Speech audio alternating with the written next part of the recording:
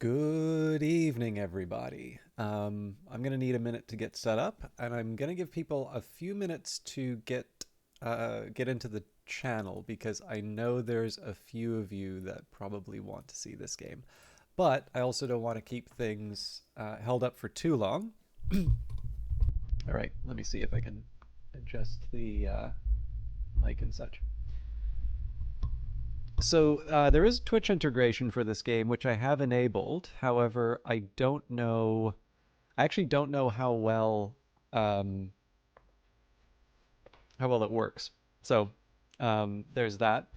I deleted any save. So I will confess, I've actually played this for people on as a broadcast before, but usually as sort of like a private little broadcast. So every once in a while, usually when it's somebody needs a pick me up, or somebody's looking to be diverted, or there's something special going on. There's a few different reasons why I might do something like that, but every once in a while I will do a special stream, and sometimes that'll be for somebody individually in chat. Sometimes I'll do that on the Discord, and anybody who's there gets a chance to see it. um, and every once in a while there'll be somebody who I think will really enjoy a game, but sometimes they need a little bit of a push. And so I'll sometimes stream a little bit of the game. In fact, that's one thing that happened with Disco Elysium. Before they did the final cut, I actually showed this to someone, and I didn't get that far, but I was laughing so much I couldn't do some of the dialogue, which was amusing. So I was actually kind of surprised when they did the Final Cut edition and added a lot more voice acting. Because of course, some of the fun for me is to be able to talk these things out. So there is actually a setting I can mention here. So there's different voiceover modes, and so I've decided to go for the psychological mode. It says full is all voice dialogue. Thank you very much, Viridian. I was actually expecting things to take a little while before everything would would get started, but you came in there right away. I will postpone shouting out your wonderful stream, just simply because you may be one of the few people around here. Um, but yeah, so the latest version. This is, I think, the version that everybody has. No shoutouts. You don't want me to talk about your excellent broadcast and your excellent camaraderie, your witty banter between your friends. I had a lot of fun watching it. Hey, Ellen Ripley, how you doing? Thank you. Yeah. So the thing is like, I think there's a certain point where, like, if it's unseemly for an adult to like make birthdays be like I'm king for a day or queen for a day. But it is actually a fun, so a little bit like holidays, right? Like Christmas or something like that. It is actually a fun excuse to just do something different. So it's kind of like my gift for myself is, thank you very much for resubscribing, Ellen Ripley.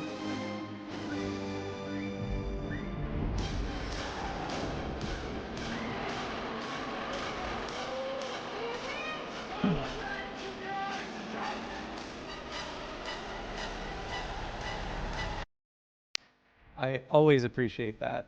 Thank you very much. But yeah, so again, when I first played this, it was basically only introductions for each character that got a voice line, and that was actually kind of fun to stream. There's actually still a YouTube video of me doing that, but it's unlisted, so you need the link to share.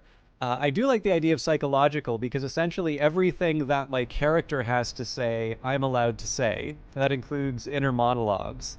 And then full is great. Like the game is well voice acted, but there's a bit of a problem in the sense that like I feel as a broadcaster I don't have that much to offer. By the way, am I being overwhelmed by the music? I feel like I might be, and I don't mind making some adjustments if required.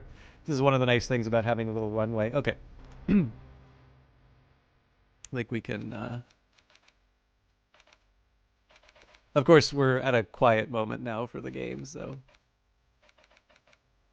but we can adjust.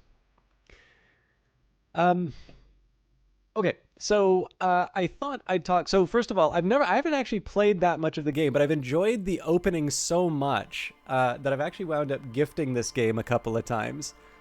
And it's also funny too because I did watch Prosciutto Fist, which is a friend of Viridian, wonderful broadcaster in her own right. Really second only to Viridian, one might say.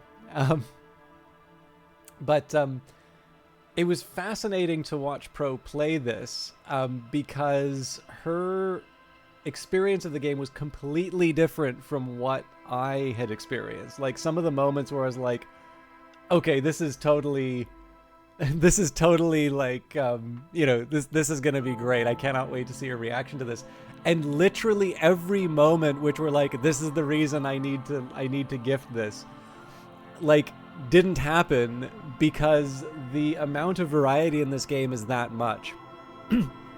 What did actually catch my attention about this game, I first heard about it from a couple of developers who had been to sort of a conference, and they were like, everybody, like, usually when these conferences go on, like, people will sort of talk about some things that maybe caught their eye or whatever. But this time around, like, everyone that I was following was talking about Disco Elysium. Like, that was the thing. And so I kind of followed it for a while. It wound up being published by their Humble's publishing line. I think it was Humble Games at the time. But anyways, it's a different group now. It's actually the same. I think it's the same cohort that had Cultist Simulator in it. But in any case, it was a heck of a lot of fun to sort of follow this mysterious game as everybody was talking about it. And then as soon as it came out, I didn't play it. So now is a chance for me to catch up. Now, there's no possible way that I'm going to go through this full game tonight. But like I said, my experience of it has usually been, there's been a couple of other occasions in which I've streamed this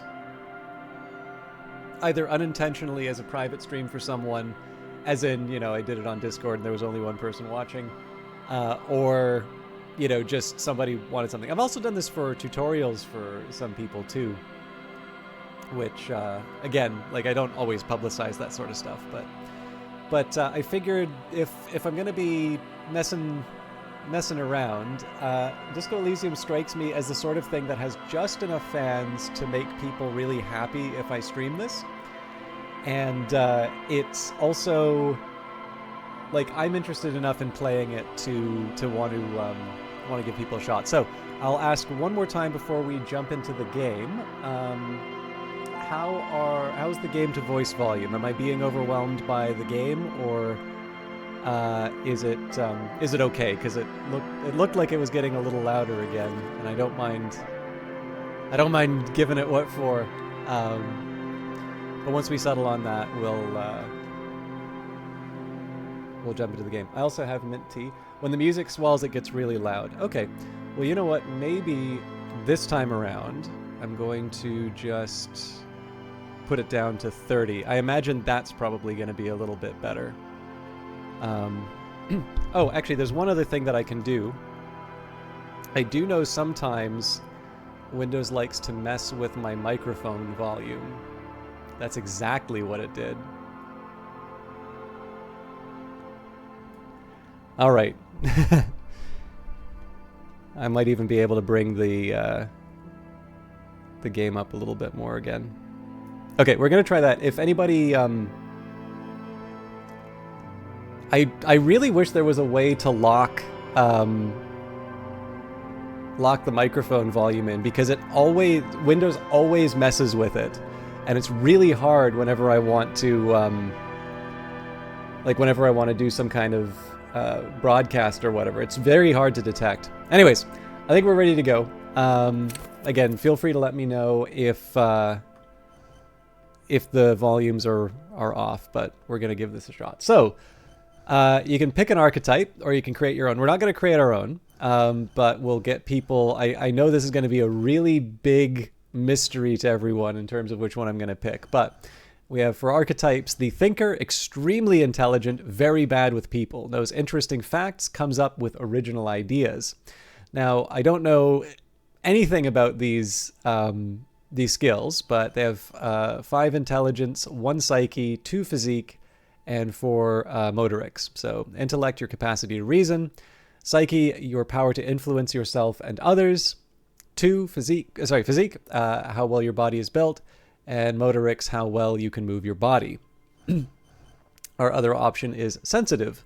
Very psychological, a magnetic personality, but unstable. Might begin to lose his mind. Oh, sorry, and has the encyclopedia trait. Sensitive has 1 intellect, little capacity to reason. However, very high power to influence oneself and others. Well-built body, 4. And about average motorics. And has the ability Inland Empire. Finally, physical. Extremely physical, interacts with the world through his body, gets things done, but dumb as a rock. 1 intellect, 2 psyche, 5 physique, 4 motorics, and hand-eye coordination. So, I mean, we could try create your own character, but no. I think, obviously, as a world-shaping genius, I feel it's appropriate that I play as the thinker.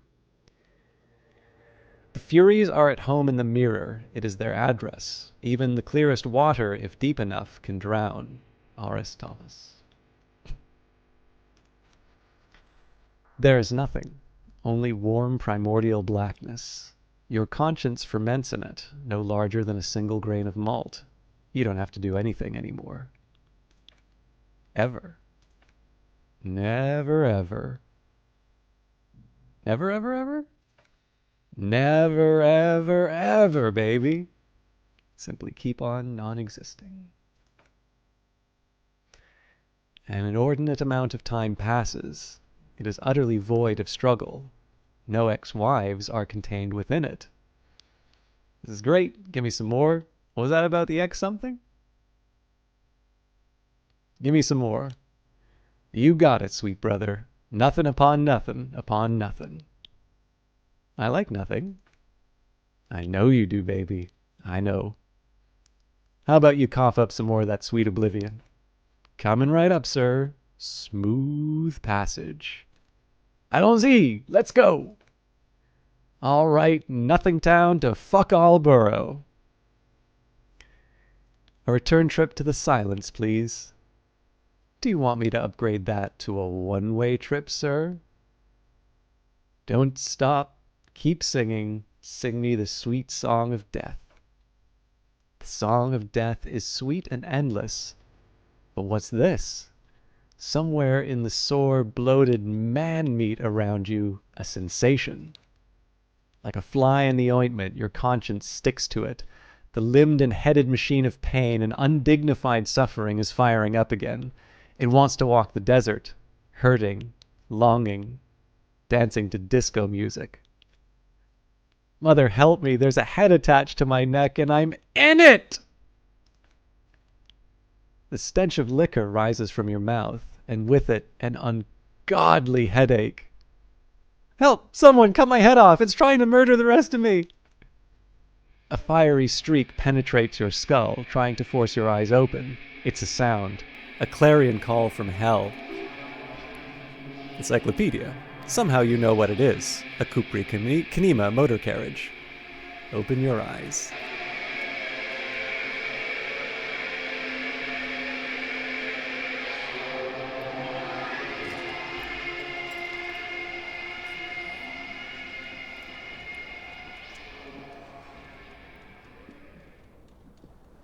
I'm a little overdressed for the occasion, but this is a pretty good depiction, really.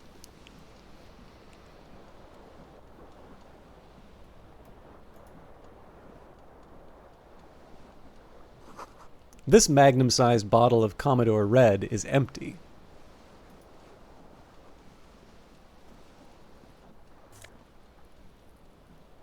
An empty cassette case. This reel-to-reel tape player is still on, rolling empty.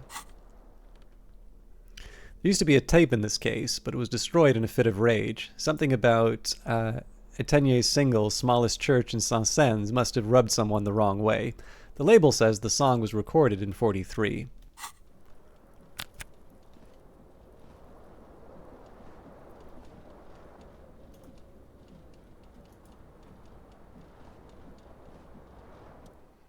Ceiling fan. This fan has two chain pull switches. One ends in a tiny fan, the other in a light bulb. A truly horrific necktie has somehow attached itself to one of the blades. Test of savoir-faire. Grab the tie. You reach out to grab the tie, but what's this? Diffuse radiating chest pain. Doom comes over you. This is bad. It feels like sharp stones grinding in your chest and keeping you from moving. For quite a long time. Still ongoing, now is a good time to start worrying. Finally, the pressure recedes. You find yourself covered in cold sweat and trying not to move, hoping it will keep you from dying. You know what you should do? You should stop the fan and try again. It'll get easier. Oh, it won't let me try again. Do it if you want to die. The stabbing pain in your chest is telling you. You're hanging by a thread here. Pull on the light bulb. A terrible mistake. Turn the lights off immediately. You can practically feel the photons burning a hole in your brain. Pull again to turn the lights off. The lights are off. Pull on the fan.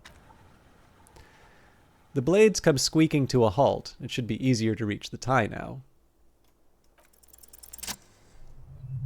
You swoop up and catch the tie. Snap. It's released from the blade.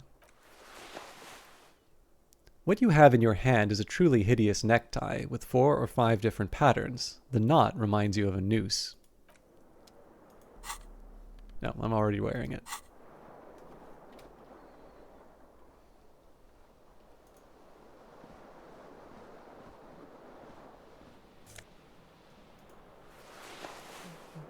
Item acquired, disco-ass blazer. Looks like someone skinned this blazer off some long extinct disco animal. It has an enigmatic white rectangle on the back and right sleeve. I didn't read this before. The necktie is adorned with a garish pattern. It's disturbingly vivid. Somehow you feel as if it would be wrong to ever take it off. It's your friend now. You'll betray it if you change it for some boring scarf.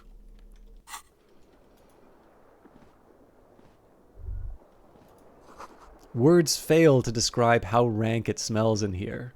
They should have sent a poet. You see bottles in the bathtub. Wine, beer, and sweet liqueurs.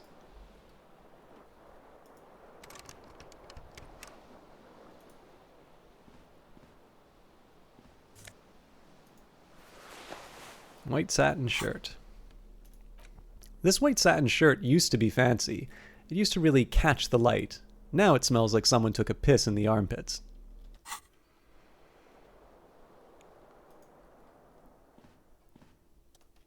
A mirror hangs above a bent and broken sink. In a fierce discharge of masculine energy, someone has ripped half the faucet off. Conceptualization. Was this not the same Elan that founds empires and lays waste to cities, virile, uncaring towards the little things? Probably not. No. Hot water sprays from the faucet's base and steam covers the mirror. You cannot see yourself, just a vague impression of a man. Suddenly you realize you have no memory of the face that awaits you there underneath the soft vapor. Really? Nothing? Really? All recollection of the person you are, the people in your life, and even the world you're in has drowned in a sea of blood alcohol. This was no mere night of drinking. It was a deluge of world-ending proportions. Wipe the mirror. As you slowly reach your hand towards the surface of the mirror... Abort! You clearly have not thought this through. You won't like what you see there, and you will never unbecome it. Maybe I should touch it first. Make sure there's nothing wrong with my face. Yeah, there definitely is something wrong with it. What? What's wrong? Where to even begin? There's the bloatedness, then the swollenness. It's like there's an upholstery of alcohol underneath your skin. I'm sorry. Touch your nose. Bet you are. Your nose feels like a small balloon in the middle of your face. It hurts when you honk it, and it doesn't appear to be a particularly tiny nose either. Not with all the drinks it's absorbed for you. At least my tongue is okay. Touch your tongue. It's not. It's swollen and snail-like, wriggling between your fingers. Wipe the mirror now.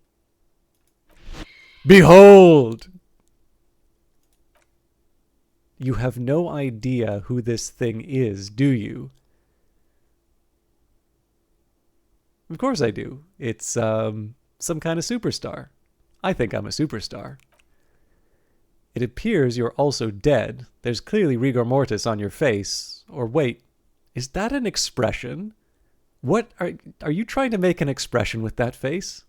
Why? I think it might be because I'm a superstar. Please stop. It's horrible. You're scaring yourself.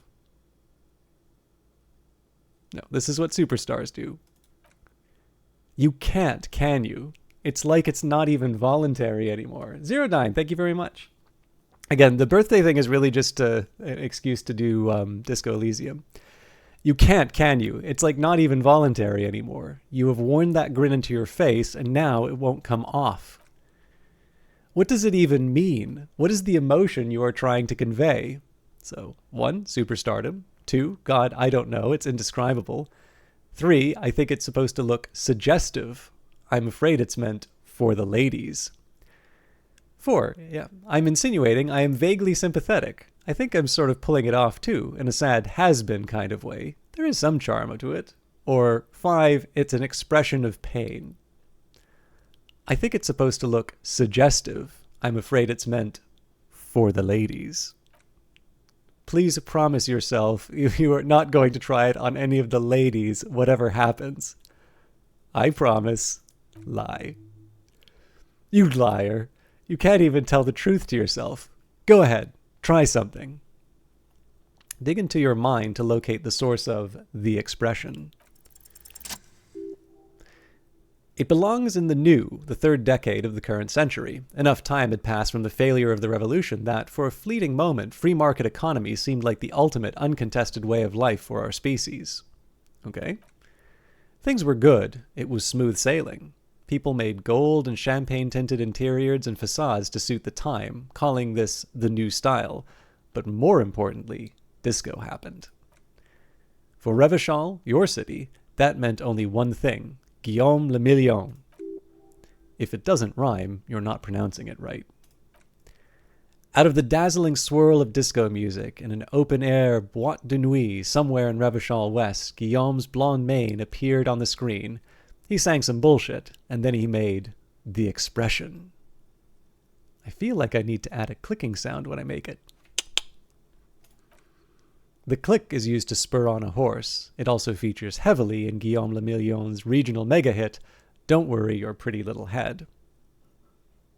How long ago was the new? Some 20-odd years. There is a vast ocean of time between right now and the expression looking good on you or anyone. Humanity has run aground in that time. It's a different world now. The expression is a relic. So I adopted it? Why? Everyone loved it. Maybe you thought some of the stardust would rub off on you. Maybe it did. Either way, it's all gone now. Only the grimace remains. Anything else? Like, who am I? Why did I drink myself into oblivion? You have some understanding of the near history of disco. The rest is darkness, aside from the useless fact that the motor carriage outside was a Cupri Canima. I guess that's it then. It doesn't have to be. You can swoon over Guillaume and his champagne cork smile whenever you want to. Maybe some of that stardust will return. Attempt to stop the expression from happening. It's too late. Like an image on film, the expression belongs to your primary motor cortex. It would take a minor neurological miracle for you to cease producing it. Let the mirror be for now.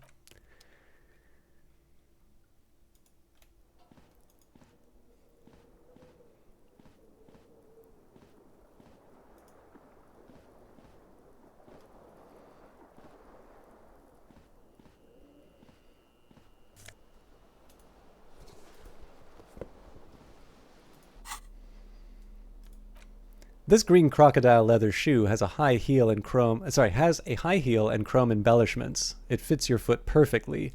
Now all that remains is to find the other shoe.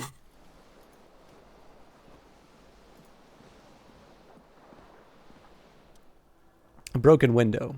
The window stands broken in its frame. Cold window blows in. Look out. The morning light hurts your eyes. It's hazy, but you see the ocean and some war-torn buildings. Assess the damage. The shards face outward. Whatever broke this window came from inside. Did I break it with my own hands? Look at them. A fine web of scarring covers the back of your right hand, but none of it is recent. What did this then? More likely a projectile than a held object. There are no fragments on the floor from pulling a tool back in after the impact. Assess the size of the impact. It is too large for a bullet, yet too small for a piece of furniture. You're looking for something heavy and larger than your fist. The single green shoe you found fits the hole almost as well as your foot. It would have also been heavy enough if thrown with force. Congratulations, you smashed the window with your own shoe. Now you only have one. If you're lucky, you can still find the other on the balcony outside. The door to it should be outside your room. Maybe it wasn't me? You mean someone else took your shoe off and smashed the window with it? This person also forced the drinks on you. I should go and get that shoe. A cool wind gushes in. Your toes curl up from the cold. Find your other shoe. This is the tasks list. It seems like your green snakeskin shoe is missing its partner. You should find it before you go venturing into the wild unknown. 2 shoes are better than 1. Unite them again.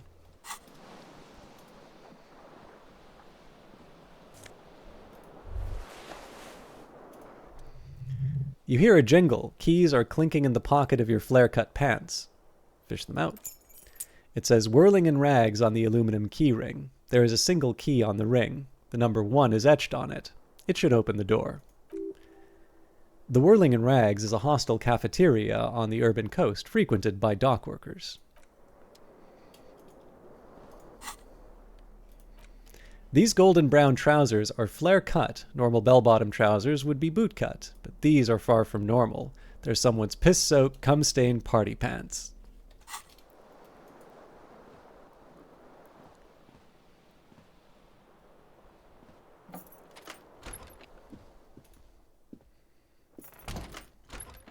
Sadly, I'm playing on streamer mode, so a lot of the music's not going to be listenable. Step Candra, 9 degrees centigrade, Anafront. Okay, I guess this song isn't copyrighted. There's something on the table. Money. Shit just got real.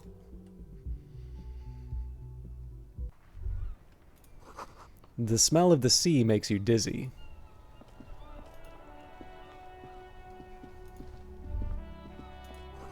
A gust of briny wind washes over you. Sorry, I'm going to take a quick second here just make sure we do have streamer mode on. Yes. And, let's take a minute here and see if I can get the Twitch integration working. Sorry, I don't know if people are bored to tears watching me play this or if this is intriguing, but let me see if I can get a little interactivity going with the extensions. Okay. Thank you very much for gifting sub to Zero Dime, Alan Ripley.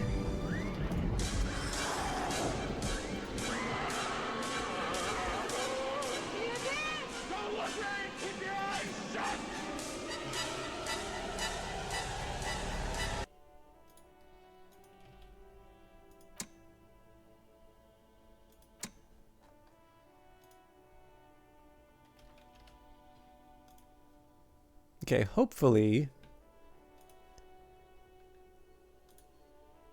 that's enabled Twitch integration for everybody.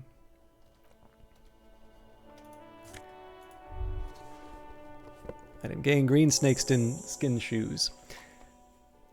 There they both are. 2 identical shoes, both copiously green and indiscriminately snakeskin, reunited on your feet. Like 2 baby crocodiles. How do they fit? Good. They're balanced. Comfy. Feels like the only thing about you right now. The only good thing about you right now, truth be told. So it doesn't really explain what these buttons do. I don't suppose there are any Disco Elysium mavens in the channel who know how the Twitch integration works. They may have lost some of their luster over the years, but these green crocodile leather shoes fit you perfectly.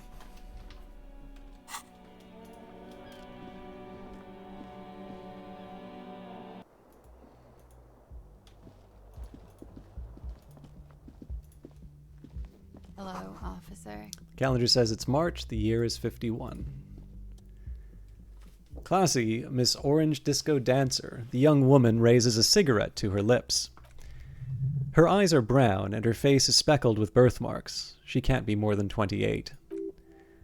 A silver jumpsuit falls off her like scale armor, sparkling. This is the sparkle of one too many nights out on the city. Officer? Am I military personnel? No. She seems perplexed by your question. Wait, I know. I'm a businessman. Chief executive officer, right? The young woman shakes her head slowly. Officer could be an artistic statement. You're already prone to those. Officer is my stage name, right? I can see myself as a middling disco artist called The Officer. No. You're a police officer, sir. Goddamn right I'm a policeman, and don't you forget it. Okay, cool. I won't. Good. Now, how did you know I was a police officer? First, I have to ask. Are you okay, sir? You look like you're about to throw up.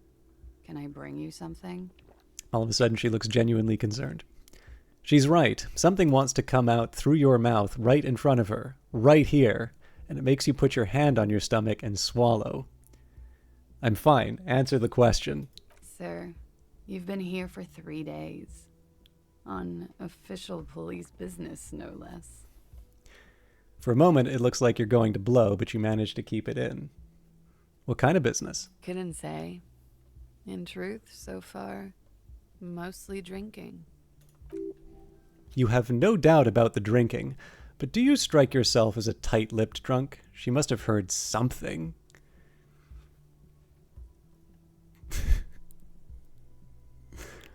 So which one of these gives people the option to vote? Oh, there we go.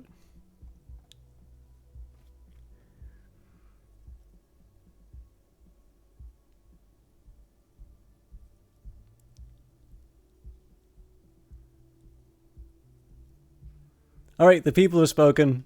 Try the expression on her. Let her know you want her. Physically. The words have already left your mouth. I want to have fuck with you. What was that? That's not even how words are used. What did you say? She Say it again. She erupts with laughter, all the fatigue swept from her face. I said I wanted to have sex with you. Or, no, I don't want to. No, I don't want to. Come on, man. Pretty, please. One more time. I said, I want to have fuck with you. Goddamn right you did. You crazy asshole, you. What kind of cop are you? I'm a cop of the apocalypse. Superstar cop, it's been established. I'm sorry, I don't know why I said that. You're pretty, I'm sorry, I'm the sorry cop, or I'm not sure I'm a cop at all. I sure don't remember being one. I think I might have lied. Superstar cop, it's been established. Okay, that's cool. Or if I can just maybe ask you to elaborate on that superstardom a tiny bit. I am a scion of Guillaume le Million. Or maybe you are Guillaume le Million. He'd be about your age now. Think about it. One thing, though, She extinguishes her cigarette. it's gonna suck for you later when you have to interrogate me.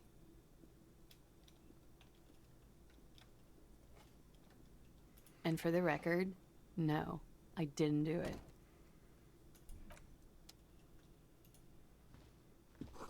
Looks like she left a nice long stub in the ashtray. It's still smoking. Am I still smoking? I see a solution to some of my problems here. This is the weekend edition of the satirical newspaper Trompe le Monde.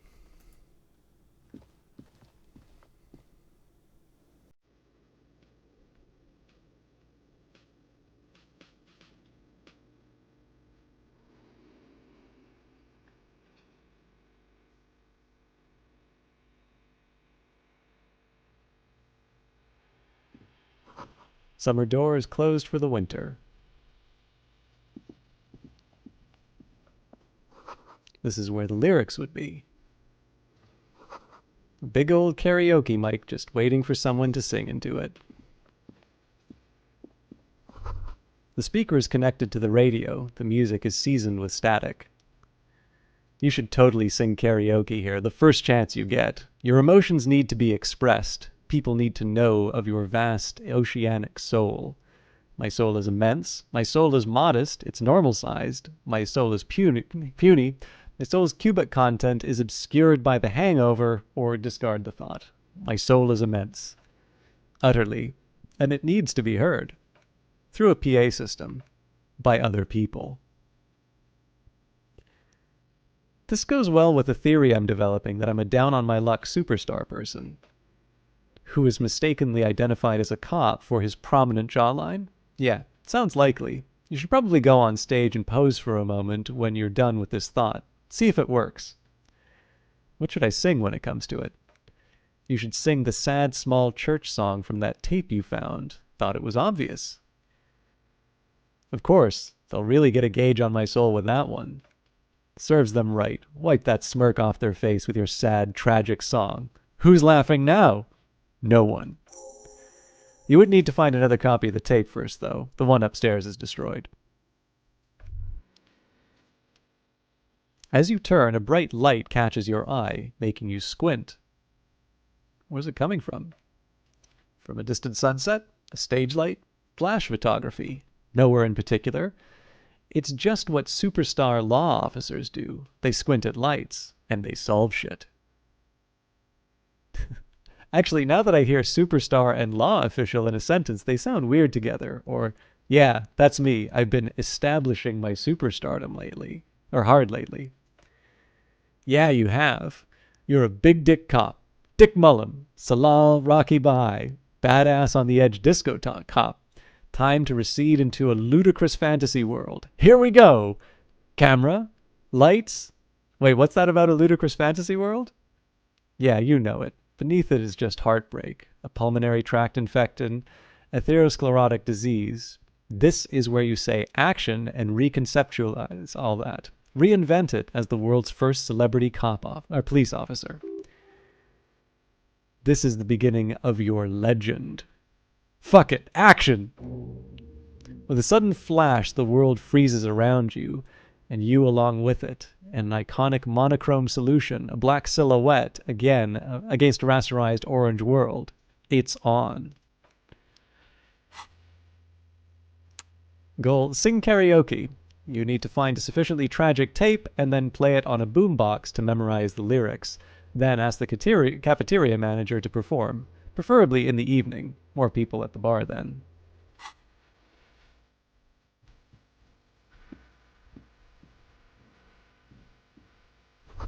The menu has been wiped clean. Only the word Monday is written on it. A woman's hand wrote yesterday's menu. Today's starts in a man's handwriting. This is a water cooler. A large bubble is rising to the surface.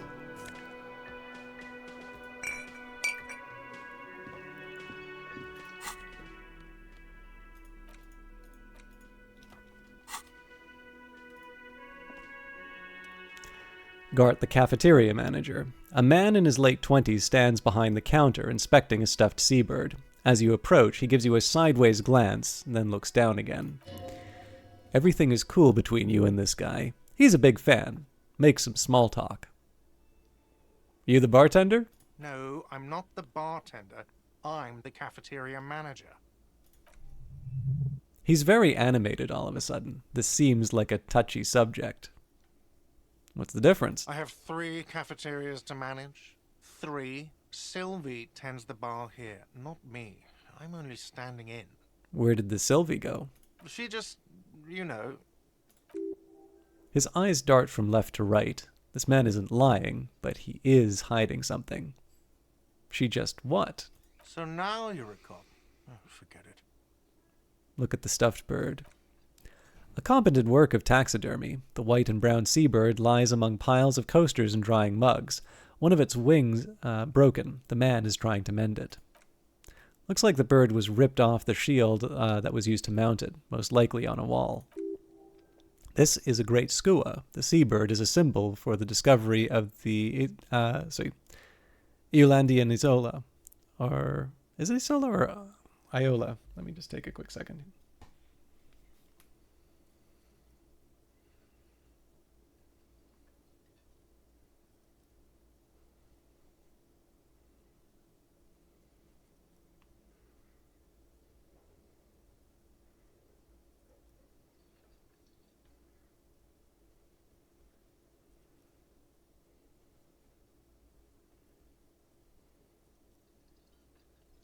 Isola. Okay. The Insulandian Isola, the part of the world you are in right now. The small steel tag says as much. The great skua, Sterconarius skua. What happened to the bird? Look, your buddy is over there. He looks at the doors where a man in a bomber jacket is tapping his foot on the floor. Why don't you go and talk to him, okay? I'm a cop and I'll talk to whomever I please. He pretends not to hear you, concentrating on the bird instead.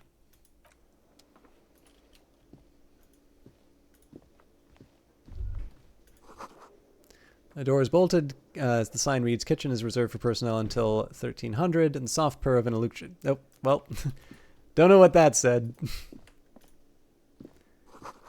Inside, you catch the glimpse of Union paraphernalia, a strike poster, some red pennants.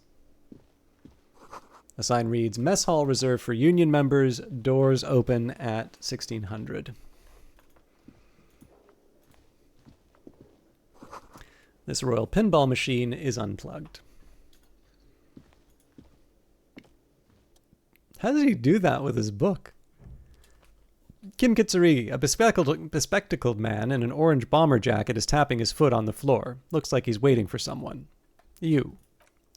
As you approach, he narrows his eyes and extends his hand in greeting. On the sleeve of his bomber jacket, as well as on its back, are the same enigmatic white rectangles on your blazer. Shake his hand. Hello. I'm Kim Kitsuragi, Lieutenant, Precinct 57. You must be from the 41st. You realize he is waiting for your name. Invent a name for yourself. Concentration makes you squint your eyes. Your name should be deep gold and orange, like a forest fire looming on the horizon, but mixed with the stench of liquor rising from your breath. You're 2 steps closer to it, but there's still many to go. It is not time yet. It is not yet time. Okay then. He processes the information, then disregards it. It looks like we had a little scheduling error on Sunday. Saturday too, actually.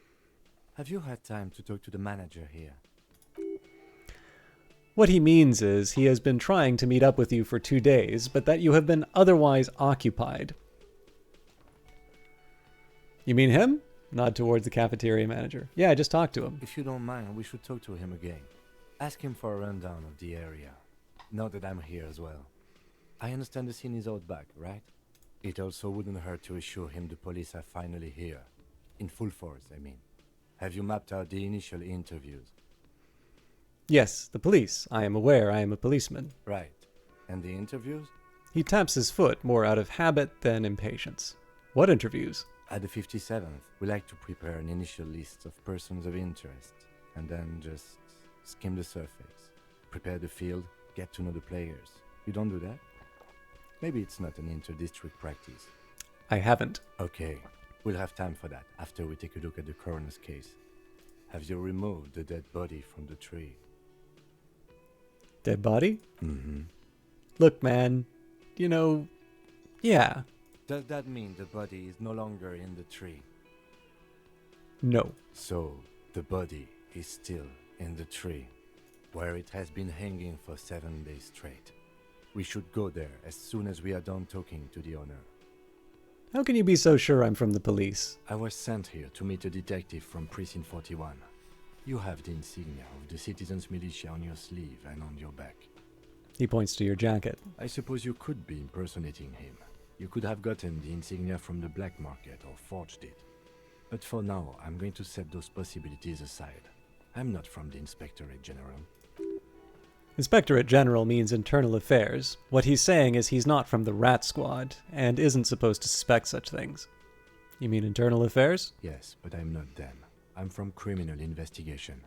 You said insignia. These white rectangles, you mean? Point to your sleeve. Yes. But they're just white rectangles. They are not just white rectangles. They bear a halogen watermark with the letters RCM and a pattern resembling the street grid of Ravachol West. I would ask you to step into the headlights of my motor carriage, but again, it's none of my concern. I just need you to do your job. But shouldn't I have a badge or something? Check your pockets. You mean you don't have a badge? It was not on me when I woke up. Losing your identification card is a serious matter. My vehicle has a shortwave. You can use it to report your badge missing. I would advise you to locate it as quickly as possible. But getting the body down should still take precedence. But I can't remember anything. I can see you drank last night and the night before, and that you are still drunk now. But I have seen officers go through worse. Much worse. If you need something for your headache, there is a general store nearby. But as I said, the dead body should be our #1 concern. Let's roll. After you, officer.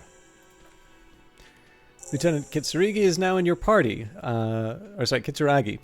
When you can talk to him whenever by interacting with him. Okay, we got a few items here. So, report your badge missing. You need to report your missing badge to the 41st Precinct as soon as possible. The lieutenant said that you can use the radio in his motor car to call your station. Interview the cafeteria manager. The cafeteria manager of the Whirling in Rags might know something about the murder that happened in the yard. Ask him about it. And inspect the victim's body. Inspect the body hanging in the backyard of the Whirling in Rags. This is a preliminary inspection. You just need to suppress the urge to throw up and approach it.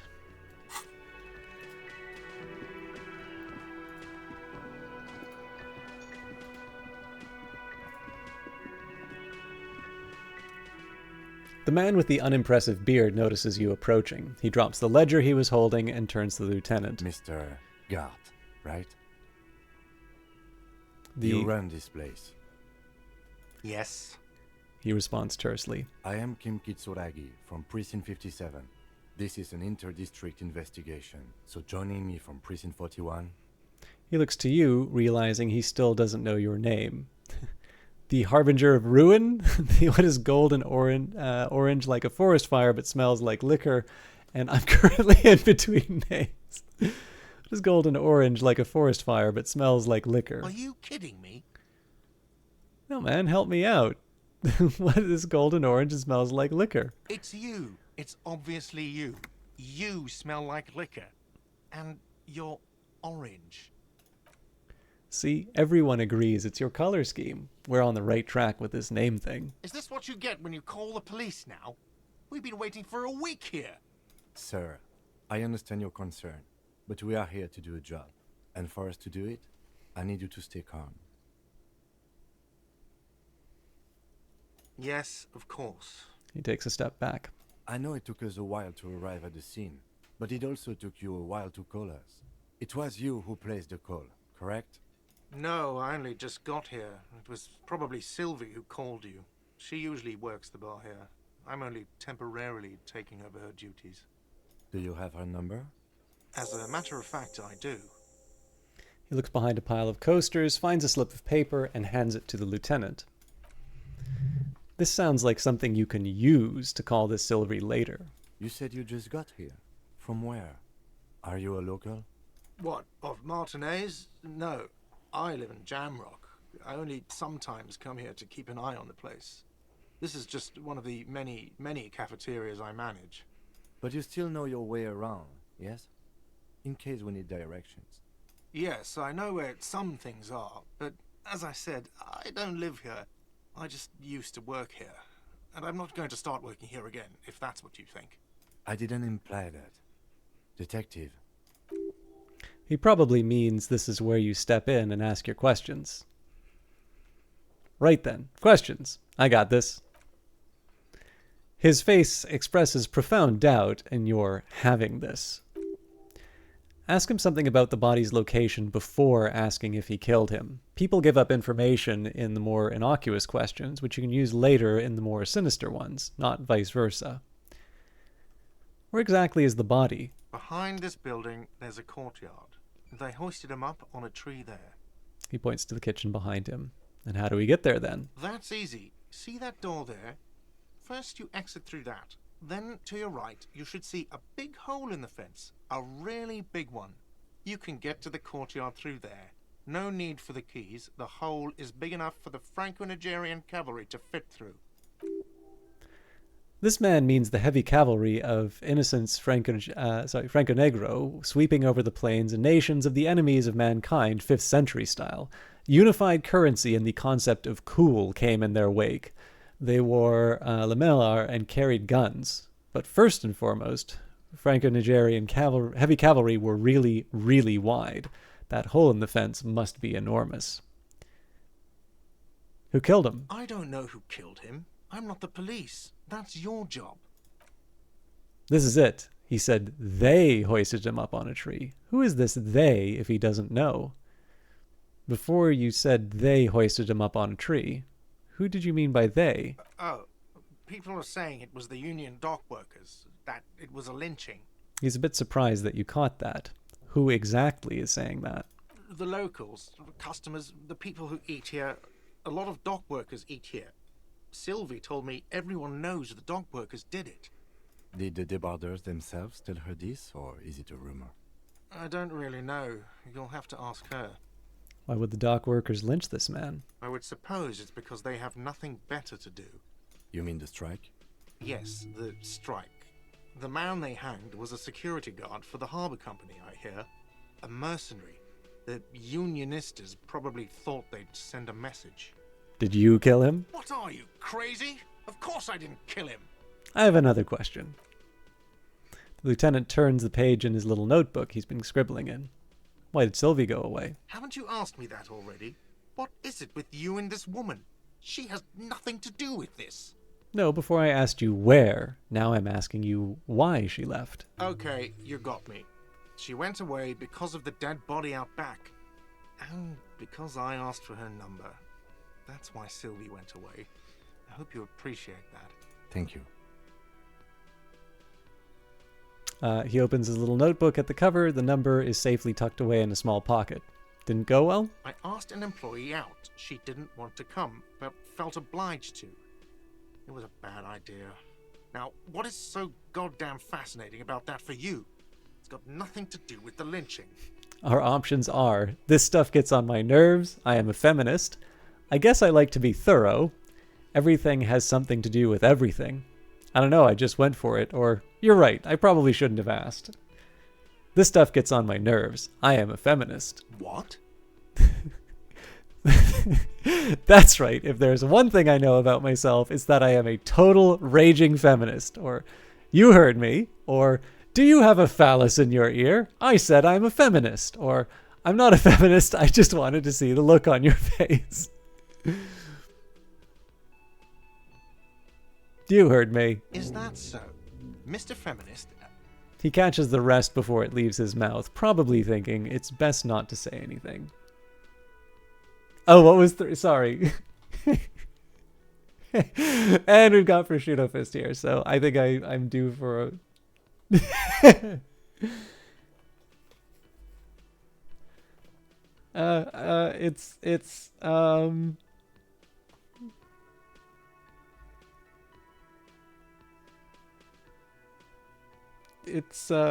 oh. This is actually who I was talking about. And but for the record, I actually know Prosciutto Fist very well. Her real name is Daenerys Targaryen, the first of her name, the Unburnt, Queen of the Marine, Queen of the Andals and the Rhoynar and the First Men, Khaleesi of the Great Grass Sea, Breaker of Chains, the Mother of Dragons. Thank you very much, bro.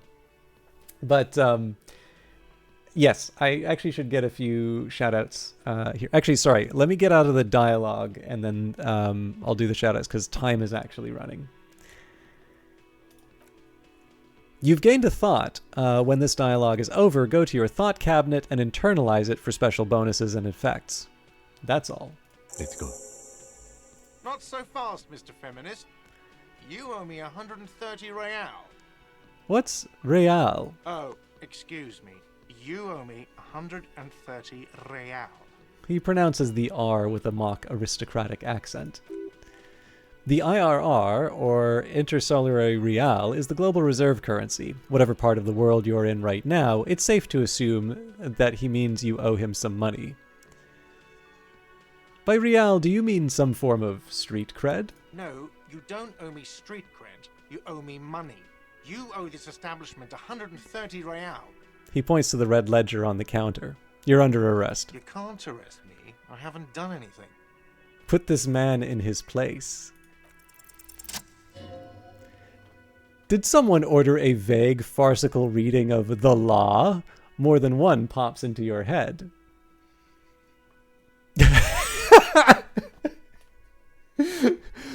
Refusal to aid an officer of the peace. You are impeding me from carrying out a murder investigation with your inane requests for money.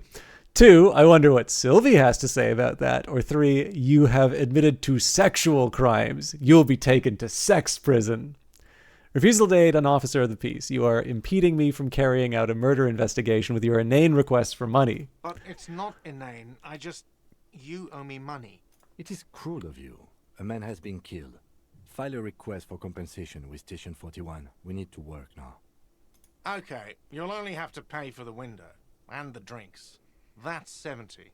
I'll get the rest from your stupid station. I won't pay for the window. Fine, I'll take it off the bill. You want to sleep in a post-apocalyptic shithole? Go ahead, but I'm not giving you another room.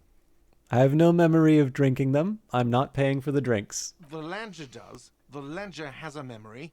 The drinks are non-negotiable. There's no way your station will pay for them. Goodbye, and thank you for your cooperation. Don't thank me. You still owe me 30 for the drinks. If you don't have it by tonight, I'm not letting you back up there. He points upstairs. That's enough now, sir. Good day. By the way, where is home? The address is coming up blank, and this place sure isn't it. Do I even have one? But you've been at this hostel cafeteria for only 3 nights. Where were you before? You had to be somewhere. I don't know, near? South, maybe? You don't really know, do you? I have only a vague blackened image. A vague blackened image doesn't sound like somewhere you can stay if you run out of money. Option 1. I could trace the way back somehow to the exact street, the exact number on a building. Or 2. I'll live in a dumpster. I don't care. Fuck everything. Hobocop. I could trace the way back somehow to the exact street, the exact number on a building. You can try, run some addresses in your head when you get the time. Maybe a street or an apartment will appear. Okay, let me take a quick second here. It may not actually be a bad idea for me to do a small break, but first of all, we have Viridian in here, who hopefully isn't completely disappointed by the experience. I am doing the psychology mode where I get to at least describe what my character is saying and thinking. But Viridian was playing Baldur's Gate 3 with Prosciutto Fist. Now, Viridian is a wonderful broadcaster in her own right. Does quite a bit of Grand Theft Auto roleplay when she is not joining the girls for Baldur's Gate. And I don't know if they have settled on another game to play together or not, or if that was just a nice little journey for all of us to see. But either way, definitely a broadcaster who you will want to check out. And on top of that, we also have Prosciutto Fist, who is the first broadcaster that I found. Now, I found her through Book of Hours, but I've since been able to enjoy watching her play a number of different games, including Sun Haven, which I wonder... You're supposed to play again? You're supposed to play Baldur's Gate 3 again? But Prosciutto Fist has done Sun Haven, which I actually wound up... well, I mean, it's got 3 in the title, right? I guess you have to play it 3 times.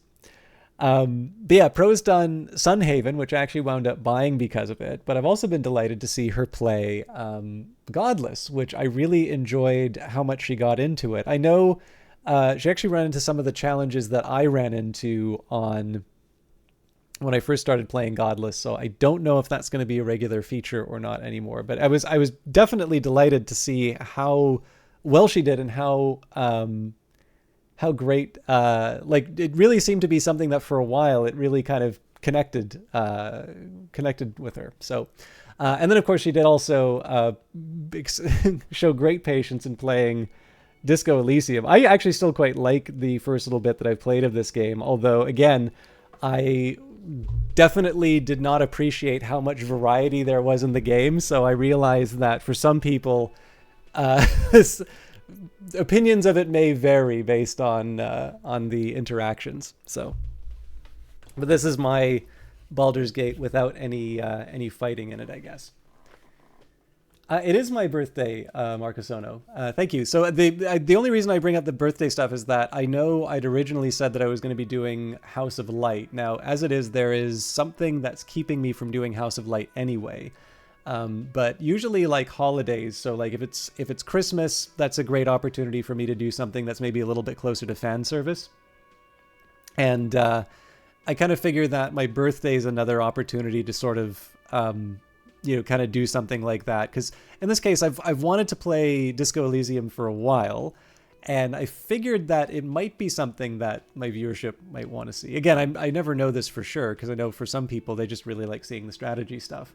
But I thought this was weird and wonderful enough to try out and see if people liked it.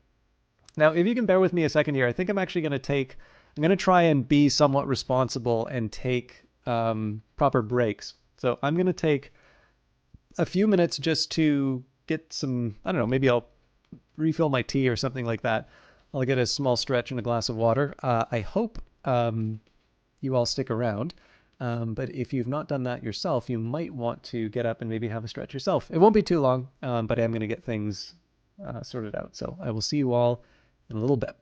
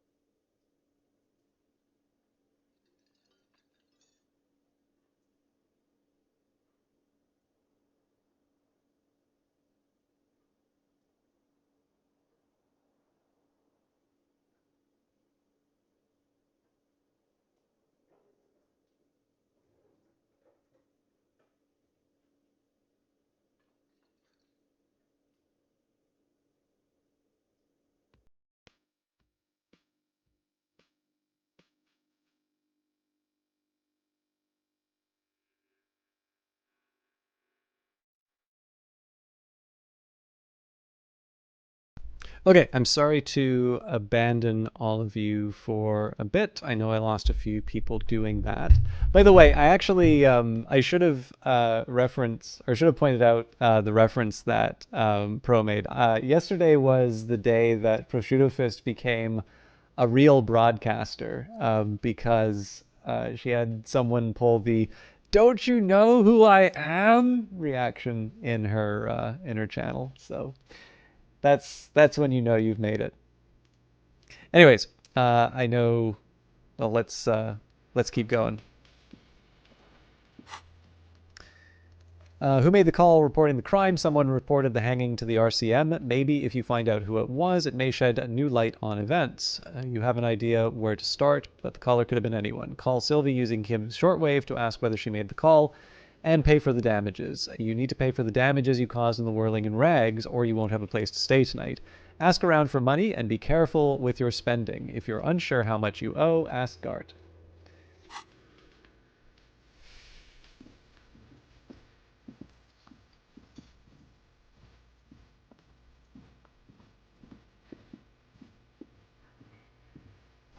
A bottle of rum has been knocked over. Beautiful dark liquid is spilling out. A man is sleeping at the table wearing mud-caked boots and rolled-down overalls. The back of his shirt reads Wild Pines encircled by a logo with a tree. A colorful piece of plastic is dangling from his carabiner. Makes your fingers itch. On the counter, rolled out of his open hand, you see a blister pack of headache medicine. Inspect the piece of plastic on his carabiner. It is a dock worker's ID, doubling as a shift card and a job permit. A young, able-bodied man stares back at you from the photo. Santiago St. John. Pick up the pills. This man does not mind. You probably need them more than he does. Steal the dock worker's ID. You fumble with the spring-loaded gate of the carabiner, but to no avail. The dangling items refuse to come loose. They just jingle in an even louder manner. Like fucking sleigh bells. What are you doing? You're gonna get caught. Stop finger fucking him, officer! I'm responsible for these oafs and their stuff. Even Sleepy there. The cafeteria manager shouts from behind the counter. Wait, no, I wasn't. I'm just checking to see if the man is feeling okay. Yeah, sure. I don't care. Just don't finger bang his stuff, okay? He snorts angrily and then turns back to his activities. To be honest, he's correct. Police officers generally don't go around appropriating possessions from people. Let's go. It was just an idea. Come on, relax, everyone. It didn't turn out well. Doesn't mean that it was a bad idea or that you shouldn't appropriate stuff. Wake him up. You gently shake his shoulder, but nothing happens. This man could probably sleep soundly in a ship's engine room.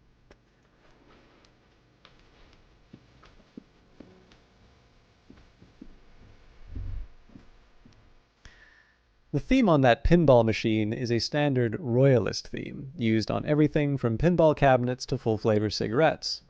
What are its hallmarks? Clinging to a picture book version of the past century, waiting for the king to come back and cast out all the profiteers and homosexuals. Basically, imagine a yellow plastic crown with a liquor brand emblazoned on it. Wait, where do I get such a crown? It comes free with a six-pack of Vermilion Roi d'Or, or the words Roi d'Or are stamped into the crown's plastic. I'd rather know more about the world of today. The contemporary period stands still. The fated carousel of progress that doomed the royalists is itself winding down. Our time is decelerating. Into what? No one knows.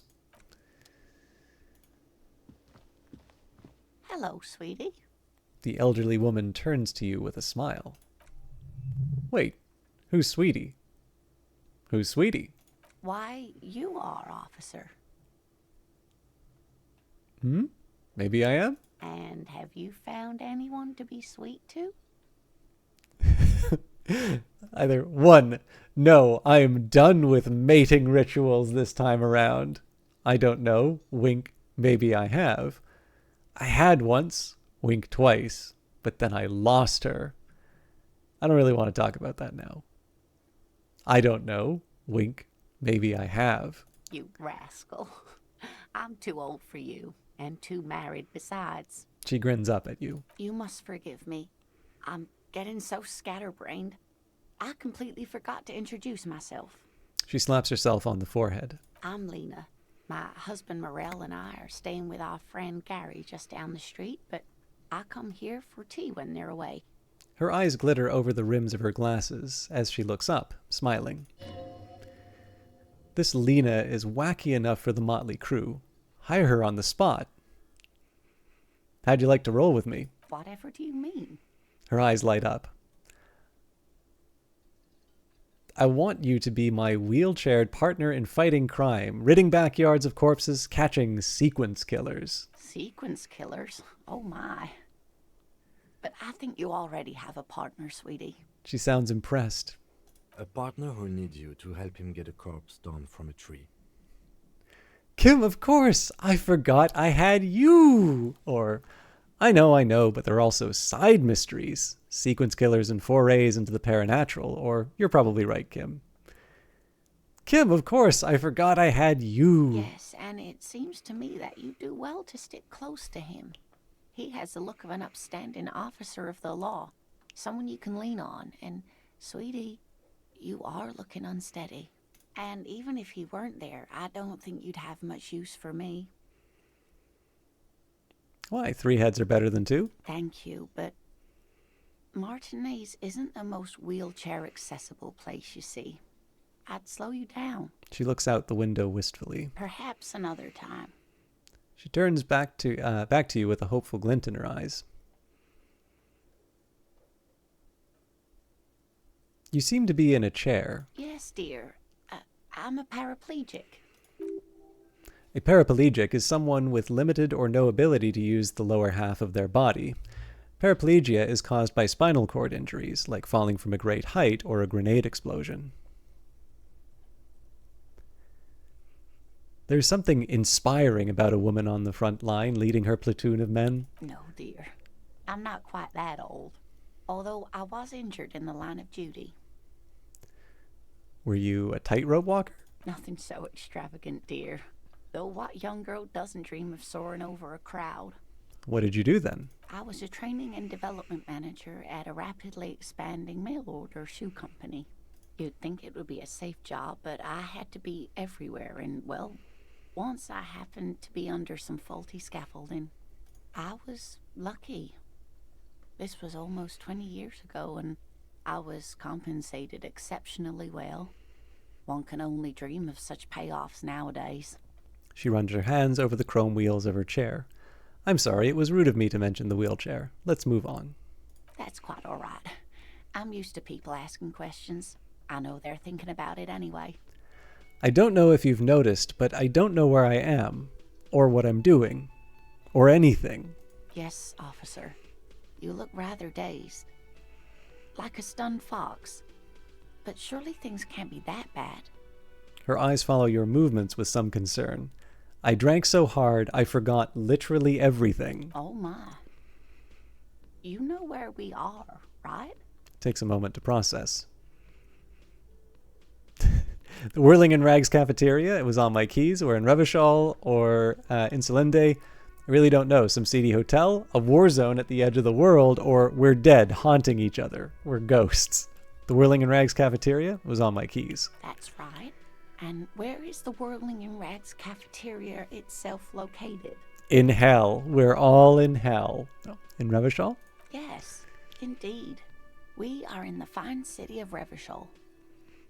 Okay, all I know is that Revachol used to be really cool in the 30s, or honestly, I didn't know diddly squat about Revachol. What kind of place is this? All I know is that Revachol used to be really cool in the 30s. The new disco dancing.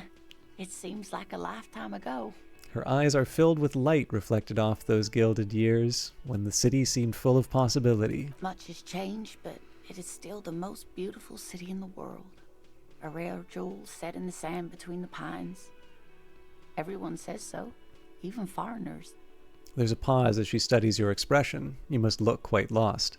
Speaking of history, you know what year it is, yes? All I know is we are approaching the end time. No, it is spring of 51. That's right, dear. How splendid. Here, take this pen.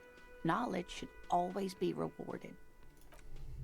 Her relief is palpable. She was getting pretty worried about you there, but now she relaxes her shoulders. I can tell that this is taxing for you, so I'll just ask one more question. What regime are we living under? What mode of government? Either 1, some kind of democracy maybe. 2, I'd like to think it's the dictatorship of the proletariat, but something tells me it's not. 3, our leaders are fierce warriors who traverse the plains on steeds. Civilization cowers before us. 4, we are governed by intelligent machines that perform calculations to determine the freest market. Everyone hustles and grinds like a badass visionary. 5, radios are being used to control people's minds and distort our perception of reality, concealing our true masters, foreigners and women. Or cop. We are living under the cop regime. We are governed by intelligent machines that perform calculations to determine the freest market. Everyone hustles and grinds like a badass visionary. Oh, no. Nothing like that, dear. Revachol is a zone of control led by an alliance of foreign powers called the Coalition. We have almost no government of our own. Certainly no machines. I don't know. Still looks like there's a lot of hustling going on. Maybe she's wrong. Also, if there's no government, how come there are cops? Oh, dear.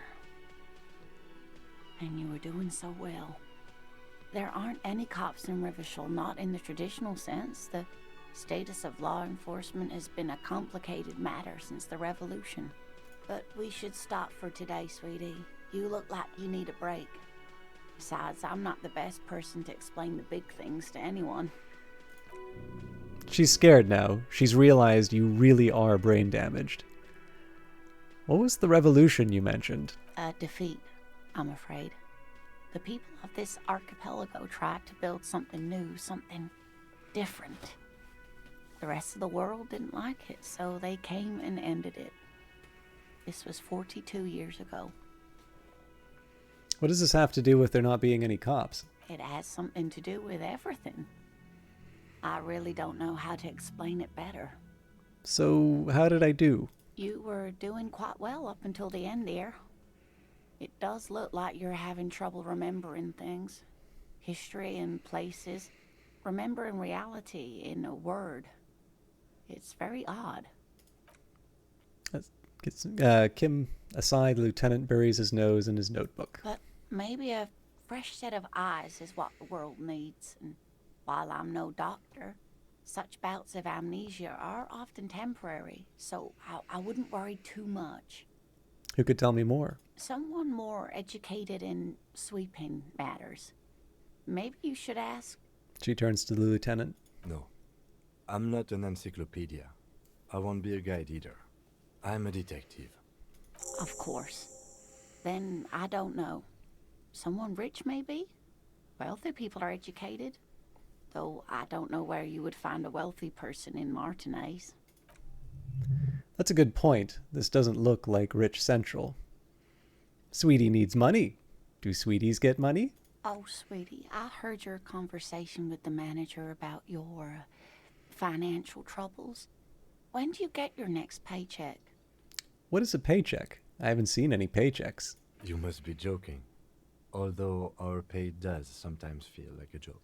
It's not easy to assert your right to a decent living wage when you don't have a strong union behind you. Maybe you should talk to Everard, the union leader.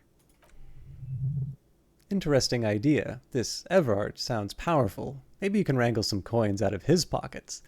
I don't quite feel like I'm going to tug on her heartstrings yet. Right, let's change the subject. Oh, no, I'm so sorry I don't have money for you. If there's anything else I can do for you, just ask. I've got to get going now. Of course, dear. Good luck with your case. She gives you a small wave. A pen.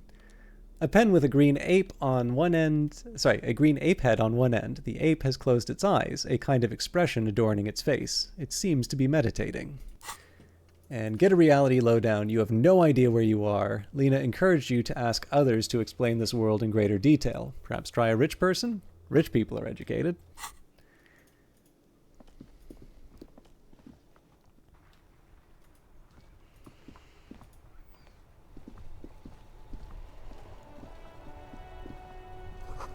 The street sign reads, "Fuck the police." Pigs go home. The street name is illegible. I'm thinking there's something bugged with Kim. A heap of snow melts in the wheelbarrow. I'm actually going to just quickly save the game here. I'm going to see if maybe going to the main menu and back will... Nope.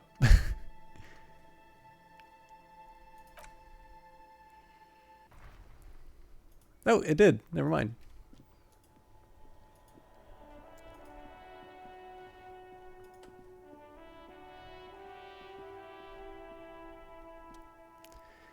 You see a set of tire tracks in the brown slush that covers the plaza mosaic. Why am I looking at this? Cop habit. You look at everything.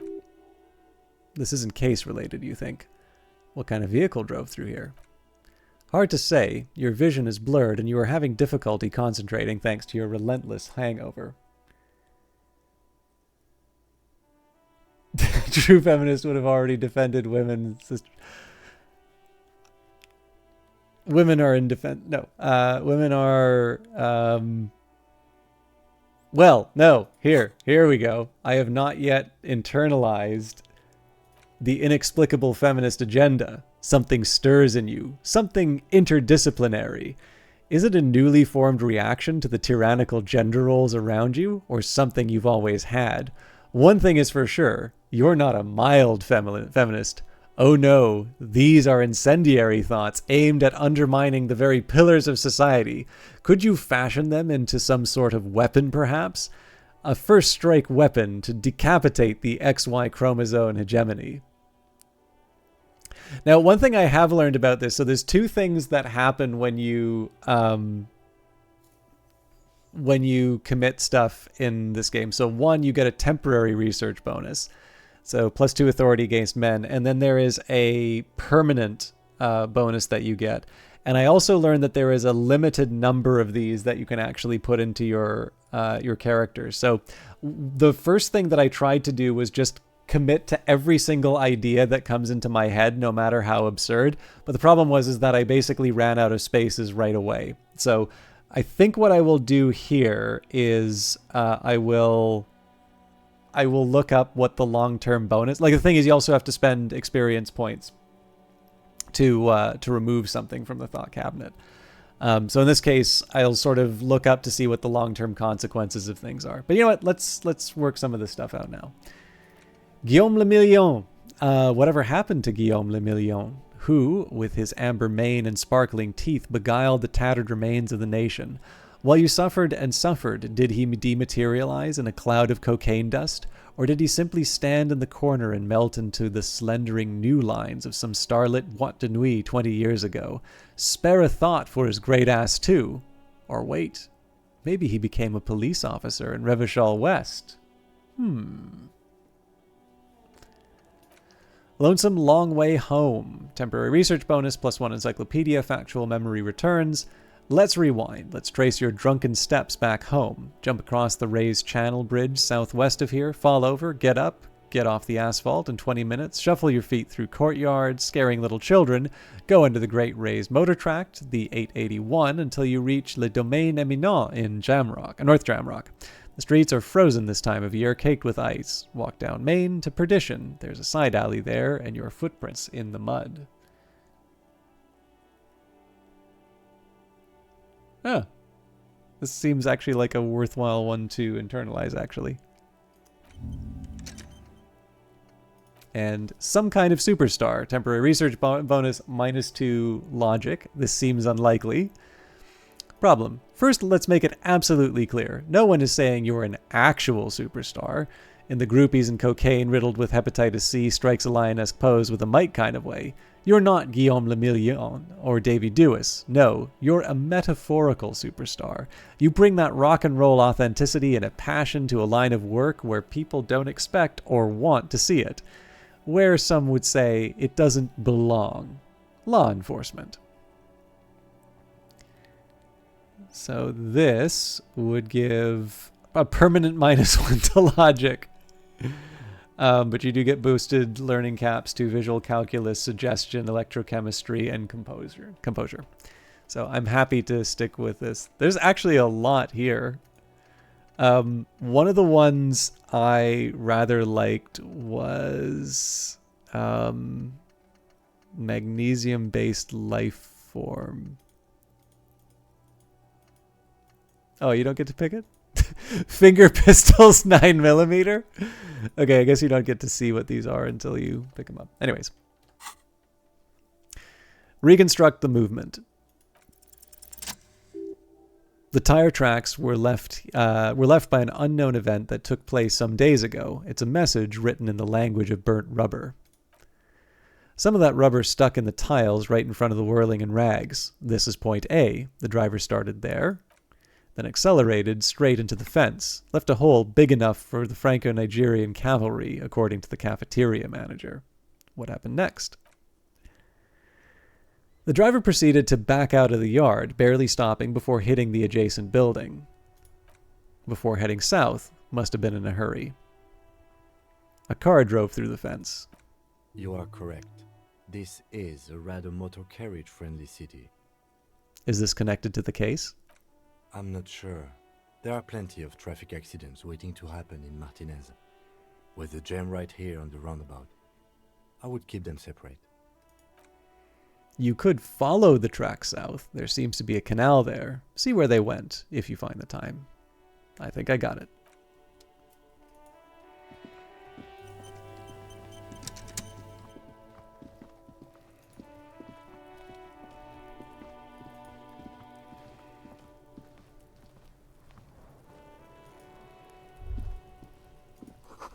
Smells like spoiled meat and curdled dairy. A human being decomposes. There are several footprints in the mud left by work boots. Anywhere from 6 to 12 pairs have walked here. What kind of boots? Heavy workers' boots with reinforced toes and hobnails, all over the yard. Isn't this something an industrial worker would wear? Lieutenant, workers... Well, let's get an exact count first.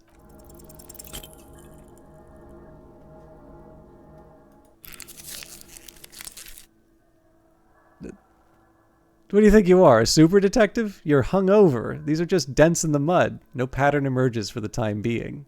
Huh. Lieutenant, workers' boot tracks. Noted.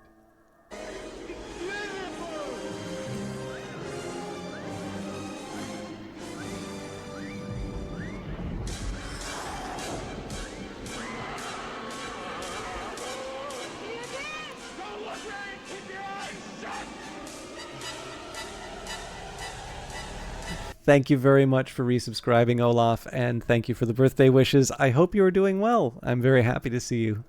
I don't know if you've seen Disco Elysium before. I'm slightly disappointed.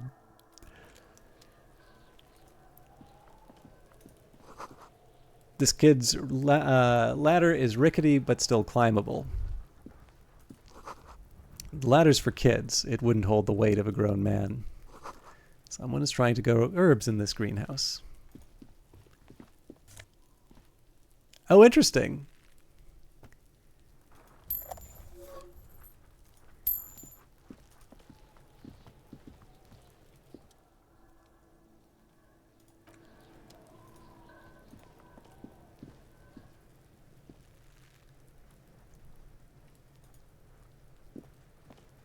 Kuno's got this.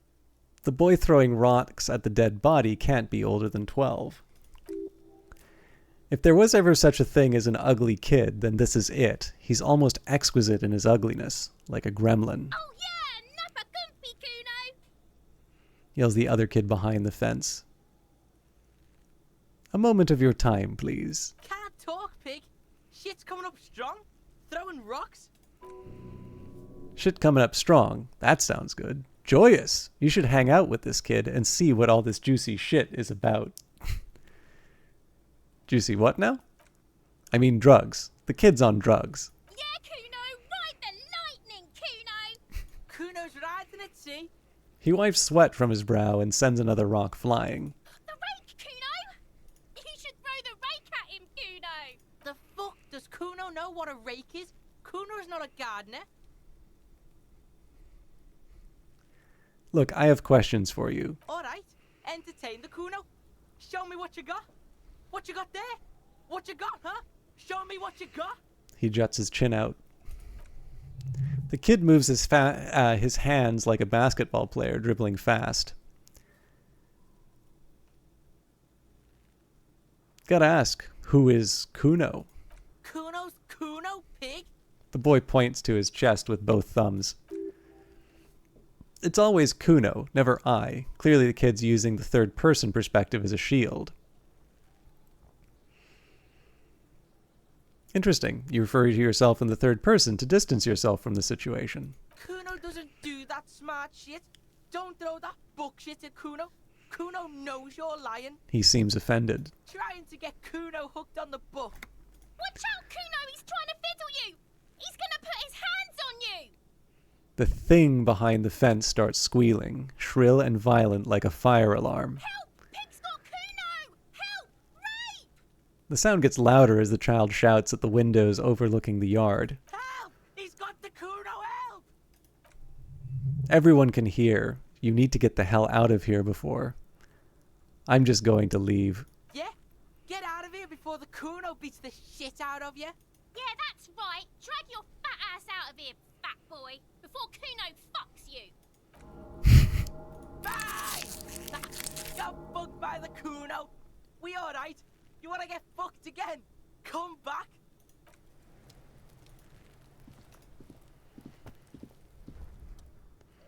The corpse looks at you with bulging white eyes. The face around them does not look human. It's swollen and ready to burst. His lips are fish-like and his tongue like a ball gag in his mouth.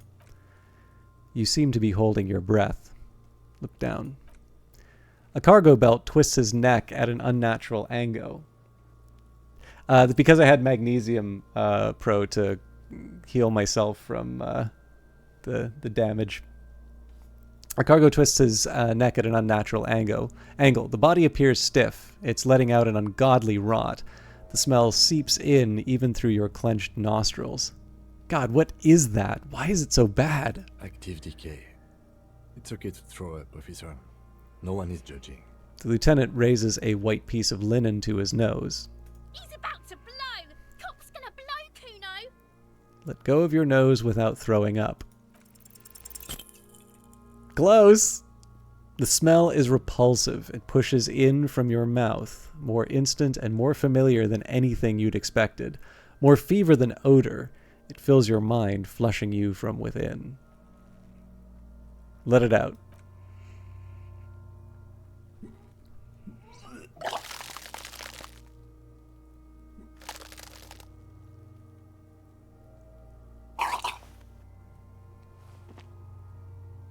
You feel a great force wringing you from the stomach. Your body curls and pushes it out, burst by burst, until a pool of vomit lies at your feet and your throat stings from the stomach acid. The smell of Commodore Red rises from the pool. Among it, distilled spirits and bits of shish kebab. Fucking corpse. Keep it. The lieutenant hands you a blue checkered handkerchief. Thanks. Wipe your mouth. The hangover is clearly making this worse for you. You could use some ammonia to clear your head. You think ammonia would help? If you can handle the headache. Some officers use it to deal with cadaverine odor. But not you. I can't handle the headache.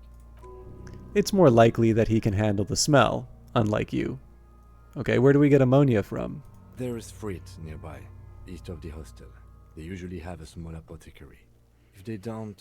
He points to the greenhouse. There's a greenhouse here, and a gardener with a wheelbarrow on the corner of the whirling in rags. If she works here, she might have something for the smell.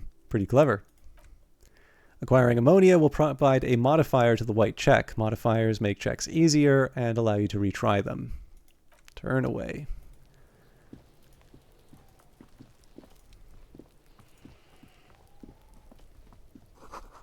This winch mechanism has been oxidizing for some years. Lieutenant's handkerchief. The handkerchief given to you by Lieutenant Kitsuragi. One corner is adorned with lace and a tiny embroidered portiere. Inspect the victim's body. Get ammonia from the gardener or the Fritz store.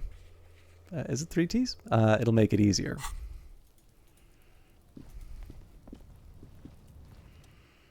An inconspicuous pile of the roofing material Eternite. What is this? It's nothing. Someone just left some roofing material slanted against an old shack. Glad you asked. When junior researcher Olari Tal invented Eternite in the Varta Polytechnic Institute some 30-odd years ago, he thought it would last forever, hence the name Eternite. Sadly, the only lasting thing turned out to be the material's highly carcinogenic effect. Why am I looking at this pile of roofing material? Because there's a secret door hidden behind the panels of Eternite. That's why they're too orderly. Pull the panels aside.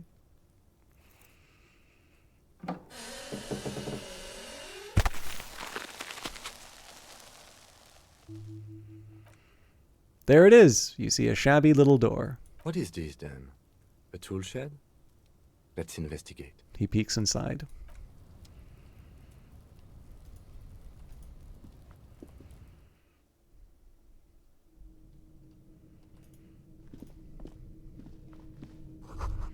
An empty tube of Magnesolum magnesium supplement.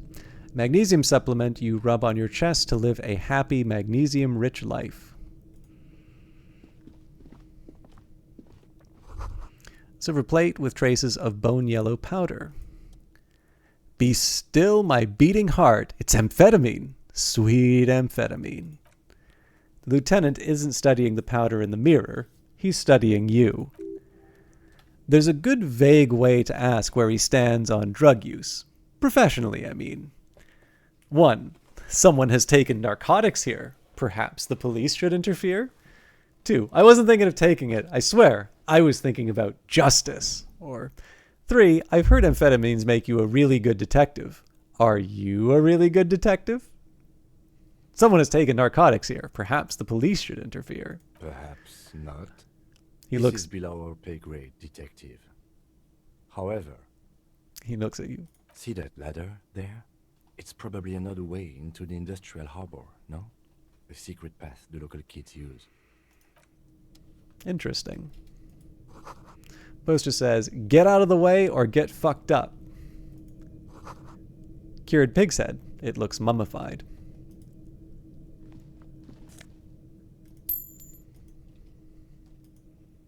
Oh, I'm not going to use the ladder yet.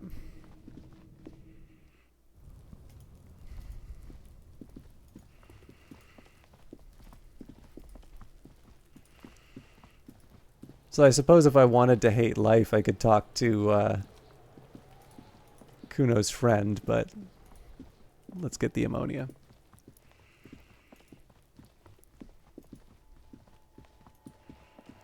Someone, by the way, took this song from the soundtrack and they played it over a supremely depressed weatherman doing a report on February. It fits alarmingly well. The RCM in Martinez. What can I help you with? The young woman looks up at you. You sound surprised. We don't see a lot of police around here. That's all. I have some questions for you. Of course. What can I help you with? My partner told me you may have some ammonia. Can I have some? Sure. I'm done with it. She takes a small capsule out of her breast pocket and hands it to you. Go easy on that stuff. It gave me a terrible headache. We need directions. Of course. Where to? Where am I? What do you mean? I'm disoriented. I don't know where I am. Yes, sir. District of Martinez. This intersection is called Roundabout North. He knows where we are. He just wants directions. The lieutenant seems uncomfortable with the level of disorientation you are displaying. Let's ask. What is up north? There's the pier, the Cape Side apartment buildings, some more tenements. Not a lot, really. What's in the east? The harbor gates. Some kind of commotion, I think. I don't follow the local politics. A fleet store, too. What's in the south? Some shops and a bridge. The canal bridge leads to the coast, but it's broken, I think. Some kind of accident, probably. What's on the other side of the canal? Just coast. There's a little fishing village there, and a fish market. But that got closed down ages ago. What's in the west? It's just water. No, actually, I think they call it the Martinez Inlet. There are some islands in the bay, but they're hard to reach. Thanks, that's all for now. No problem. She nods, brushing a fleck of soil off her cheek. She's very well composed, back straight. What's this fuck the police business? Excuse me? She doesn't understand. The street sign says fuck the police. Point to it. Oh, well, I didn't write it there. I'm just sitting here. What about the other sign? Pigs go home. Who are these pigs? I don't know anything about that either. As I said, I didn't write it. Pig is a widely used term for members of the police. It's not loving. No need to worry. We are not saying you did. Okay. Well, I didn't. She leans back, shoulders relaxing. I have to run. Of course. I won't hold you back. She wipes her brow with the canary yellow glove. If there's a corpse, then you're going to need those gloves for the autopsy. One more thing. Can I borrow your gloves? Sure. Keep them. I have another pair. She hands you the rubber gloves with no visible annoyance. Thank you.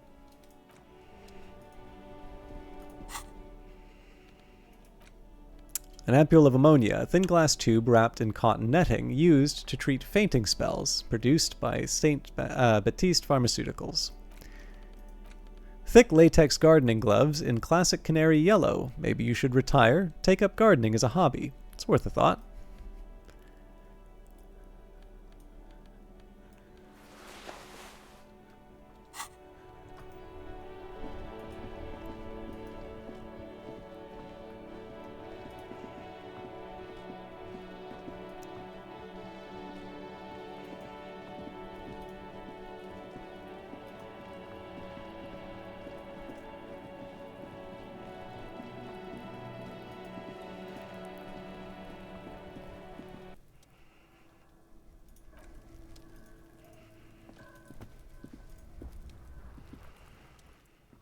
And there he still is, looking right through you with his white eyes. The body below is entirely dedicated to that corpse smell. Emitting it is all it does now. Let go of your nose without throwing up. Legendary failure.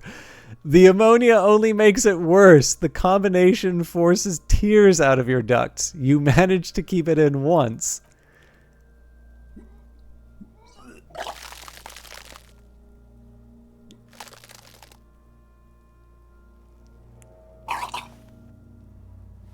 The second time, not so much. When the vomiting is done, your cheeks are wet with tears.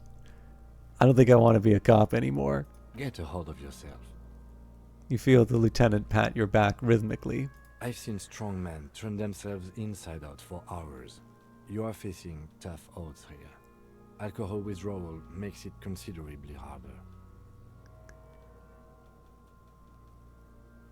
Seriously, this isn't fun. I don't want to be a policeman anymore. Okay, you've said it. You needed to say it. And now that you have, He withdraws his hand from your back and looks you in the eye. you need to get your shit together. But I don't want to get my shit together. Then the world will turn away from you and leave you behind. Okay. We should go talk to the locals. Find something else to do while the wind changes. It's pretty bad right now.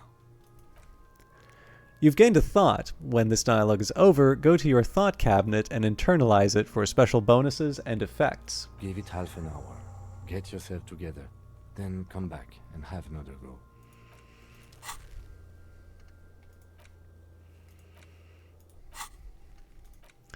Volumetric shit compressor. Temporary research bonus none. 030. Your shit is apart, and it's rather unbecoming of a cop and a human being. It's supposed to be the opposite of that. Together, compressed in a small area. To achieve a solid level of shit compression, squeeze your butt cheeks together for 30 minutes. Do something similar with the two hemispheres of your brain. Talk to people. Maybe that will help. Sorry, just one quick second here. I just got a message.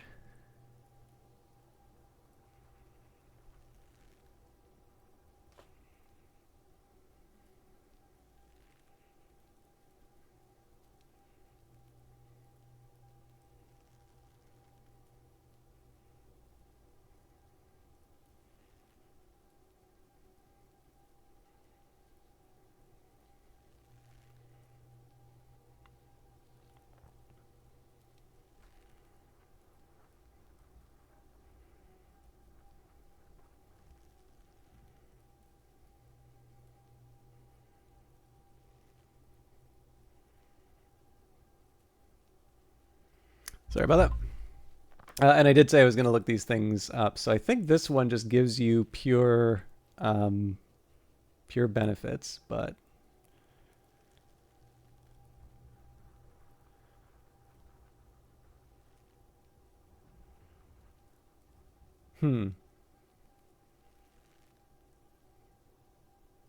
let's give it a try.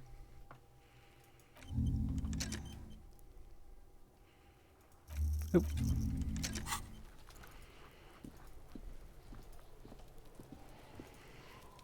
Yes? Tell me about the case. What do you want to know? Literally anything about it. I can't remember a single thing. Maybe you can tell me what you do know to help me narrow it down a bit. The guy behind the counter thinks some union people hanged a man. Then you are not that far behind, actually. Do you want me to brief you? Brief. Yes, that sounds good. 3 days ago, the RCM Emergencies Desk received a report about a security guard who was found hanged in Martinez. An anonymous caller said there was a dead body behind the Whirling in Rags hostel cafeteria. The cadaver had been there for 4 days. No one had come to investigate. During that time, the victim had been stripped of his belongings. The caller did not identify him, but used the word lynching. There is an ongoing labor dispute between the local dock workers and the logistics company Wild Pines. I was told we should approach the death as part of this dispute. Wait, does this briefing say who the victim was? A security guard or worker of some sort, hired by Wild Pines. This was just hearsay from Martinez, of course. We need to find out the truth. Why didn't we know anything about the caller? They didn't identify themselves in any way. The tone was muffled using a device of some sort. The desk could identify neither the caller's age nor sex. Why hide themselves? There's a strong prejudice against involving the RCM in what's seen as union matters. The dock workers' union is the de facto police in Martinez. Now it appears they've started executing too. We cannot allow that. Hold on, the RCM is? That's us, the Revachol Citizens Militia. We're the police in this city.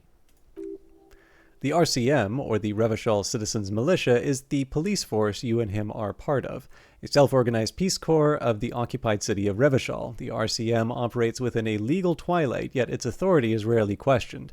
It's super useful to know this. Let me make this perfectly clear. Our job here is to find the killer. That's right. Oh, secret task. Ask him to tell you about the case. Would you say this is a mysterious case? No, it's not a particularly mysterious case. Why not? The deceased is a security guard for a corporation involved in a labor dispute. It doesn't take a DeLorean polymath to put the pieces together. I just don't see the case getting more mysterious than that. I was thinking something otherworldly might be involved, something supernatural. White male in his 40s? What more do you need? Personally, I think labor disputes are very mysterious. Or, okay, the case probably isn't mysterious, but it could be sexy. But could it be sexy? Personally, I think labor disputes are very mysterious. Then you are in luck, because we are in the midst of a major strike by the dock workers' union. Maybe more than that. The union clearly wants a piece, not just of the industrial harbor, but the Wild Pines Corporation itself. Is this a strike then? Or the first shots in a workers' coup? I expect the case itself to be less challenging than navigating these community matters. This district isn't used to the RCM's presence, and the union rarely overplays its hand, as it appears to have done in this case. Folks, we've got a lovely broadcaster in the channel right now. Oswin Meow has done Disco Elysium the whole way through. I'm still in my early moments, and I suspect that you would be absolutely ashamed of me through how I've been playing this, Oswin. But Oswin Meow has been an absolutely wonderful broadcaster and viewer. Also work as a real-life scientist with, real science, not this crazy social science that I do. But no, Oswin did a truly wonderful playthrough of this. I only kind of watched fragments, mostly just because I didn't want enough to kind of get a coherent picture in terms of everything that was going on. But it turns out there's enough variety in the game that we probably will wind up on very different paths anyway. So I'll just caution you, Oswin, that because basically I mean, taking this as a chance to sort of do something off the beaten track, but when I do get the time, I would like to see this through all the way. So I don't know if I'll be doing this on a regular basis because we do have the new DLC for Book of Hours, House of Light, available to play. So again, I'm not 100% sure what my what my schedule is going to be like, but I do actually want to do this the whole way through at some point. So I'm happy that you get to see the opening. I expect this case itself to be less challenging than navigating these community matters. This district is... Yeah, okay. So, wait, so is this a strike or an attempted coup? Strike, coup, revolution. It's brigandage, however you parse it. Also, how have you been, Oswin? I feel like it's been a while since I've seen you on a broadcast or that, and I didn't want to be... I know when you broadcast, it can sometimes be like a negative... If you have people like regularly bugging you, it's like, hey, when are you going to stream next? Like sometimes you just want to have your own time on things, but I do hope that you've been well. You feel something rising through you, a familiar feeling, an opinion taking form. So 1, we should ground the workers into a fine paste and feed them to the pigs. 2, we should ground the owners into a fine paste and feed them to the pigs. 3, with this little foreknowledge, I am unsure which side to grind into pig's feed. The decision must ferment in me. Also, nationalism. 4, I don't think grounding one or the other side into pig's feed will do any favors. I am really, really smart. Or, I spent the last 20 seconds deciding on which side to ground into pig feed. Why? Politics is habit-forming and hazardous. It is also irrelevant to police work. You're right to doubt the impulse. It might be detrimental to our task here. Oh, I completely understand. Yeah, I hope it does kind of calm down. I feel it in terms of like the intensity for work, but in my case, I'm still on sort of the honeymoon of like really liking what I do. So, I've been late in terms of starting broadcasts, but I've still been able to find the time. Also, for those of you who like these sort of games or like RPGs, Oswin also did a wonderful job with Pentiment. I'm not sure if you finished that or not, but that was the next RPG, which caught my attention. So a little bit like Prosciutto Fist, very effective influencer, doing the influencing. All right, from an imaginary fan. Now, was there anything else you wanted to know about the case? If we're from different precincts, why are we on the same case? I'm afraid you and I are pawns in a pissing competition. He considers the phrasing. What do you mean? You don't know? I assumed you were in on it. His eyes narrow.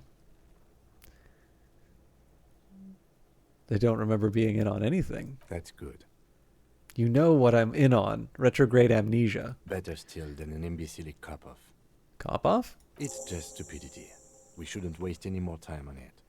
If you want my take, ask me after we've inspected the victim.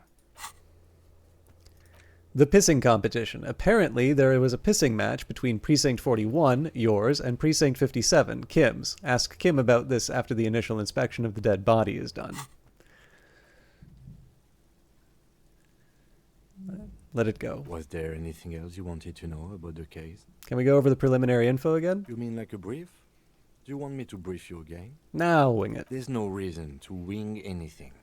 If you didn't get the brief, that's okay. I did. 3 days ago, the RCM Emergencies Desk received a report about a security guard who was found hanged in Martinez. An anonymous caller said there was a dead body behind the Whirling in Rags hostel cafeteria. The cadaver had been there for 4 days. No one had come to investigate. During that time, the victim had been stripped of his belongings. The caller did not identify him, but used the word lynching. There is an ongoing labor dispute between the local dock workers and the logistics company Wild Pines. I was told we should approach the death as part of this dispute. Mega cool. I've heard enough. Okay then. Was there anything else you wanted to know? Actually, I have all I need for now. Good. I think you should know that I can't remember anything. No response. He just arches his brow. He's having trouble processing it. Believing it, even. I feel like I must repeat this. I don't remember anything. There was heavy drinking involved. Have you tried concentrating on something other than your personal affairs?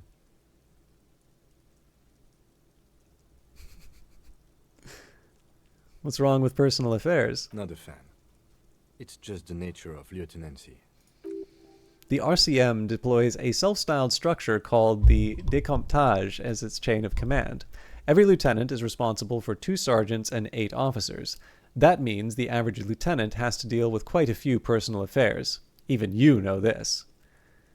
So what should I concentrate on? Try work. The case at hand. It can work miracles. But I'm completely lacking in basic information about even this organization we're in. Can you help me? Fine. We should get through this day first. Off hours begin at 9 p.m. If you're still having trouble then, I can give you an orientation. I'm afraid this is a medical situation. Really? You look fine to me.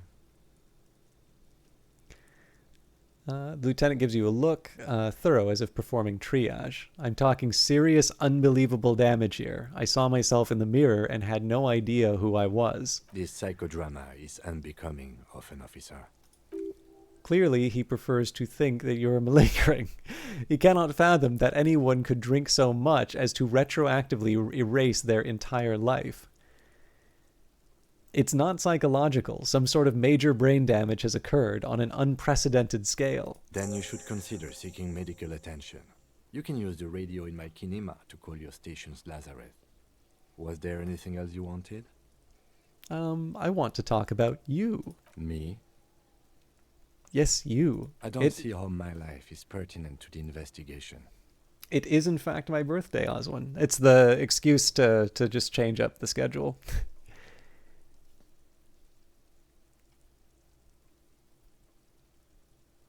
We'll work together if we have more rapport. That's a fair point. All right. Thank you, For Oswin. the investigation. What do you want to know?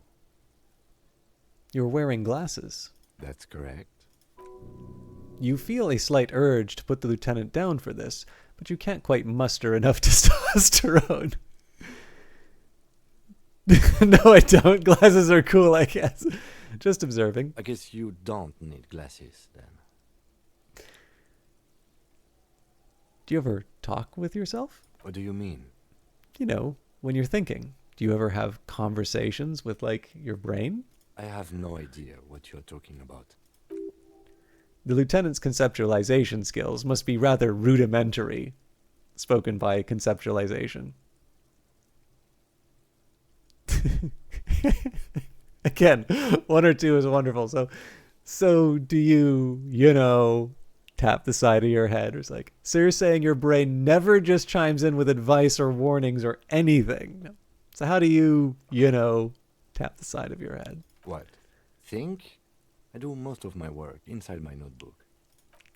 The lieutenant produces his small blue notebook and idly thumbs through a few pages. We all have our different mediums. His is written. Tell me a secret about yourself. No. The lieutenant narrows a single eyebrow. Ask again. Your brain sends the signal to your lips, but they refuse the order. Something is paralyzing them. You're pretty sure it has something to do with the lieutenant's eyebrow. It's like you're locked down. What's happening to me? Something the matter, detective? What is going on? It's like you're a puppet in his hands. Give up. There's nothing you can do. The lieutenant relaxes his eyebrow. You seem to regain control of yourself. You don't look like other people around here. That's because I'm half Seolite, or quarter. My father's father was from Seoul. So was my grandmother, but from my mother's side. It's not an interesting topic. He shakes his head. What is Seoul? It's a part of the world, officer. A geopolitical entity and a geographic division. I told you it wouldn't be interesting. Seoul is a protectionist, isolationist, pan-solitary state west of the Insulandia Isola. Actually, it's quite interesting. Some would even say mysterious. You're only making it sound uninteresting. I want to know more about Seoul. You're barking up the wrong tree. I don't speak a word of Seolite. I've never met either one of my grandparents, and I've never been to Seoul. I'm a regular Revacholière. A point of pride to him. That's all for now. Good. Let's change the subject. You seem to be following me. Excuse me?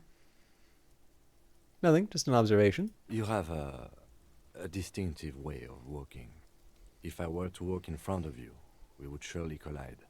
He's looking for the right words. What do you mean, distinctive? I hope you don't take this the wrong way. It's just a collegial observation. In the 57th, we call it the Jamrock Shuffle. Officers from Jamrock's 41st Precinct tend to move a bit erratically. How's that? They say it's a scene-clearing technique developed by one of your lieutenants for gathering evidence. It's erratic, yet thorough. Prioritizes containers. Yes, but containers contain things. Shiny things. They're interesting. You're kidding me. Why containers? I don't know. Containers contain, I guess. I'm making assumptions. We should move on. Nothing. I don't know if we were quite ready for the... Nope.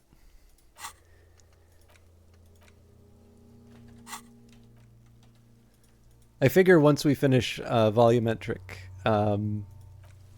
shit compressor, we can probably...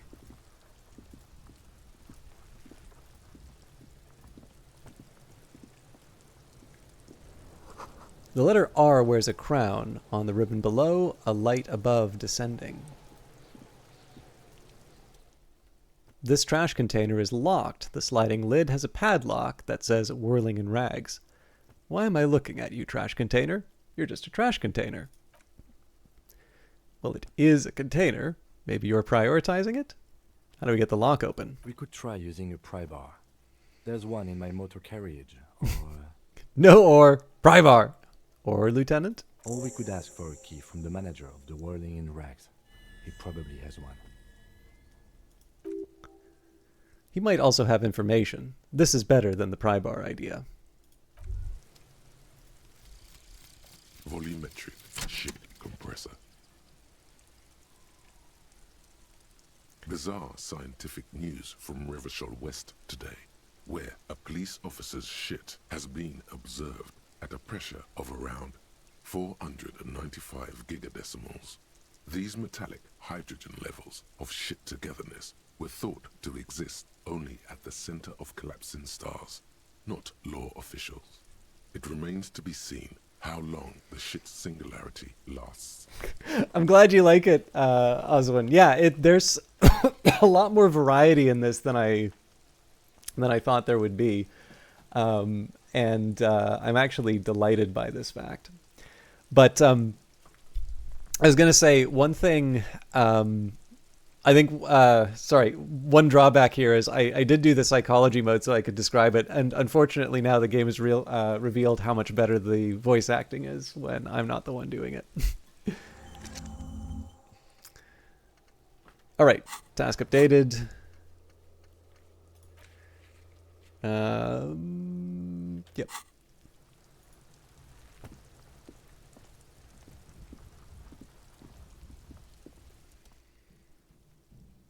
There he still is, looking right through you with his white eyes. The body below is entirely dedicated to that corpse smell. Emitting it is all it does now. Let go of your nose without throwing up. My shit is compressed. As you breathe in, the odor comes over you. It's a spell of the mind telling you to run, and your stomach to wring itself empty. With your hands at your sides and your eyes squinting, you stand in it. It's a puzzle. What's hanging in front of you is a puzzle of decaying flesh, tattoos, and tendons. Do they always do that? They do after 7 days, yes. We are deep in decomposition here. Step closer. The man before you is naked but for a pair of underpants and enameled boots. His skin is greenish, marbled with decaying veins and blotched by lividity. A fading web of tattoos covers his chest and shoulders. The cargo belt used to fasten him to the branch above appears industrial in strength. Inspect the boots. The material appears to be ceramic. Its clean white stands in stark contrast to the decaying flesh above the knee. The man wore thick polymer socks, probably for padding. A fine array of interlocking plates covers them. Delicate and fragile, they feel alien to the world around you, out of place somehow.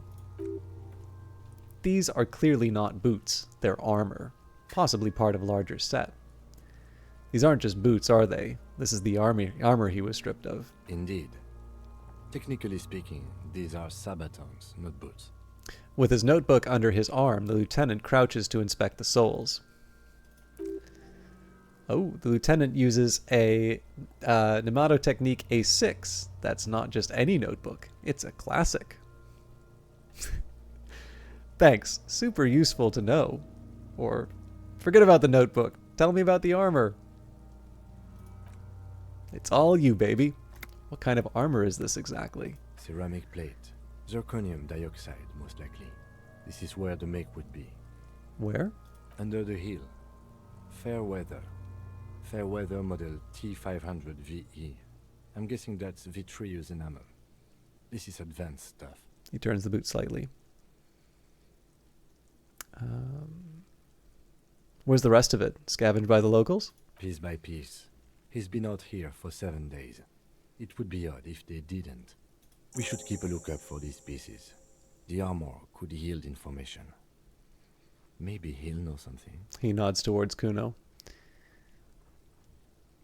Maybe he was just wearing these boots and there is no rest of the armor? No, he must have worn something precious underneath his clothes. They've removed all his clothes to get to it. They did not just strip him for the putrid rags. Then where are these clothes? Have you seen any around? Someone could have cleaned the yard, but that's a question for the red hat thing. I hear you, cop, talking shit about the Kuno. Come here and say it to Kuno's face. Fuck you, Kuno. You wanna fuck me, huh? You wanna fuck the Kuno? What if they told him to strip before they hung him, to demean him? They usually hang them completely naked for that. La puta madre, the Mazda, the Besmerties, and the like. This one still has his underpants. What? Are you trying to ignore me now, fuckface?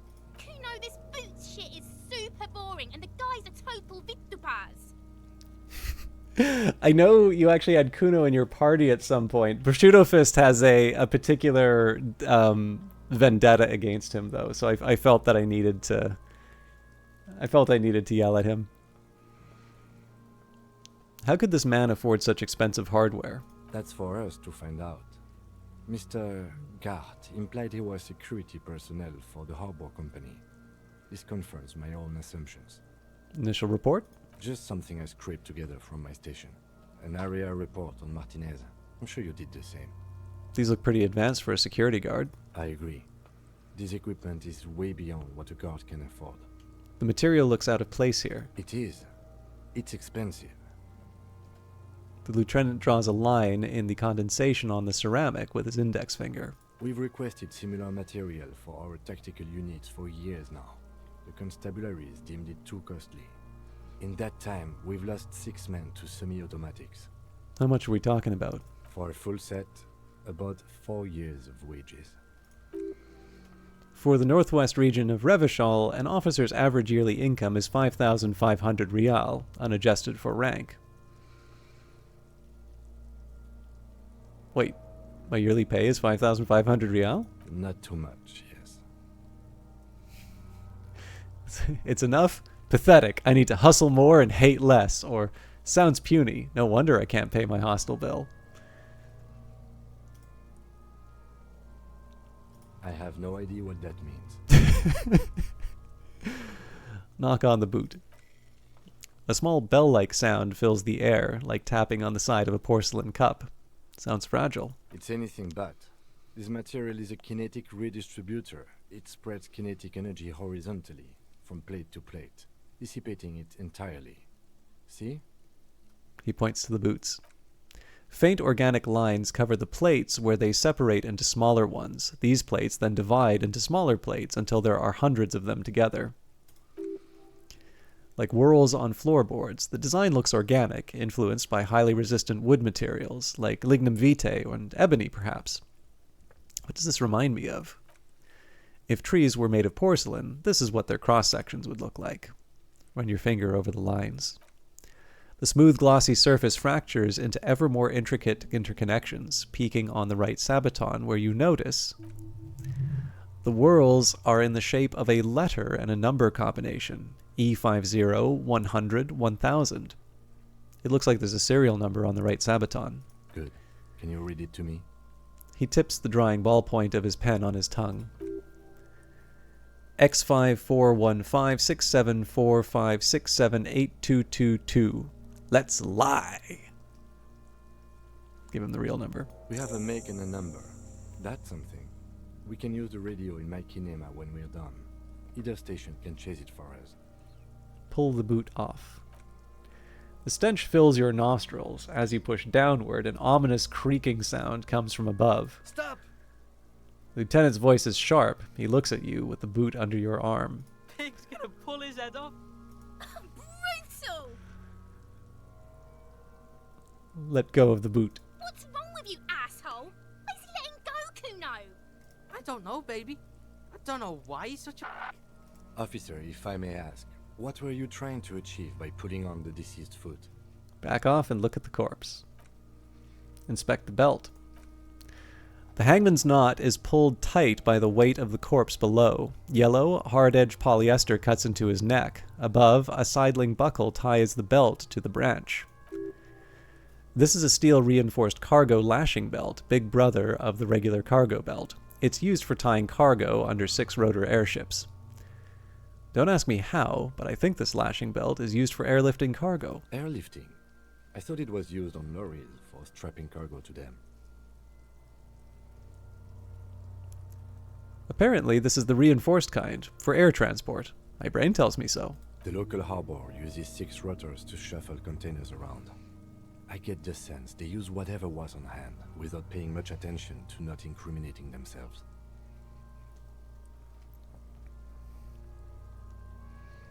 We're assuming dock workers from the harbor did it? I'm still approaching this as a lynching, yes.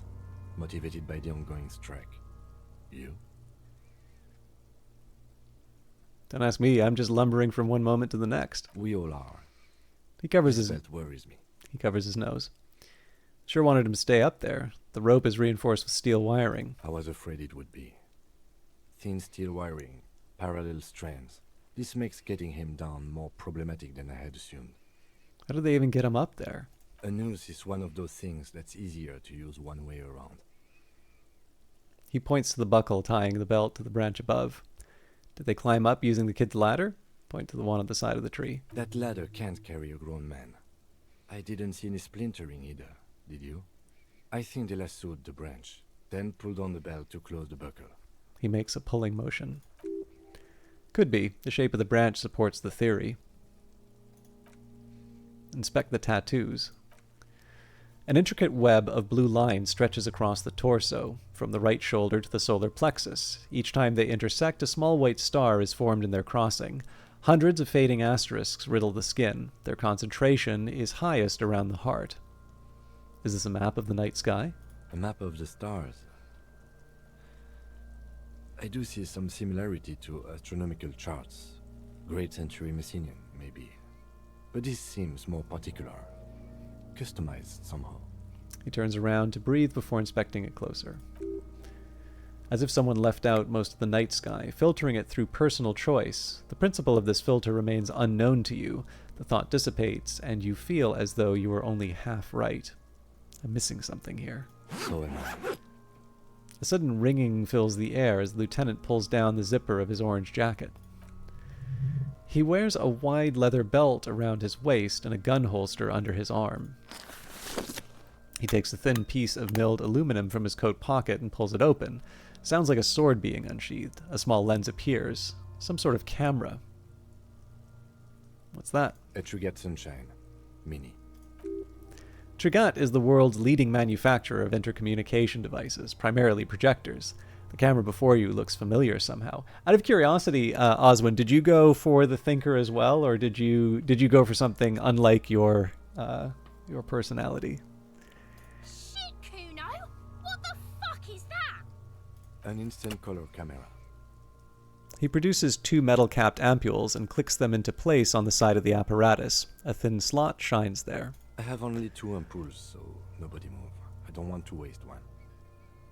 He points the camera at the corpse, peering into it. The lens needs adjusting, then... a sound, a shrill flash, followed by the breaking of a small ampule of glass. You see streams of color pour onto the thick, glossy piece of paper rolling out. In case we need it. The lieutenant says and shakes the paper, letting it dry in the cold wind. On it, a color-perfect copy of the dead man's tattooed chest. What do you need this photo for? Ah, yes, yes. I can't remember the exact name either, but I know the one you're talking about. They have like an intellective one. What do we need this photo for? It contains insight to the victim's person. By his build, I'd say this was a man of physical violence. The story he wanted his body to tell was important to him. It is his letter. To us. Someone should decipher it. We'll need to show it around.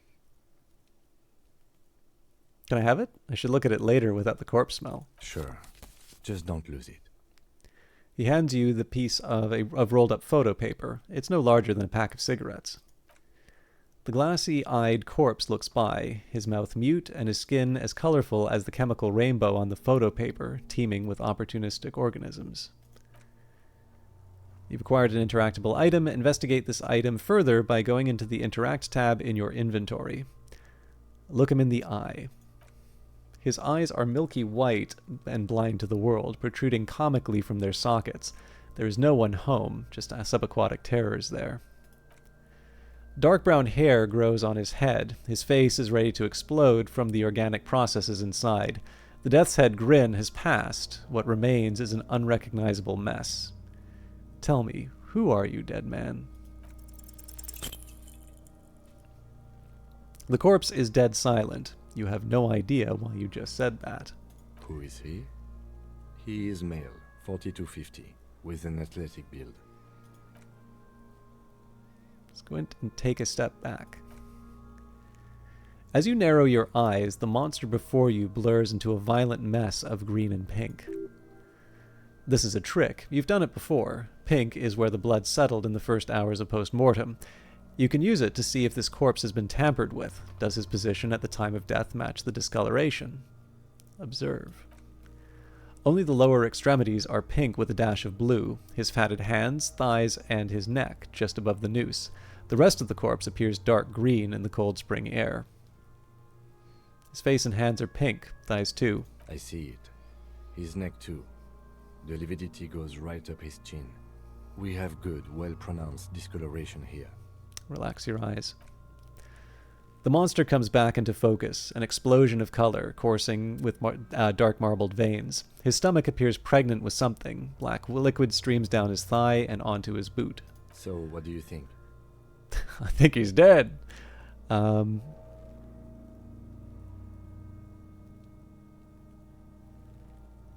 think he was upright after death. His hands, feet, and neck are discolored. Agreed. Especially on the neck. The belt acted like a tourniquet, keeping the blood in his head. The hypostasis supports a hanging. I believe Inland Empire was a term prior to David Lynch, but let me just take a quick look here.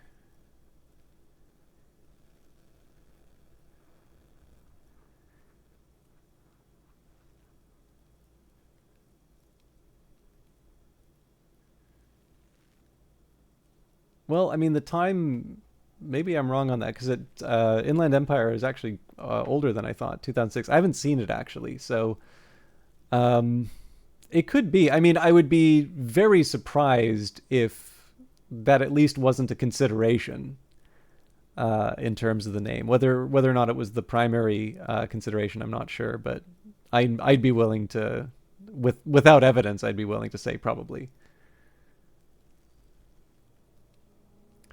But yeah, I'd always heard Inland Empire as sort of a reference to California. Like, I think it's in the southern part. You'd probably know better than I would, but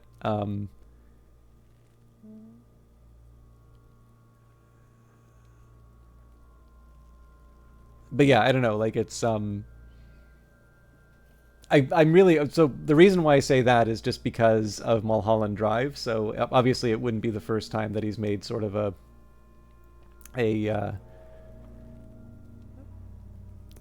it would be better if I saw the movie, if I'm actually honest. But yeah, no. I mean, I think the easy answer would be that it's whether it is the primary consideration of the Inland Empire skill. I would be shocked if these people were not familiar with David Lynch and probably wanted to give a tip of the hat to it. But now I have a movie to watch.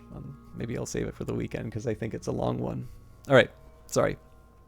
Agreed, he points to the belt, especially on the neck. The belt acted like a tourniquet, keeping the blood in his head. The hypostasis supports a hanging. Could it still be that he was moved after death? There's always a chance. We should check for ligament marks on his neck to see if they're in tune with the belt. We'll have to get him down first. Something's coming out of him. A pool of blood and feces has eaten into the frozen mud below the man's feet. Purge liquid is dripping into it, drop by drop. The victim appears to have contained no more than half a kilogram of digestion at the time of death. The fuck are you saying? Talking about shit.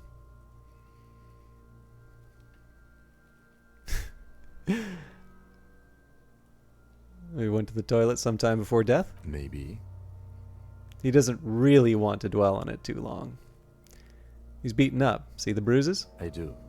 Most of them are post-mortem. Maybe even all of them. The delinquents have made our jobs harder with their little sport. Stop talking in riddles, coin slot. He means you fucked him up good, Kuno. Fucked him up brutal like. I think he's dead. I agree. His personality is no longer a part of the world. Totally dead. The world no longer stores his personality in its composition. There was a time for that, and it ended 7 days ago. Nope, better not to say that. Too heavy. Totally. This Buster's not coming back. Deady dead dead dead, or what is dead anyway? That sounds about right, yes. He nods in agreement with this advanced piece of conceptualization. Having mulled it over, the lieutenant says, "Back off and catch your breath." So how do we get him down? Are you sure we finished the preliminary examination of the cadaver? We might miss some of these things once he's down. We've been thorough. Do you have a plan for getting him down? The steel-reinforced belt presents a unique challenge. I brought chain cutters, but I don't see a good angle of approach to the belt. He doesn't actually think the challenge is unique. He thinks it's frustrating, annoying, and harder than he thought. The cadaver is a good 1.2 meters up. Neither one of us can reach the belt without assistance. And even if we do, there's the question of cutting the airship strength material.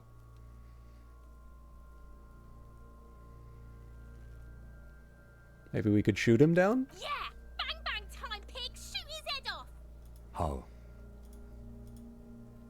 The lieutenant remains unaffected. Where the buckle ties the rope to the branch, there's a good spot to aim. There, the buckle holds the belt together. Where? Ah, yes, I see. If the shot hits that, there might be a chance to release the belt. Yeah, now we're talking. Entertain a Kuno with some shit. They'll miss! The pigs will miss Kuno.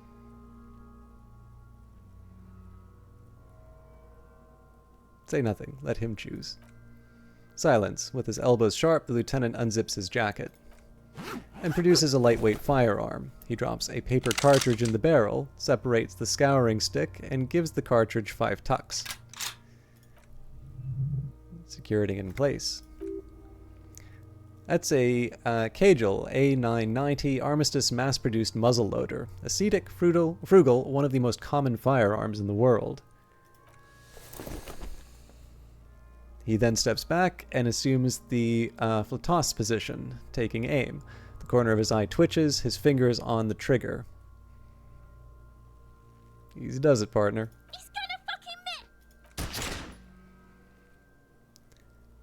The kid's voice is drowned in a shrill blast that echoes off the walls of the surrounding tenements. A loud cloud of smoke slowly parts in the air as the lieutenant steps back and says to himself, God damn it. a lot of things were wrong with the shot. The fallotess was the wrong choice. His shoulders were raised, but above all, he cannot trust his eyesight. Fucking idiot! Mookabat Kuno could have hit it easy, but then Kuno's not fucking handicapped, is he? God damn it, get your shit together. It's okay, man. Kuno's sorry too. Kuno feels sorry for the Beano Cloud. The lieutenant doesn't say a word. He just looks at the gun in his hand. God damn it, get your shit together. Remain collegial, officer. It was an honest mistake, and I will not repeat it. Try again, maybe? No, we are lucky as it is. We didn't break anything, and the victim remains uncompromised. He looks around at the windows overlooking the yard. Any more mistakes could put us in an unfortunate position with the locals. We have eyes on us. I didn't do us any favors with that.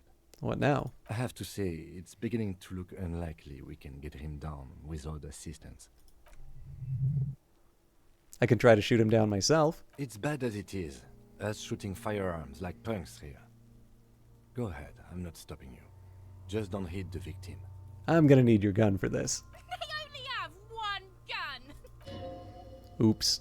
This is the sorriest pair of pigs Kuno's ever seen. Officer, why do we only have one gun? Remember when I told you I didn't have my badge or uniform with me when I woke up? I didn't have my gun either. That is even more unfortunate than the badge. You need to contact your station about it as soon as possible. Try not to lose this one, please. The piece shines in his outstretched hand. Take the gun. Yeah, take it, you fucking banana pointer. Take it and shoot yourself in the mouth. Feel the weight first. The cold piece of bakelite and gunmetal is surprisingly light. Your finger fits right through the guard, instinctively resting on the trigger. You've held this, an A9 Armistice, before. At some point, it probably used to be your choice of firearm. It still feels comfortable, like you never laid it down. The fuck are you waiting for, Kuno? Tell him to shoot himself in the mouth. Point the gun at the belt. The buckle comes into focus in your sights. You stand with your feet planted firmly in the ground and your left hand supporting your gun arm. Why don't you just shoot yourself in your mouth? At least you won't miss. Close your left eye first. Your field of view narrows. The branch slowly moves, becoming entirely two-dimensional. The metal buckle glimmers, catching the morning light as the corpse slowly rotates. The slow movement of the branch in the wind and your shoulders directing the gun sync up, dancing hypnotically. Look, he's crying. You gonna cry now, fucking faggoty? Shut up. Or what? You gonna fuck me? You wanna fuck me, pig? Is that what this is about? Pull the trigger.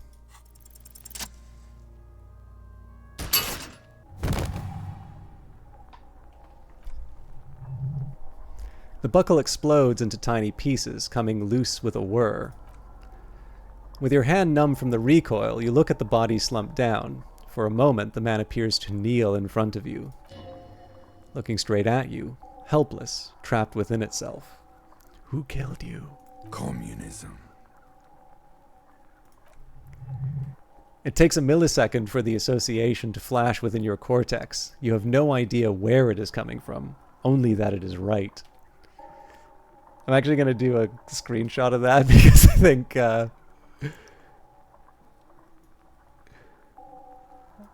think there's a viewer who will appreciate this. Just give me 1 second here.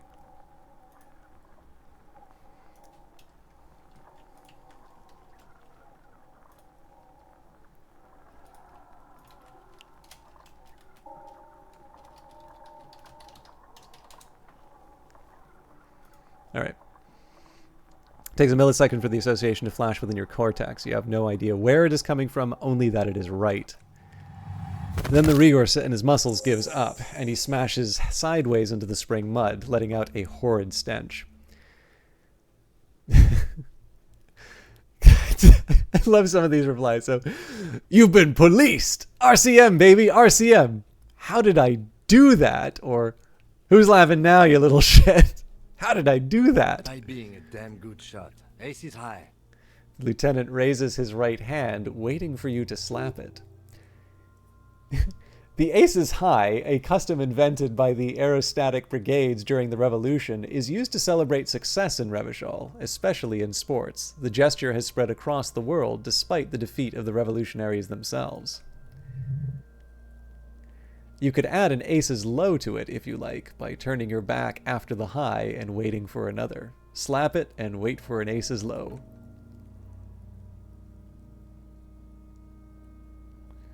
The high arrives with a sharp slap. As you turn around, there's a moment of doubt. It feels like the low ain't gonna connect. Chill, it's gonna connect. But then it does, and with furious precision. The lieutenant is not one to leave an Aces Low hanging. I knew these guys were What now? We will perform a field autopsy and determine the cause of death. But before... Excuse me. He needs to turn away from the corpse. Slumped on the ground like that has not improved the way the corpse smells. The fall seems to have released something deep inside it. It looks like I feel like taking a break from the stench. I'm sorry to interrupt the jubilations here. Just a little breather before we do the autopsy. Wait, a field autopsy? Yes. The 4 phases of a murder scene. 1. Investigation of the scene. I can't say I'm satisfied with that part yet. We should search for prints, maybe. And the trash container too. 2. Initial examination of the victim. We were exhaustive in our efforts there. Good job. 3. Field autopsy. This will not be pleasant or easy, and it will have to be performed on the scene. The fuck are they on about? Cops are gonna cut his shit up next. 4 and final, transport of the coroner's case to the district morgue. I'll do that. God, this stinks. Don't we have someone else for the autopsy? Like a doctor? No, you and I are detectives. The honorary rank of detective signifies our ability to handle the entire incident chain. From crime scene to autopsy to cleanup, we do it all. Honorary rank? An honor and a burden attached to your rank. Mine is Lieutenant Detective, unfortunately. I can't tell you how tired I am of this corpse. I don't think I'm a detective. With shooting like that? Of course you are. Your station would not have assigned you to this case otherwise. Alright, give him back his gun. In the meantime, we should try to interview Evrard Clare, the leader of the Union. Harbor property was clearly used in the hanging. The harbor just east of here. Getting in might prove a challenge, though. Or we could ask around for the representative of the logistics company. My initial information says the Wild Pines have sent some sort of strike negotiator to wrangle control back from Evrard. You could ask the gardener for directions. Is this the famous list of initial interviews? Yes. And those were the interviewees. Let's go. Alright, we got a lot of stuff here. So, apparently there isn't anything in tools. Lieutenant Kitsuragi snapped this photo of the hanged man's tattoos. It displays the intricate web of blue lines stretching across his torso. You have to admit, it looks quite cool.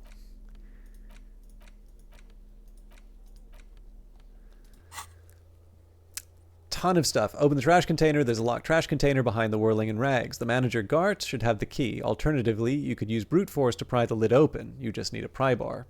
Where's the rest of the armor? The hangman's armor seems to be missing. Find out what happened to it. The kid throwing rocks at the corpse seems to be a good place to start. Ask him about the body first.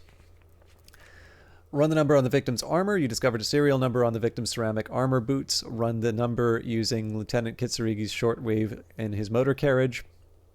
The victim's tattoos. You have a photo of the hangman's tattoos. Maybe someone can decipher them, tell you what they mean. You should probably talk to about 2 people about them for this. Ask around about the tattoos' possible meaning. Perform the field autopsy. The hangman is down. Perform a closer inspection of the body, arriving at the cause of death. This will need to be a form to be filled in 3 parts. Interview the unit boss. Enter the harbor and seek an audience with the local débardeurs union leader, Evrard Clare. You need to ask him about the murder in his district. And interview the Wild Pines rep. Find the representative of the logistics company who owns the harbor and ask her about the murder. She should be around here somewhere.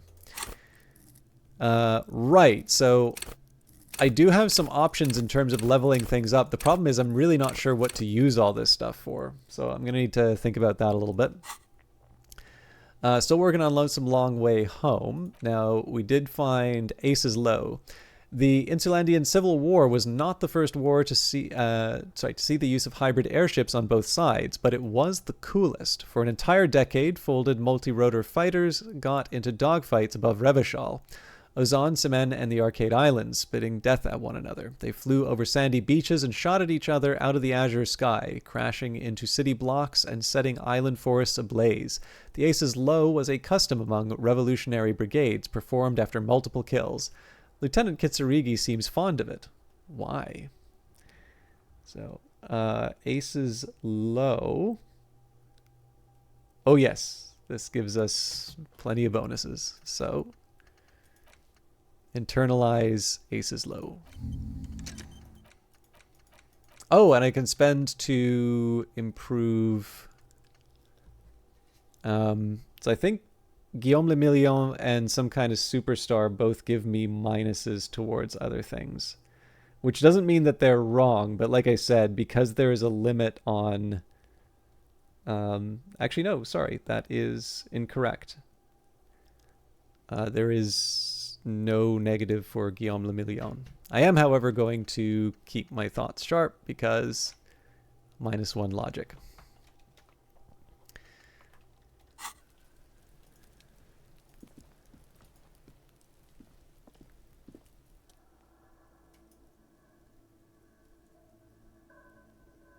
Okay, well, if I want to check this again, I can put the points into visual calculus, but let's get that door open first, or the container open.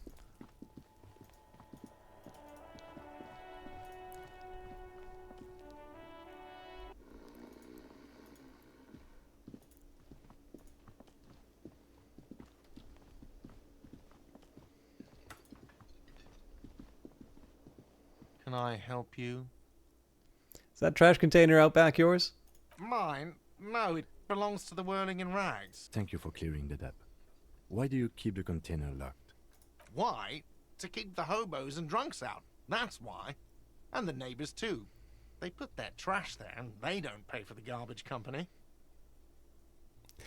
I'll send you a video a little bit later, Oswin, which I think you'll get a kick out of. I thought as much. And are you the only party with access to the trash container? Well, yes. Us and the garbage disposal company. It seems a little callous, doesn't it? Something stirs in you. I wonder what this feeling is. Prod at him to find out. Doesn't it seem callous to you, guarding even your leftovers from the poor? Callous? What are you, Kras Mazov? Almost all establishments in Revachol keep their trash locked. The Whirling in Rags is not special in that regard. Krasmazov, nom de guerre, was an economist and historical materialist. He was the leading figure on the Grad side of the Centennial Revolution, where he headed the 11-day government. Mazov is considered the father of scientific communism, Mazovian thought, or Mazovianism. Maybe I am Krasmazov. What are we talking about? Was this not about the trash container? No, wait. What if I am Krasmazov? We should return to the case of your mistaken identity at a later time, officer. This was about the trash container. We need those keys. What for, Mazov? Are you planning to nationalize my trash container? It concerns the case. Please cooperate. The lieutenant's voice is harsh and sudden. Just bring them back once you're done, please. I've seen something here at the Whirling Guard, a thing I need to talk about. What thing? Guard, I saw a sign that said I couldn't go into the kitchen. Why can't I go into the kitchen? What are you, a cook now? That's none of your business.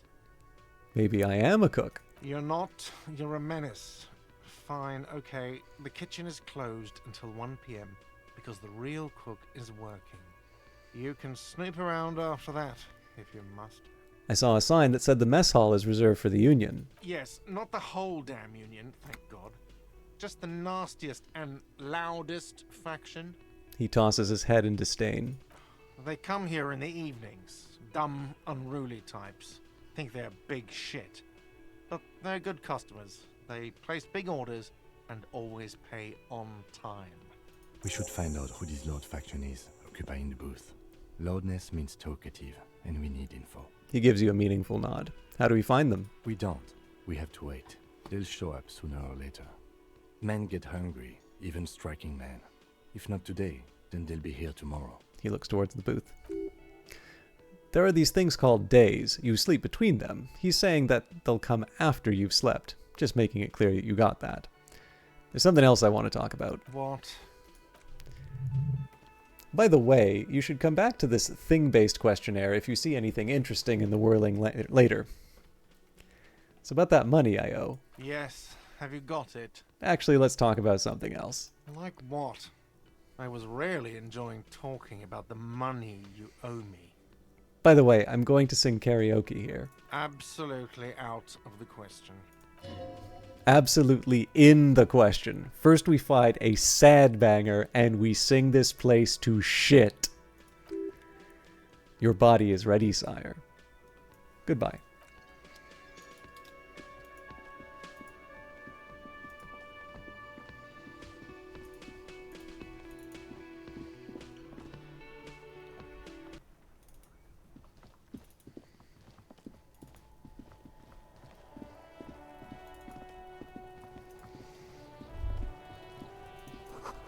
This is the logo of the municipality of Revachol.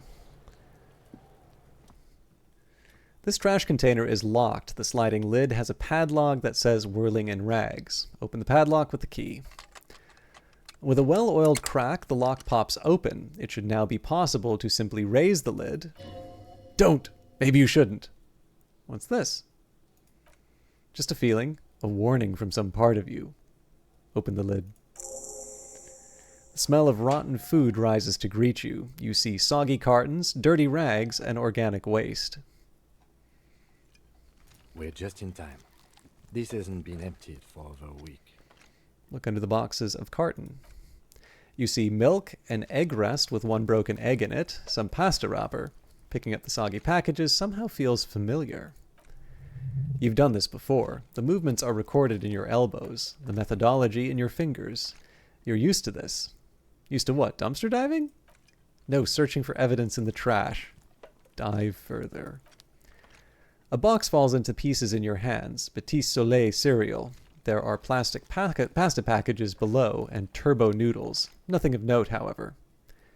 Pick at the rags. Among the threadbare kitchen towels, something catches your eye. A pair of denim trousers? Grab them. As the legs of the slime-covered jeans begin to unspool from the garbage, a rank corpse smell fills the air. The victim's clothes? Cadaverine odor is faint. If these belong to the deceased, they were removed when he was still in the early stages of decay. Drop them in here, officer.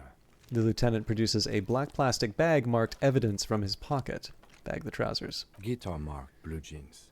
Pockets empty. Or empty. He wore them with a belt, too. A white belt. The loops appear stretched, but He looks into the container. the belt is missing. That's it. Do you see anything else in there? I have another bag here. Something slimy catches your eye. Reach for it. A drab long-sleeved shirt, olive-colored, appears from the food waste, dripping with pus. Bag the shirt. This is a military-type overgarment. No label or serial number. This is the kind of rib-knit shirt that's worn over light armor to conceal it in an urban scenario. Anything more? He nods to himself. The rest of the rags are just kitchen variety waste. A yellow old mug that catches your eye, but other than that, a thrown-out towel, a mug, that's all. All right. We should go to Gart again and ask if he knows who put the clothes in the trash. It could be as simple as someone from the hostel cleaning the yard. Or that one. I'd advise against confronting that force. He nods towards the red-haired boy behind him. You think someone from the Whirling in Rags may have been involved, maybe? Not really. All we know is the victim's clothes are in the trash. The lid was locked, and his establishment had the key. It's just a small loose thread.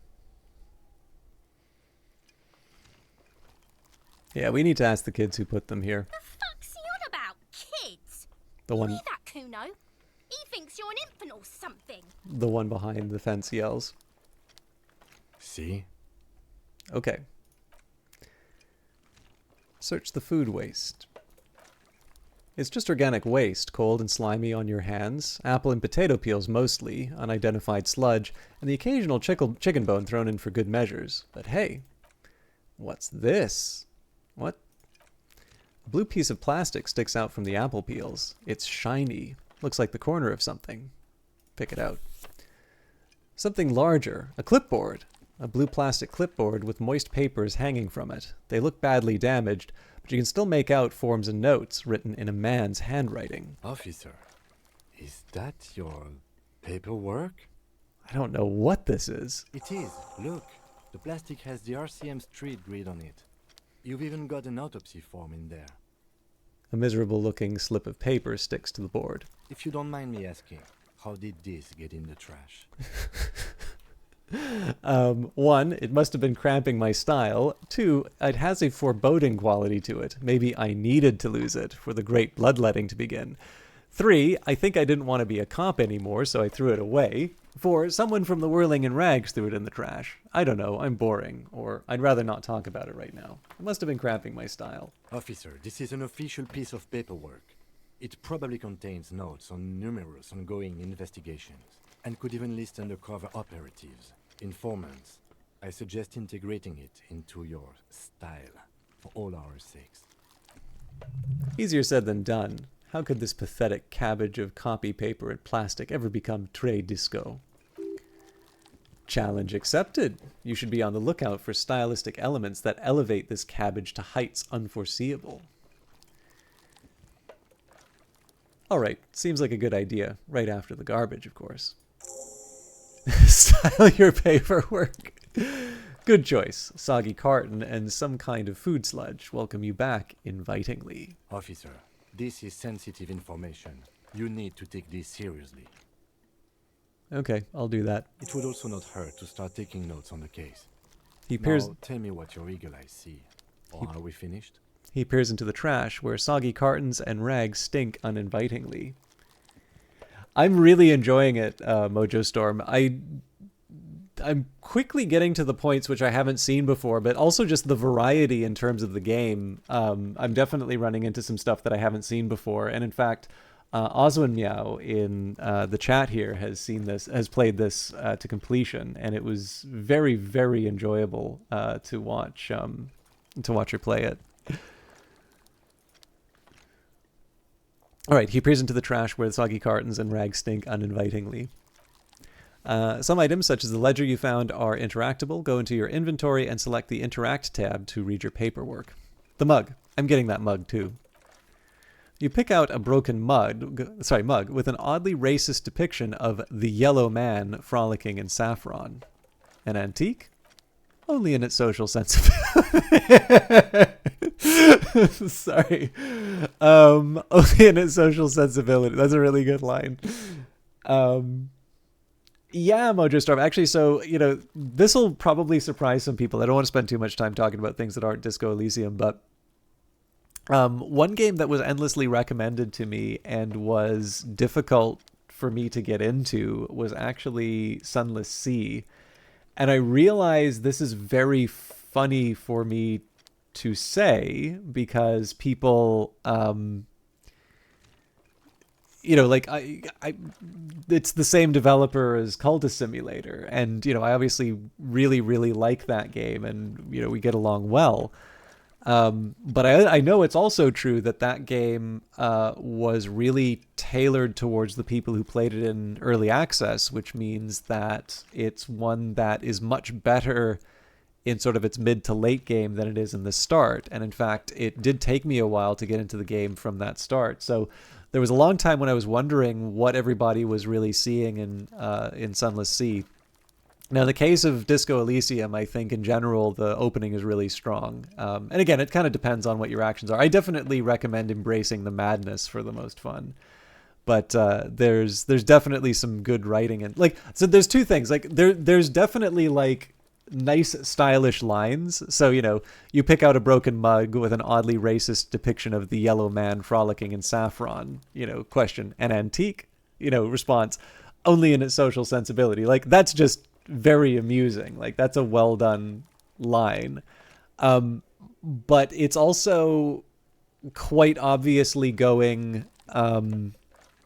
It's doing something deeper than that. Like there's definitely some substance in this story as well. So on top of it being that something that's kind of fun to enjoy in its own right, I do actually like the idea of I do sort of get the idea that there's a certain weight behind this, which will become relevant a bit later on in the playthrough. And of course, I have the benefit of Oswin's play session to sort of give an indication of that. Take the mug. The lieutenant briefly glances at the mug, then returns his sight to the trash. Close the lid. The container sounds a muffled gong. That's one thing off the list. I think we got it all. I'm going to take a quick second here to save, just because based on what happened to Prosciutto Fist, we may perish at the hands of Kuno. All right, for interaction, we've got the Yellow Man mug. Use the interact button in the inventory to inspect the item. It's just a racist mug. What's there to read here? Not much. There's quite a lot to read into here, actually. Look at all that content. Oh boy, here we go. What are you going to say about a broken, tossed-away mug that you dug out of the garbage? 1, this mug is an example of prejudice. I'm going to use it as an example of what not to do. 2, I'm going to push this into the face of every merchant I find and tell them, this is your inane ideology. 3, this mug will be useful. By denouncing it, I can earn political capital to mask my badass hustling, i.e. fraud and embezzlement. Or 4, the mug didn't belong in the trash. It was just a funny mug. Can't anyone laugh anymore? This mug is an example of prejudice. I'm going to use it as an example of what not to do. But it was in the trash. Why not just call it out when you see it, or do some volunteering work? Just finish your case, detective. And the damaged ledger. This is the ledger you found in the trash. It's full of notes written in a man's dense cursive. Have a closer look. Maybe it can be salvaged to start keeping notes on the case. It's the ledger you found in the trash, a pitiful cabbage of white and yellow papers hanging from a plastic board, barely held together by a metal clip. This sad display is made complete by the faint smell of urinal cleaner. Anything else? There's a piece of toilet paper. Or is it cleaning tissue? Nope, it's toilet paper, desperately sticking to the back of the blue plastic clipboard. It's a metaphor. For you. Thank you, Waterlogged Ledger, for spelling it out for us. Inspect the toilet paper. It's just toilet paper sticking to the back of the plastic clipboard. You can take it off if you want. Maybe it's kitchen tissue. They look exactly the same. If you want it to be kitchen tissue, it can be kitchen tissue. It's not, though. It's toilet paper. Leave it there. It's cool. Cool toilet paper. I mean, kitchen tissue. It says, everyone look at me and my kitchen tissue covered cop ledger. I don't care. My ledger is droopy and smells like a urinal. Not a new edition, though, so keep that styling case open, my friend. Inspect the clip. An aluminum block runs the width of the board, biting down on the paperwork. Its crocodile teeth are the only thing keeping the papers together. A regular pencil, the tip worn down to nothing, has been attached to the clip. Run your finger across the aluminum. The surface is interrupted by a silvery sticker. It's rectangular, sparking with iridescence. You don't know how you didn't notice it before. Looks like an official mark, made to be low visibility outside the right circumstances. It is similar to the RCM watermark on your blazer and the lieutenant mentioned. Didn't he say something about the headlights of this motor carriage? That you can read these there? Lieutenant, this is one of the hologram watermarks you mentioned. Is this one of the hologram watermarks you mentioned? Point to the sticker. What? Yes, halogen watermark used for adding information to RCM property. He's lost in his own notes. It takes a minute for him to see it. Interesting. What kind of information? It depends. Aside from an anti-counterfeiting stamp, mine has my station number and address. The information varies by date of issue. Maybe yours will have how many cases you've solved. How can I read it? Any capable light with the right wavelength will do. Before you mentioned the headlights of your vehicle? Yes, RCM vehicles have headlights tuned especially to reveal halogen watermarks. This means you can read the watermarks if you just turn the lights on. That's all. Thank you. Okay. He returns to his neatly kept notes. While a bunch of sodden papers sag from the clipboard in your hand, it's a sorry sight. Browse the white papers.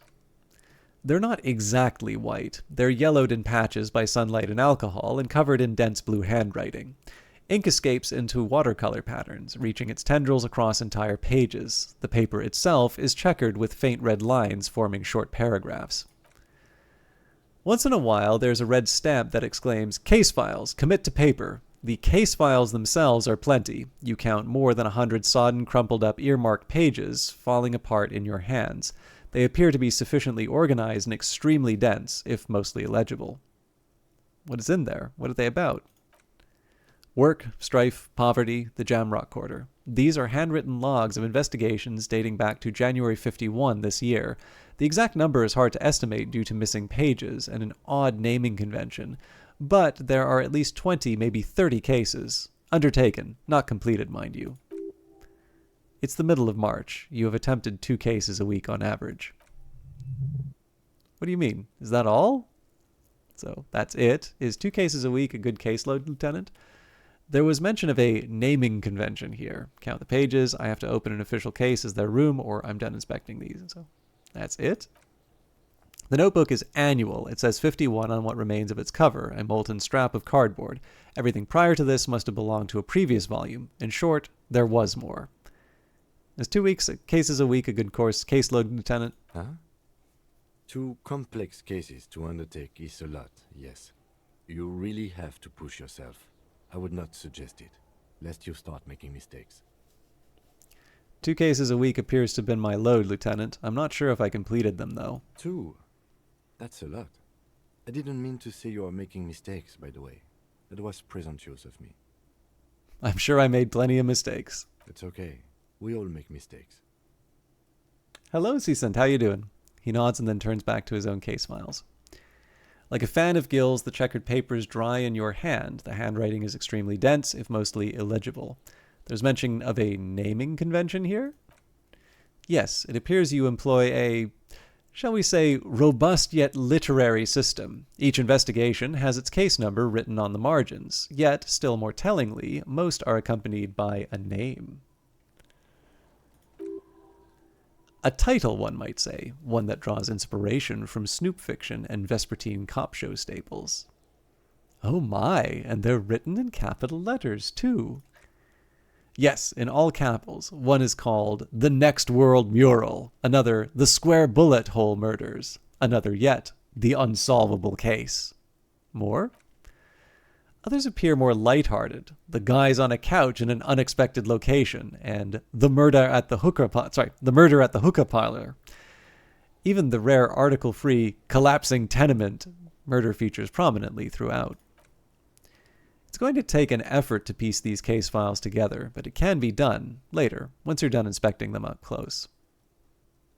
Kim, my cases appear to employ some kind of naming convention. You mean the alphanumeric? Officer, precinct, time of arrival at the scene? No, I mean a non-numeric one, with titles. Oh, you mean the titular? Yes, well, so do I. In our defense, almost everyone in the RCM does. Why is that? It's a holdover from the early days of the RCM, right after the revolution, when the organization had little idea how to do things. It persists in an unofficial capacity. Officers use these titles to refer to their work among themselves. I seem to have named a case The Square Bullet Hole Murders. Again, in your defense, I seem to have named one The Man with the Hole in His Head. That was a real person. His death was real. Still, I named it that, to amuse myself. I pray his loved ones never find out. What happened to him? Rail spiked through the head. He died. It was a workplace accident. I have to open an official case. Is there room?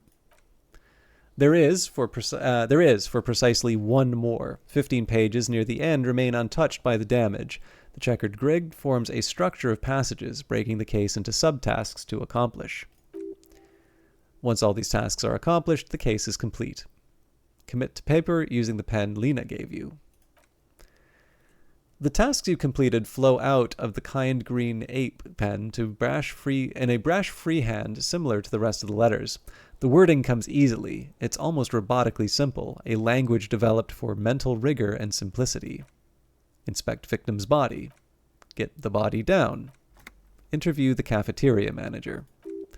It's not exactly poetry, but poetry would be out of place. Cross out the ones you've already finished. A satisfying slash sounds across the paper. You're done, it seems to say. And you. And you. You're a swashbuckler with that pen, Harry, and it feels good. Feels like completion.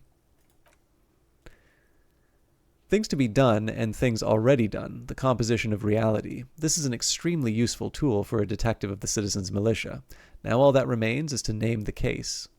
Lieutenant, have you by any chance named our case? No, actually. Any ideas? We've got the Hanged Man, the Furies Are at Home in the Mirror, the Setting Sun, Shit on a Stick, or actually I don't have one. Hello, Delude Daybreak, how you doing? Folks, I know we've had a couple of other streamers in here before, but I wanted to take a quick second here and shout out Delude Daybreak, who I had a lot of fun watching play Morrowind recently. So some of you have seen me do Morrowind on YouTube, and it was nice. Delude really kind of reminded me about what I liked of that broadcast.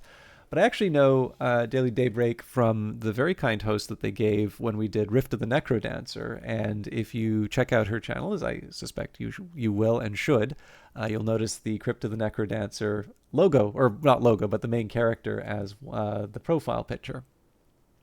So I think it would be fair to say that you're a variety broadcast, Daily, though apologies if you don't consider yourself one. But somebody who was an absolute joy to have in the channel during Rift of the Necrodancer. In fact, one of the main reasons why I continued to make that a sort of an all-stream affair rather than a kind of the 1 hour and then back to Phantom Brigade that I was expecting.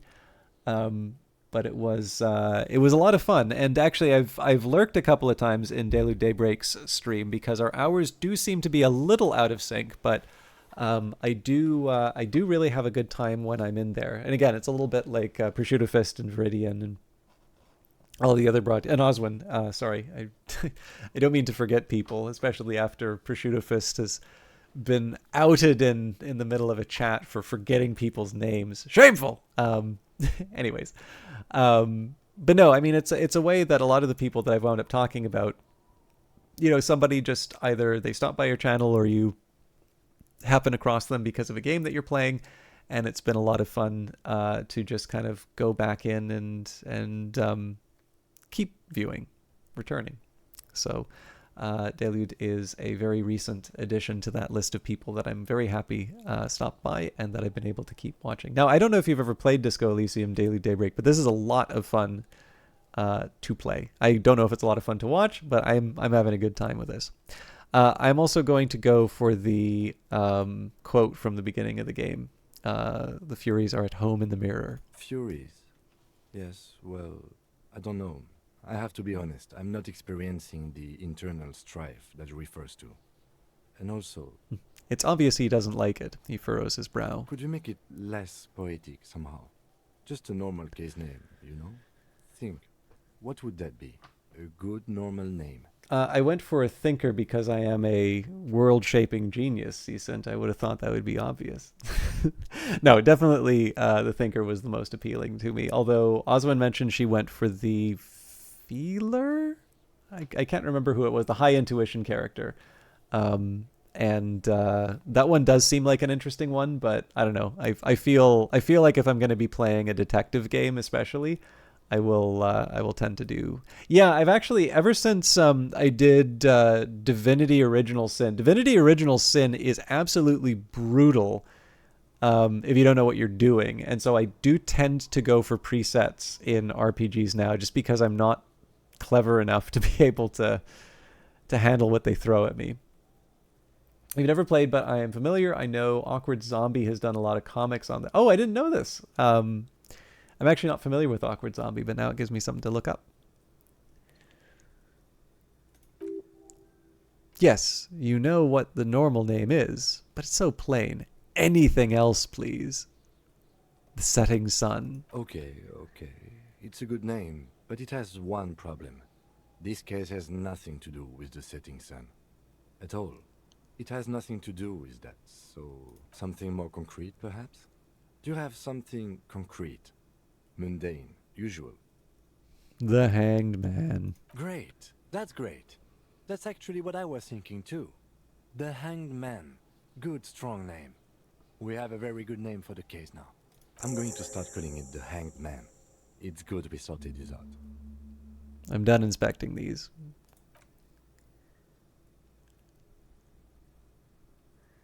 Can I read these files now? Yes, you can piece them together using the alphanumeric code on the margin. It always begins with HDB41, then date of initialization and the time of arrival on the scene, followed by the title. For example, HDB 41120111700, The Next World Mural. Wait, HDB 41? Weren't those Officer Precinct? Why, yes, your precinct number is 41. And HDB? Every last alphanumeric in your files begins with it. These are your case files. It's safe to say HDB are your initials. Horace Debbie Berenger? Hram Jaran Biskin? Those aren't my initials. I'm not feeling them.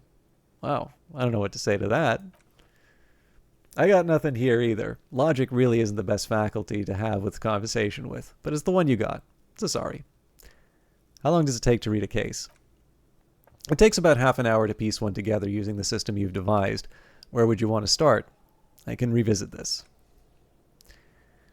Browse the yellow papers. In the back you see thin translucent copier paper. Some neon yellow, some bright red, all covered in boxes like marching armies. These look like official forms waiting to be filled out. Then rip them from the binder and hand them out according to type of form. What types of forms are there? 3. The topmost are misconduct fines, the middle ones station calls, and the bottommost are field autopsy forms. Each is easy enough to make sense of. You don't have to be an intellectual giant to do police work. Field autopsy. A dozen pages of thin copy paper, bright red in color. You see the parameters of a deceased human form waiting to be filled in. Age, sex, condition of internal organs. Station call. These are quite sinister in tone. They give a date and time for a person to appear at the specified precinct police station. Below the call are the criminal charges you risk by not appearing. All in a print so small that it could be considered downright cute. Misconduct fine. A monetary penalization ranging from 20 to 250 rial. Severe cases allow for 1,000 rial, but that requires special paperwork. The details of issuing these fines are spread out over the rest of the fields. But they appear pleasantly vague. Enough of these. Yes, all that remains now is to fill those forms and hand them to people. Fines for wrongdoers, interview requests for bad guys, and field autopsies to dead guys. The rest of the stinking cellulose is much worse for wear, being sandwiched between the board and the rest of the paperwork. They must have spared the fragile copier paper. Look at the clipboard.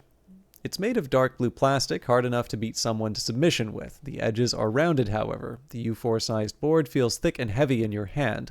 Light shimmers on its wet surface. On the back you see the embossed letters RCM. Shake the ledger. Something rattles inside, ever so lightly. Is there a hidden compartment? And something small inside. Light, made of paper or cardboard, or dried flowers, perhaps. Permeables. It's not hidden per se. The compartment is made for permeable materials that would get damaged if something happened to it. Peek inside. The plastic shimmers like a lapis lazuli, but it's not see-through. You cannot see to its center. How would I open it? With your hands, U4-sized pages hang from the clip screwed over the top of the board. Smell the ledger. The acidic stench of rotting food has rubbed off on the cellulose. It now forms the base of the experience. This base surrounded by a faint air of spoiled meat, the stuff of death itself, and then sprinkled liberally with the citrus zest of toilet cleaner. You know, like the bits they put into public piss bowls, or probably called fermi discrete or axle or something. At some point in its journey, the ledger has seen the inside of a public toilet. Which toilet would that be? Remember when you said the smell of the upstairs bathroom was so rank they should have sent a poet to describe it? Is sprinkled liberally with the citrus zest of toilet cleaner a line this poet might have used? Why, yes it is. Among many other things, this cleaning tablet is used by the whirling in rags, perhaps where the ledger was dropped in the toilet. By you. Yeah, the writing is definitely something else, Daily Daybreak. All right. Open the hidden compartment in the clipboard. The two sides of the board appear slightly misaligned, like a drawer that's come off the sides. If you bend the plastic on your knee slowly, the sides snap back into place. It should be possible to just, slide the drawer open. Without resistance or sound, the two panels move against each other. The compartment is now open. What's inside? 2 ticket stubs and a handmade postcard. Jesus. Pick up the ticket stubs, pick up the card, fucking kill yourself, you asshole, and close the Superbiable's compartment. Pick up the ticket stubs. 2 octopuses are smiling, reaching their tentacles towards each other in the colorized pencil drawings. The tickets permit access to a zoo in Revachol East. The aquarium cost extra. These let you go there too. Pick up the card. Thin wax paper has been glued to a piece of cardboard. Sounds like leaves rustling when you pick it up. You see violet flowers, floral patterns, patches of glue. Smell it first. It smells of chewing gum, apricot flavored. A touch of cinnamon, the end of summer. You think the label says tutti frutti. Open it. Familiar handwriting lines the inside of the card, looped, round letters in a woman's hand.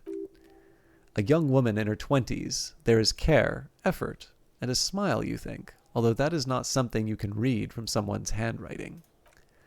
Harry, it begins. You're already reading. I wanted to write you a letter so that you can read it when you wake up. Maybe it will make you happy. Keep reading.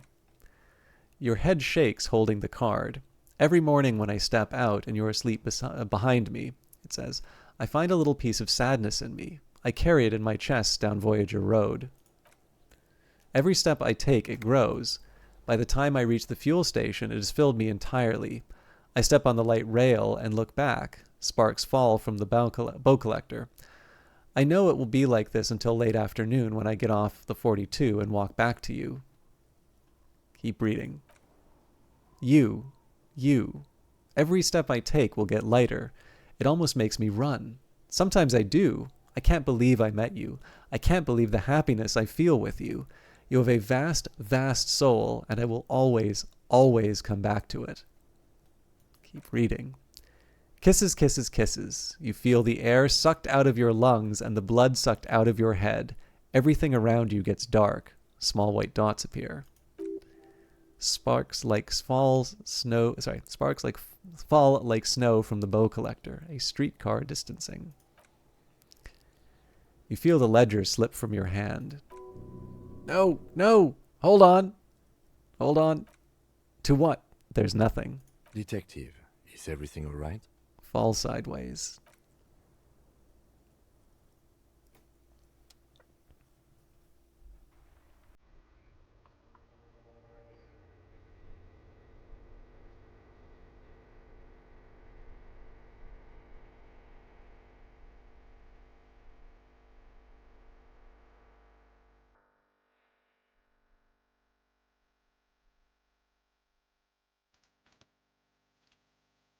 There is nothing.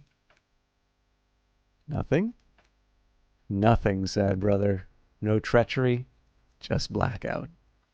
Just lie there passed out. Well, almost nothing. There is the ground below you. That's still there. And the small light that's on, fluttering, somewhere in the basal ganglia. Who's that? That's me, Blue Eyes. That's me. Who was that? Who was what? He speaks of the sickening longing, the unwell emotion. Even in the darkness he's grasping for it, still trying to hold on to the great sorrows slipping in the water. Slimy. Thank you. Actually, Osmond, I wasn't deliberately going too far on a voice, but I do like that apparently my ancient reptilian brain voice is just my natural voice. Um, no, I was cool. I'm cool. The cool when you're dead, brother. Here in the paleo-mammalian cortex, we call it the shadow. Because it's always there. Tell him! Tell him! Ah, yes. And in the olfactory system, they call it the apricot chewing gum scented one. It's unhealthy of them to linger on it so, but as they say, what do you do? It smelled so nice. It didn't smell nice. It smelled like betrayal. So, was that the X something? The Where's Voyager Road? There was something about a bow collector, too, or enough. Just lie there motionless. Where's Voyager Road? There is no Voyager Road. There are no roads, no houses, no lights on the windows. It's all on pause. There's something about a bow collector, too. Yeah, man. What's that about? Was that the X something? The bloated corpse of the past bloated corpse of the past resurfacing? No, it was beautiful. Beautiful. Believe me, stupid ape, its a lack of beauty was not the problem. Enough, just lie there motionless. You think they would let you, until you disintegrate into biomolecules. No, someone is breathing on your face now, inspecting your pupils. Stupid idiot. I'm not coming back. Oh, but you are. They're pouring something on you. In you. It's delicious! Glowing lights on the dashboard emerge out of nothingness. Where am I? In the upholstered cabin of Lieutenant Kitsurigi's motor carriage, seated in the driver's basket, the air is thick with leatherworks and heavy fuel oil. Cold water runs down your chin. Drink. Water. Lieutenant is extending a small canister to your mouth. The water is cold, silvery, the stuff of life itself. As it pours down your parched throat, the pounding in your head recedes. The darkness parts. Drink. You haven't drunk water in 2 days. Did you know the human body is not made to survive on alcohol alone? You need a secondary form of hydration. He tilts the canister. Drink. With greedy gulps, you down a half-liter of cold water. Some of it spills on the driver's seat. Lieutenant pays no heed to it. What happened? I should ask you the same. You were reading your paperwork. Then you passed out. I carried you to my kinema to take you to a hospital. Then you came to. How long was I out? 10 minutes, maybe. I came into contact with burnt-out ruins of the past, Lieutenant. I was dehydrated. Won't happen again. Or fuck it, start climbing out of the motor car. No. Came into contact with the burnt-out ruins of the past, Lieutenant. That does sometimes happen. He replies with such understanding as if it's the burnt-out ruins of the past. First of all, he hands you the remains of your ledger. He replies with such understanding, it's as if the burnt-out ruins of the past were an occupational hazard, athlete's foot for cops. You dropped these. Are you okay to proceed? Let's solve the case, or this case. Good. The Ledger of Failure and Hatred is a special item that can be used as an interactable and as a tool equipped in your held slot for skill bonuses. Find it under the Tools tab in your inventory. So, find out who is in the Union box. Gart has told you some unworthy Union men gather in the mess hall in the Whirling in Rags. They're not there today, but most likely they'll eventually show up. Keep an eye out for them. Who puts clothes in the trash? The victim's clothes were in the trash container out back, neatly folded. Who could have put them there and why? Only the Whirling staff was supposed to have the key. Ask Kuno if he knows anything about the victim's clothes in the trash, and ask Gart if he knows about how the victim's clothes got in the trash. Style your paperwork. You and your conceptualization skill have decided to style that paperwork so it'd be cooler somehow. Be on the lookout, but this will take time. Read the watermarks. Get in front of Kanima's headlights to read the halogen watermarks in your ledger. This may yield some information about who you are. Yeah, it's one of my favorite, well, at least it's one of the things that I first paid attention to on this, and it's definitely a favorite bit of mine.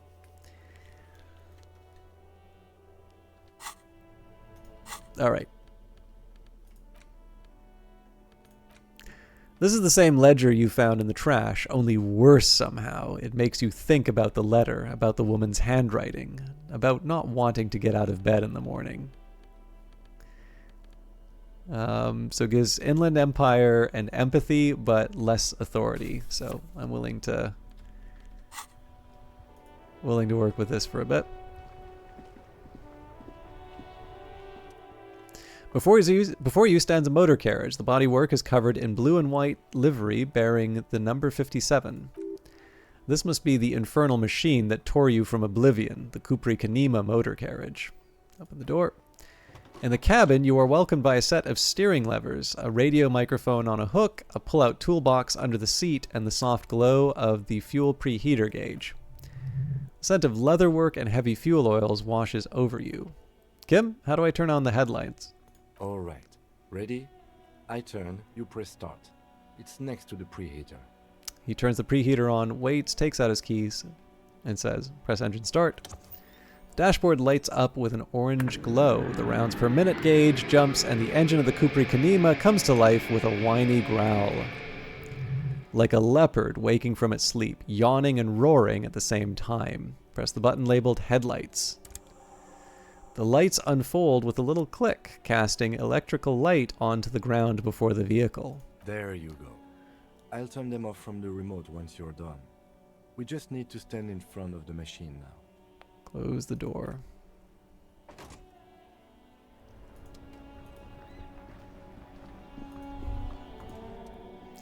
As you hold your ledger's clip under the headlamp, an iridescent hologram appears.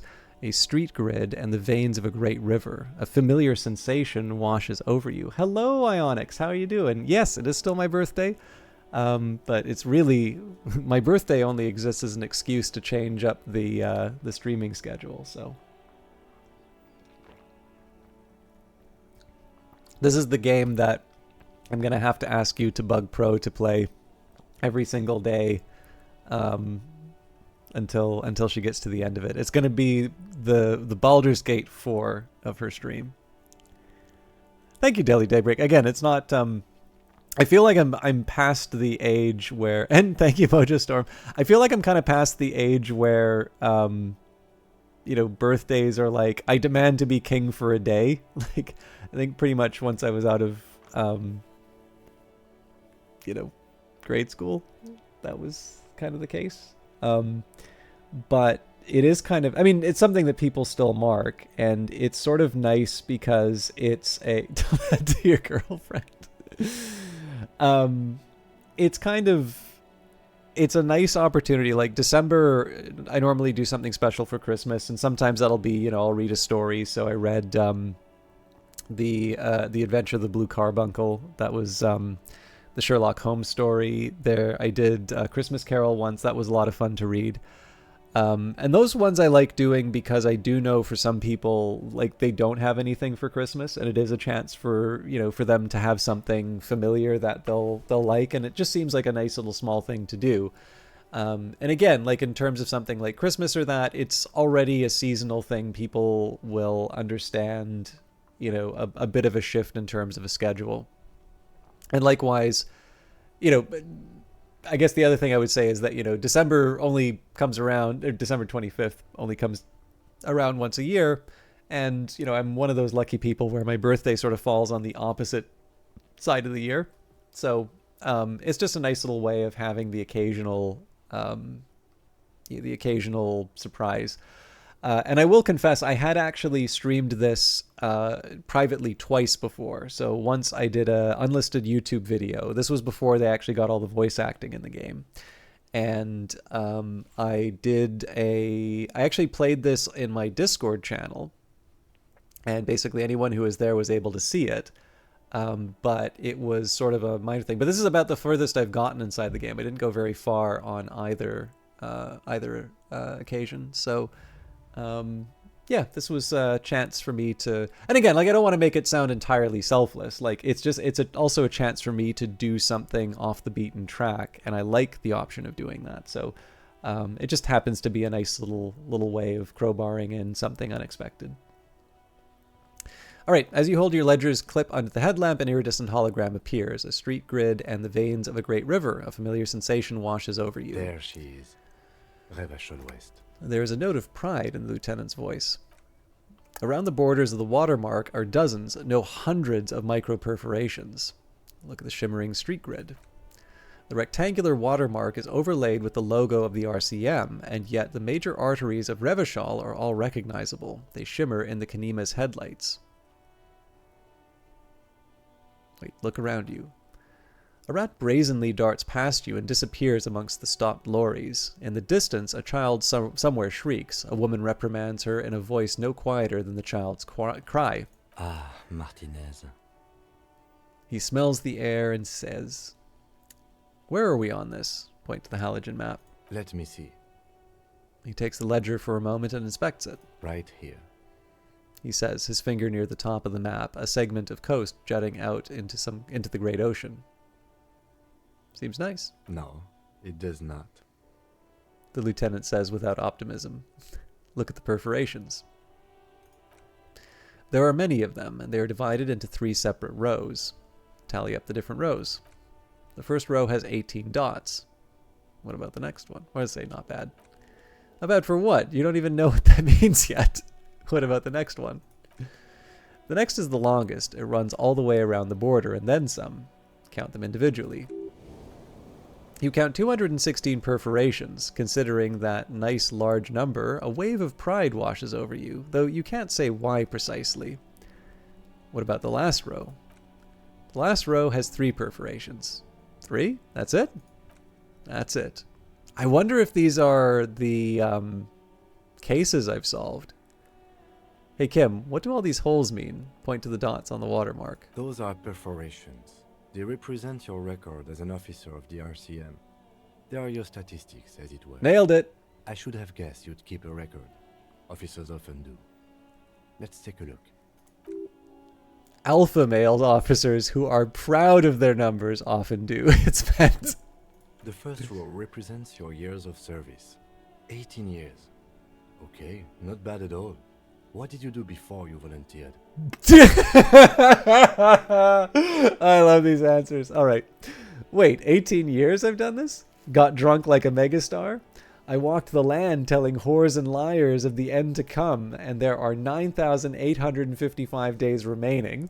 Probably some boring office job, same as everybody else. I feel like I just went around apologizing all the time, or do you really think I have any idea?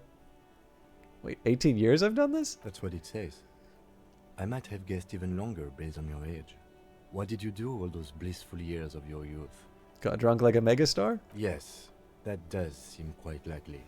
Your youth coincided with some heady days for Revachol. But let's move on, shall we? This next row, the one that wraps all the way around, is your number of closed cases. Closed is good. It means finished. You've got, let's see. Wow, more than 200. 216 to be exact. It's quite a lot, even for someone who's been on the force for nearly 2 decades. Usually, clearing more than 10 cases a year puts you in the 90th percentile of all RCM officers. See, Kim, I told you I was a superstar cop. Call it what you want.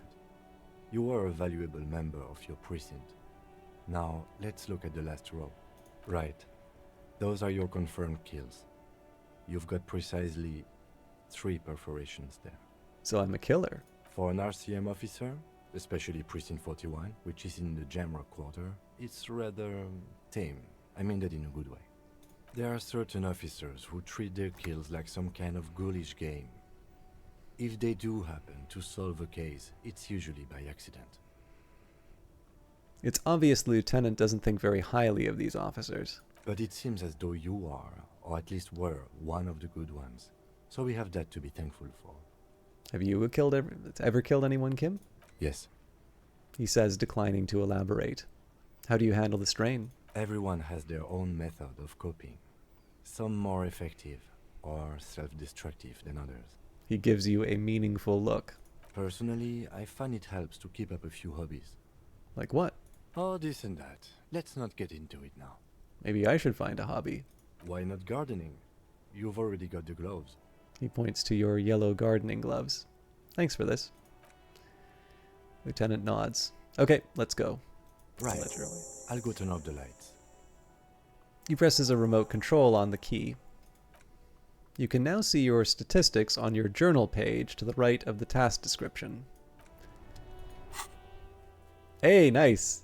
Name unknown, rank unknown, 6 points in Superstar Cop, none in Apocalypse Cop. I didn't realize that was tracking all of this. None in Apocalypse Cop, none in Sorry Cop, none in Boring Cop, 1 in Communist, none in Fascist, 2 in Ultra Liberal, 1 in Moralist, 2 in Good Cop, Bad Cop, no honor, 3 people killed, 216 cases solved, and 18 years in service. Still have no idea how I want to level this stuff up.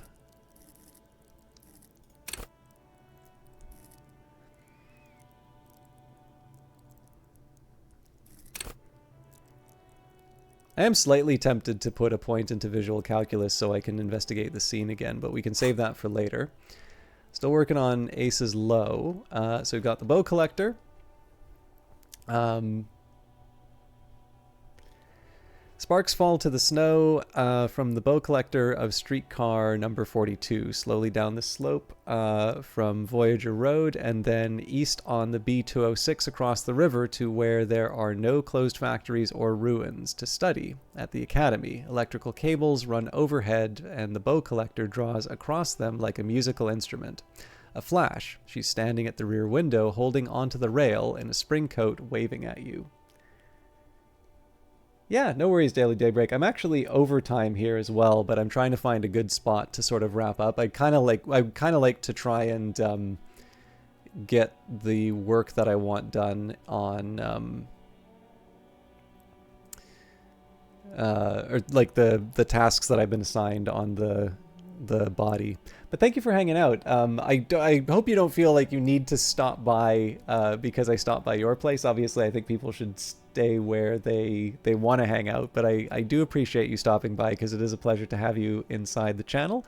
And now, of course, I can put a face to a name. An always smiling face to a name without the innuendo from your mods.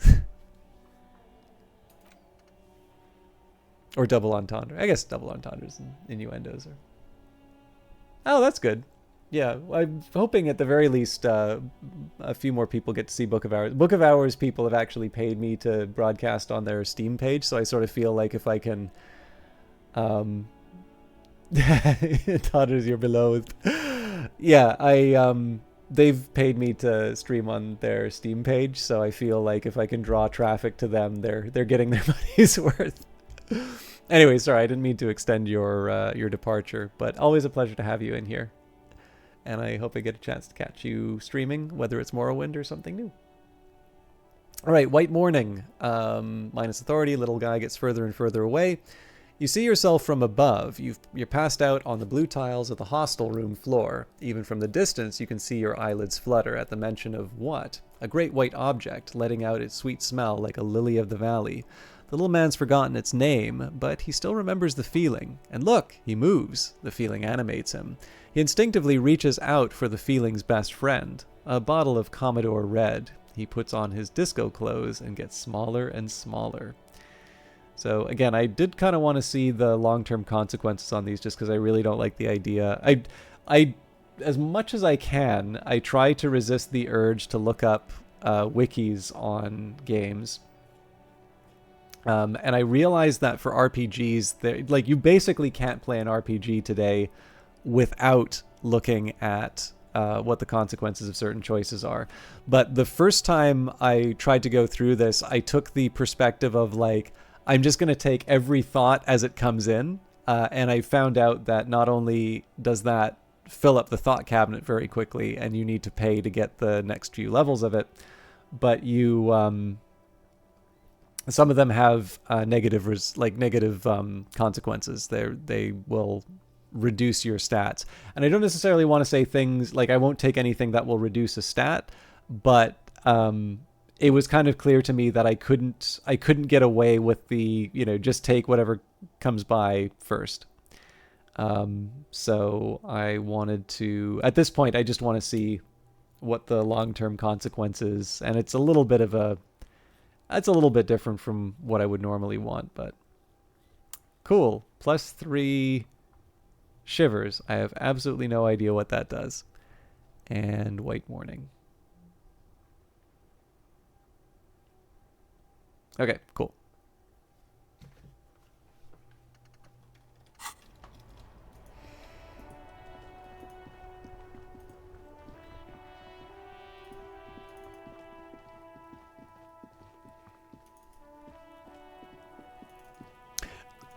Excuse me. I actually get the feeling... Excuse me. I kind of get the feeling that the ledger actually has a very practical... So, like, obviously, when you play a game like this, you want to just get wrapped up in the story. You don't necessarily want to be thinking about some of the technical considerations, and this is such a minor point to bring out. But I wonder if the fact that the ledger falls out of your hand is actually just a very convenient little way that they got out of a small jam as far as their inventory system is concerned. So like you have your original ledger, which has its certain stats and its certain items in that. And then you have a different item, right? It's a little bit like having a dagger or like a dagger +1. And instead of trying to sort of mutate the object in the inventory right away, what they do instead is your character drops it. So it's an item that's taken out of your inventory, which is obviously something that the game already allows for, right? Your very opening moments are getting items of clothing and putting them into your inventory. And so it's a natural way that the item is removed from your inventory. And then what happens? Well, Kim gives you a ledger, but they wind up giving you the ledger of, failure and hatred or whatever. So, or betrayal, or sorry, I can't remember the exact title. But yeah, it's again, I might be overthinking it. Like, it's not, as far as I can tell, not particularly difficult to transform one item to another. But I also know that little things can actually have unexpectedly large consequences. So I wonder if that's specifically why they mentioned the item dropping and it being added to your inventory again, if it just happened to be a convenient way that they could either handle a bug or just get a convenient little switch in and out without having to write anything new. Okay. The rotting man lies on his side with his eyes looking straight through you. The belt is still around his neck. His body is supine and open to intrusion by autopsy. The lieutenant adjusts his glasses and takes a deep breath. First, what exactly is a field autopsy? Come on, officer. You know what a field autopsy is. You've done 100 of them. What you do know is at 18.9 kilometers, the dormant shield volcano Copris Mundi is the world's highest summit, that the failure of the 38 single A Puy du Sang to crack the top 20 was the death knell of disco. But what a field autopsy is, you have no idea. Why don't you know? What use are you? You must have me confused with the Copopedia. Who's the Copopedia? I think I need to talk to him. You, sir. You are the Copopedia. Clap your gloved hands. Let's get in there. There truly is a time for everything, even for yellow gardening gloves. However, they are lacking hygienically. I suggest you get in there in limited capacity. I don't know. What do you mean? I mean when I need you to. Until then, I should handle physical contact, and you should take notes. We just fill this in, right? Show him your red field autopsy form in your ledger. That's right. Open your ledger to the field autopsy form. The dead man stares in silence as you crack open the ledger. The bright red paper is covered in boxes and lists, describing the condition of his skin and organs in 3 parts. Above those, an 11-field info form needs filling out first. It begins with 1. Begin, 1 assistant. Or let's just jump ahead to the 3-part summary. No. Begin, 1 assistant. That's you. Right, the initials HDB. The corpse is indifferent to your scribblings. It just lies there. The next box says, coroner's case number. KK57-0803.0815. KK Kim Kitsuragi, 57, Precinct 57, followed by his date, 0803, and time of arrival, 0815 on the scene. He's indexed the case after himself, not you. That's because he doesn't want to bring up the messy question of your initials. Shouldn't we file the coroner's case under me? Technically, I arrived at the scene before you. And what would that make the alphanumeric? HDB 41-0803. Help me out with the time of day, anyone? 10:15. It's understated. I have no idea. I do. KK57-0503-0815. Write it down. Next. Name. NA. Next. Date of birth. NA. Age. Roughly 50. Try 40. The damage is so extensive, it's better to err on the young side. Right, approximately 50. Oh, actually, sorry, that was my visual calculate. Crap, I actually kind of want to go back on that. When is the last time this saved? 10:53. Okay, I'm committed. Corpse looks ageist, like meat on a hook. Mondial. Race, Mondial. Fair to olive-skinned from the Isola of Mundi. This is as vague as it gets. You might as well say whitish. Write it down. The pudgy mess of curdled meat looks neither Mondi or anything other. Sex? Fucky, fucky! The little monster exclaims energetically. Male. Pigs can have sex! Right, fucky, pig's gonna have sex with male. Nor does he look male with his pregnant belly and indistinguishable face. Date of death? We're still going with March 4th. 51. Right, 04, 03, 51. What else? 9. Body identified by is non-applicable. 10. Case number is the same as the coroner's case. KK 57 0503 0815 listens motionless with the cargo belt still around his neck. Only 1 box remains. Evidence of treatment? None. At least not after the initial examination. What exactly is treatment anyway? Interfering with the body's position or wounds post-mortem. I'm not so sure. A silent nod, the lieutenant places his gloved hand on the corpse's chest as if in preparation. Your central nervous system recognizes this gesture. It's the stations of the breath, ecclesiastic, religious in nature, a holdout from pre-DeLorean burial rites. It takes him 2 seconds to perform, then... We should start the post-mortem. Turn the page. The corpse cannot feel Kim's hand on its chest. It no longer meaningfully interacts with its surroundings. A thicket of boxes and lists on red copier paper tries to answer why. External examination summary. Clothes. The deceased wears armored boots and white briefs. The make of the briefs is Babrodine, I think. Let's see. He turns the body on its side to check the underwear label. See, it's happening. Babrodine, yes. Inexpensive. Size M. Color white. Their disappointment is palpable. The red-haired thing was expecting something more lurid. Write it down. The boots are ceramic. Vitreous enamel. They are fused to his skin from blood flowing downward post-mortem. Removal of the boots is left for processing. Write it down. The boot has a serial number. It's E50.100.100. The lines between the plates are in the shape of the alphanumerical. The number is purposefully concealed by the design. Write it down. Tattoos. He stands up, feet planted on either side of the body. The upper torso is covered in a single, continuous tattoo, resembling a map of the night sky. It reaches from the right shoulder to the heart. The ink is blue and white. The assistant has a color photograph of the markings to be added to the case files as document A1. The photo is taken on the scene using a Trigat Mini. Write it down. The deceased has a belt for airlifting cargo around his neck, tied with a hangman's knot. Color yellow. Length 3 meters. There is a buckle on the other end. Write it down. Well nourished, athletically built, measuring 1.8 meters.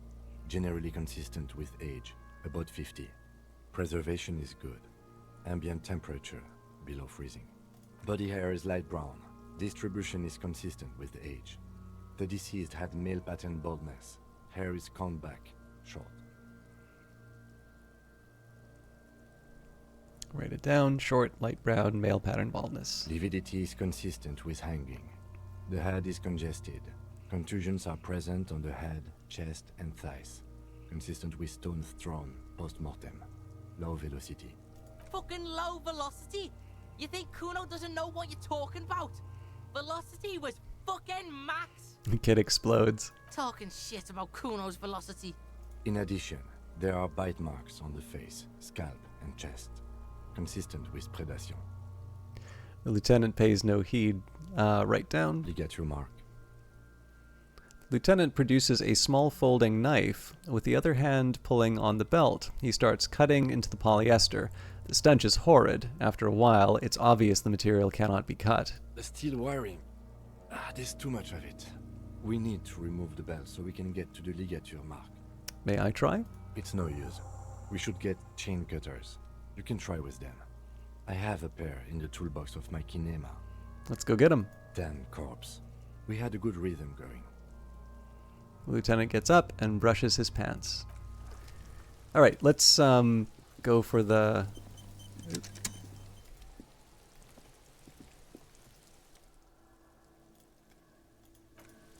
Let's go get the cutters. I do, if I can, I'd like to finish the field autopsy before wrapping up tonight, but it is starting to get a little late.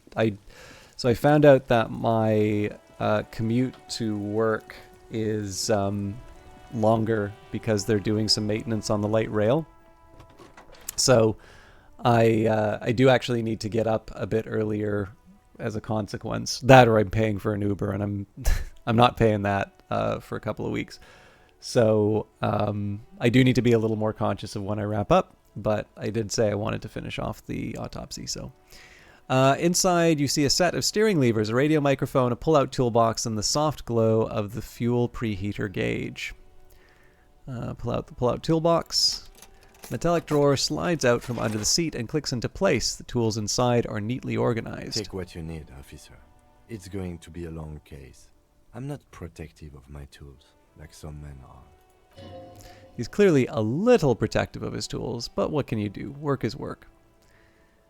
So, take out the rubber handle chain cutters. The handles are long and sleek. Snap, snap, go the cutters in your hand. Hello, Vanguard Master.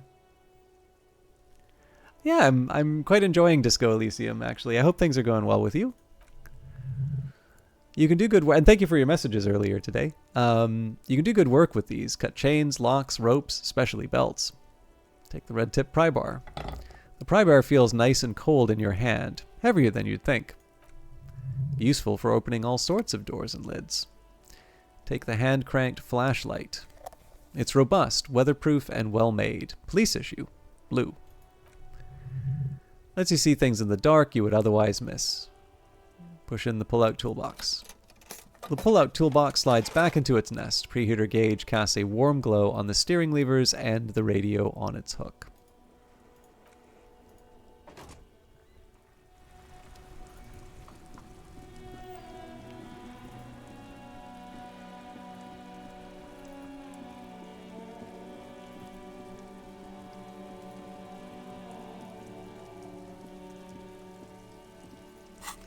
All right, pry bar. The red tip pry bar has the Carson T Heavy Duty engraved just below the handle. It is satisfyingly heavy and perhaps one of the most useful tools to carry around.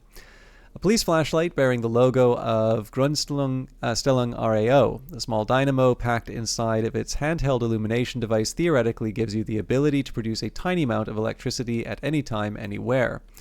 Chain cutters, the meanest looking pair of cutters you have ever seen, made in Gottwald by Walsham Werkzeug. No chain, wire, or barb fence will ever stand in your way again. They look hungry, ready to chew steel.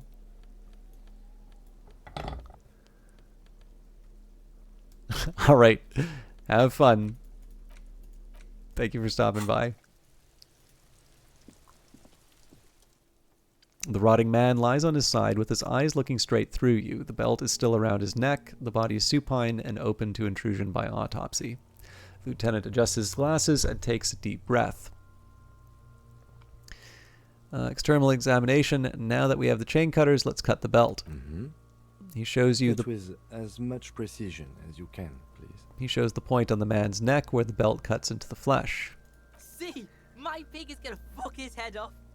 No, he ain't. Your pig's a boring fuck. Look for a good spot to cut. The belt is equally tight around the whole circumference of his neck, swelling over the edges like white bread rising from the yeast. The knot is the weak spot. The chain cutters fit in there. Steady now, like a flower arranger. 2 cuts and it should come loose.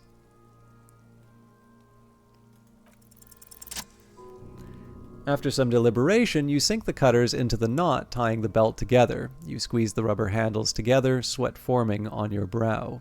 Press down. Snap. The knot is slashed. Another cut and the bell falls apart like a flower bouquet, revealing the dead man's neck and the dark red ligature mark around it. The rope rises to a point, leaving a gap in the ligature mark. The suspension point is in the back of the neck. The lieutenant has kneeled closer, running his finger along the dark red groove until there's a gap. Hemorrhaging is observed on the skin, above and below the ligature mark. The mark is well pronounced, consistent with a drop from 1 or 1.5 meters. Write it down. Chest is intact. Normal contour. Abdomen is protuberant. Pelvis intact. Genitalia... He pulls down the man's underpants. No!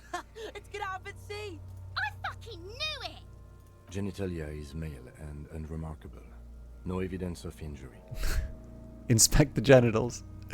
The dead man's penis is average-sized, congested from the downward collection of blood. The testicles are uneven in length, hanging underneath. The genitalia is greenish. Marbling is present around the crotch. I'd have to... So obviously they've been playing up the Kunos and Kuno moments, but the idea of the 2 cops both leaning in for a look was too good to pass up. Write it down and move on. Back is symmetrical and intact. Upper and lower extremities are intact, but asymmetrical. There are combat injuries on the right hand, thigh, and hip. In addition, I see smaller, residual scars, too numerous to count, covering about 30% of his skin. From wounds sustained over 2, maybe more decades, dispersal and accumulation indicates long and active combat duty. The scarring is extensive, way more than a law official's. Mm-hmm. He nods. We have a real museum here. Of battles, wars. Write it down. Last item. Hands. He takes the man's right hand in his, inspects it, then moves to the other hand. Let the lieutenant work alone. Hands are clean. No sign of a recent struggle. Were we expecting any? I was. Maybe I'm just not seeing them. Honestly, this stench is making it hard for me to think at the moment. Write it down. Ooh. That's all for the external. Well done. What next? Internal examination. Summary. Central nervous system.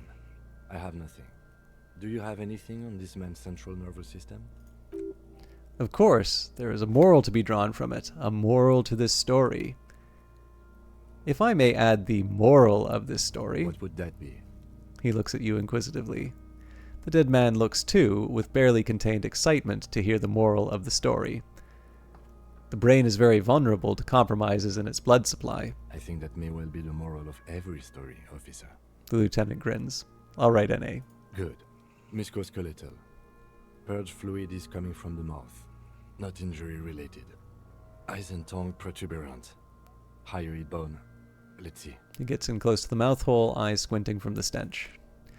With his eyes almost closed, the lieutenant puts his hand on the dead man's throat and begins to massage it gently. A rotting smell erupts from the mouth. Purge fluid runs down his lips, black and viscous.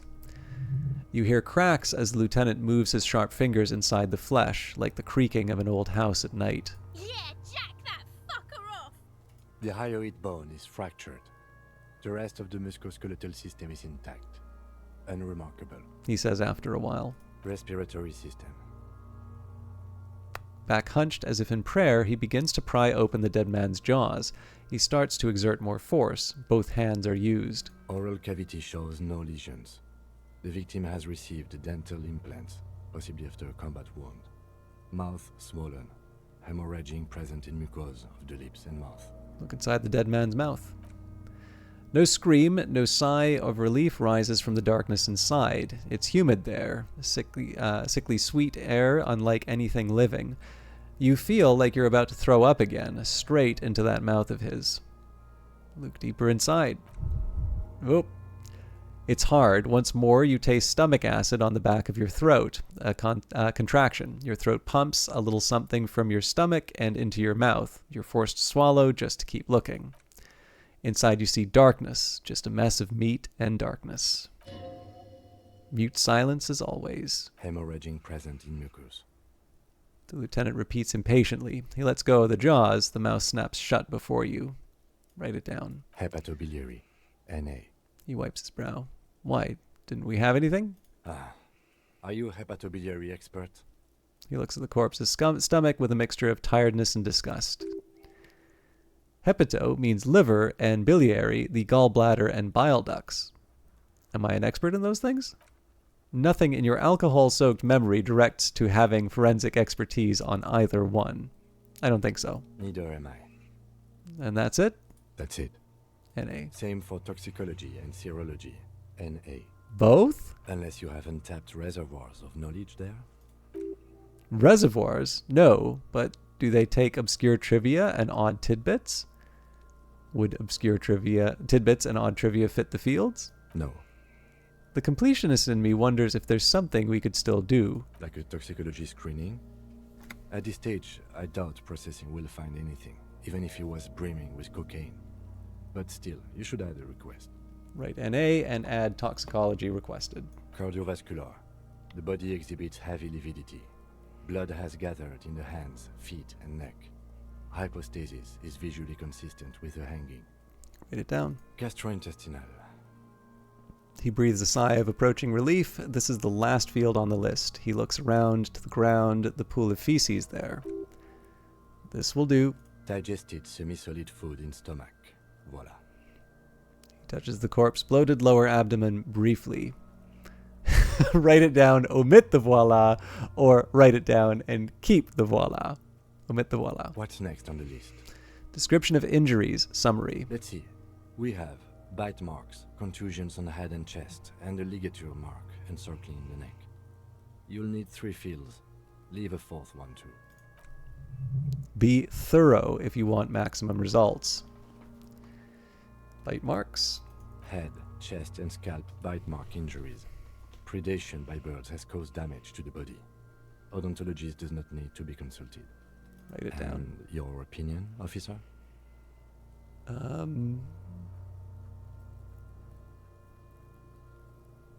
Beneath the description are 2 boxes waiting to be ticked. Opinion, fatal injury, non-fatal postmortem. Agreed. Next injury? Contusions? So, the scalp bleeds from a postmortem head injury, a stone. The injury does not have the rim of an early inflammatory response. The perpetrator on the scene has confessed to causing it postmortem. At maximum velocity, fucker! Has confessed to causing it at maximum velocity. Write it down. Coagulated blood sticks to his scalp and chest where the countless stones have hit the dead man. Beneath the description of injury, 2 boxes. Non-fatal postmortem. Right. Next? What's the 4th injury field for? Nothing. Just in case. Turn the page back. Nope. All right. Ligature A mark. dark red abraded ligature mark encircling the neck, with a gap on the nape measuring, let's say, 7 centimeters. The hyoid bone is fractured. The cervical column intact. I see hemorrhaging on the skin, above and below the ligature mark. Depth of the mark, 1 centimeter. No signs of clawing on the neck. Write it down. Below the note, 2 customary boxes wait to be ticked. The man's head jerks to one side, awaiting your judgment. The ring around his neck is visible. Think for a moment. There's time. Don't rush. So, I don't have a very good reason for saying non-fatal post-mortem, but I am slightly inclined to pick this because the game has actually given me a few options of doing that, and it does sort of seem to be pushing me towards it, so I'm gonna try. The lieutenant falls silent abruptly. Why do you say that? Serious, I don't think this was the injury that killed him. Okay. Why don't you think it was fatal? Why weren't his hands tied? A big man like this, I would tie his hands when marching him to the gallows.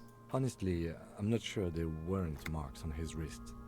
That part got blurry for me. The stench. But you are right, I was ready to call this.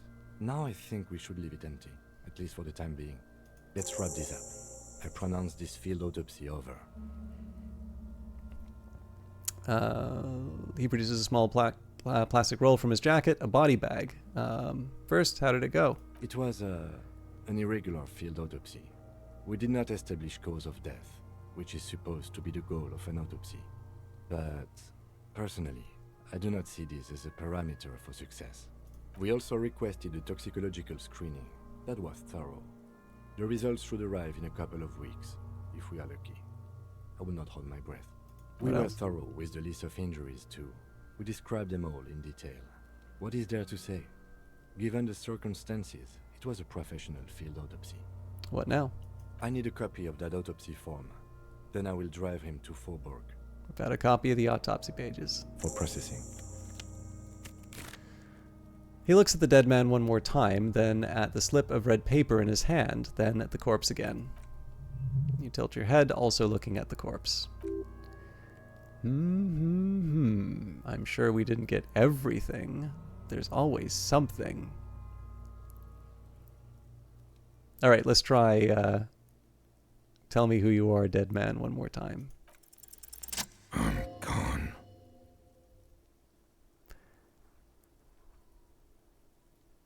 Where have you gone? Into the wild pale yonder. Where's that? In the past. Way out in the west. I can see that you're gone, but who are you? I'm a joke. Look at me. You are now, but who were you when you were alive? A killer. A motherfucker. And a killer. I have another question for you. Go ahead, Gobo. What is happening? What do you mean? I'm talking to you. It's the power of your Black frothy liquid starts bubbling on his lips. imagination. Go ahead. Ask me more questions. You fucking love questions. Why do I love questions so much? Because you're a copperoonie. Look at all of them go. Do you want more questions? Give me a comical amount of questions. Coming right up, copperoonie Rooney. This is getting upbeat now. Is my name Rooney? Fuck no. You're no Rooney. I do strike myself as a Rooney. No, you don't. Between you and me, your name is probably Harry. Why do I feel like I've forgotten something terrible? Because you have. Who killed you? Love did me in, Brother Copo. It was love all along. Which was it that killed you then? Love or communism? Huh? You said love killed you, but when you fell down, you said it was communism. You're misquoting me, Rooney. I said communism killed me. Love did me in. You really need to learn the difference, buddy. This is embarrassing. Can you ask me a question? Sure, Lobo. I can ask you a question. Why are you doing this? What? Looking at my face, motionless, looking into my eyes, standing here. Why are you investigating my murder? Maybe this will lead to something. Something indescribable, unforeseen. Miraculous? The clown lips on the corpse appear to smile. Something is on the way. Its way. Something hidden. It's coming. A miracle from the northwest, and it's almost here. You can feel it in the air on your hands as the cold spring air is smoothing them over. Enough. Come back later, Corpo. Amuse yourself with my frank manners and my memento mori features. If possible, also, see me in your dreams.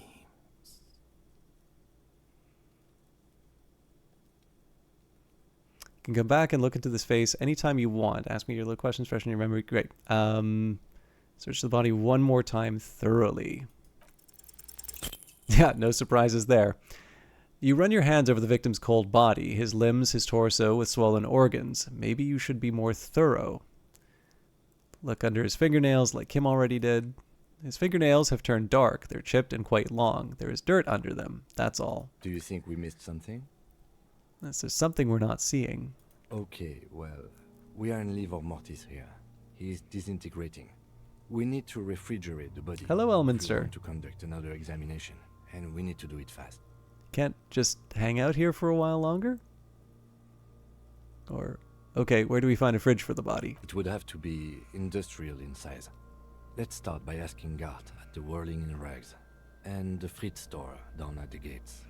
If they don't know, but only if all else fails. His voice trails off and his gaze settles on Kuno. Fuck are you looking at, Beano man? You want a piece of the Kuno? Wanna get fucked? Only if all else fails. Let's hurry then. This is one task we cannot sideline.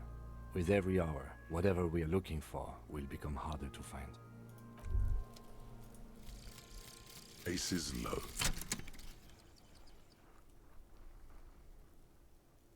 For the rest of the world, the Aces Low is just some cool Revachol thing, politically neutral. In Revachol, it still holds revolutionary connotations. Also, have you looked at Lieutenant Kitsuragi's clothes? He wears a bomber jacket, just like the ones worn by aerostatic brigades. And those cargo pants look like they could fit tools for hot-fixing your burning aerostatic. You should ask him about this. +2 empathy towards Kim Kitsurigi, and +1 esprit de corps, the roots of the RCM. Okay, I think at this point, I'm going to wrap it up here, and I do apologize, Elminster, because I know you just got here, but I am over an hour where I wanted to be, and I do need to go to bed. I'm probably not going to get a full night's sleep at this rate anyway, but I really enjoyed playing this, so I don't know when I'm going to return to it, but would it be fair to say that there would be an appetite for me to return to this game, even if there was a little bit of a distance between me and it? Obviously, as far as a survey goes, this is a bit of a disaster, because I imagine if if people aren't into it, they would have already left. But I certainly enjoyed doing it. And I guess the other thing that I would ask, as far as the content is concerned, is the fact that I'm reading out the various internal monologues. So Oswin was very kind about my ancient reptilian brain voice. Is everybody okay with the fact that I'm letting the thoughts be voiced by me, or do people prefer the full voice acting? Yeah. Again, obviously this isn't stuff that has to be answered right away, but I'm not above changing them. I'm sorry I didn't have more Twitch integration, but I'm really not 100% sure how that works. Maybe I'll look that up while I, in between sessions. Now, as far as the rest of the week is concerned, I actually think this week I may have... I may actually have the local game dev meetup. Let me just take a minute and see if I can see any announcements on that.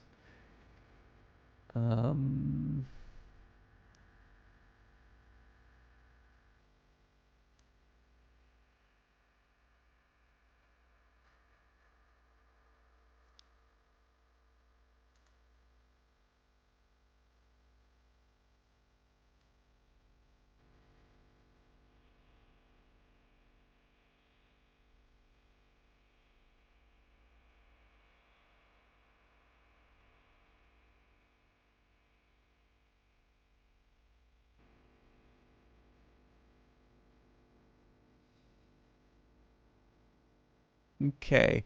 I suspect I will hear from them next.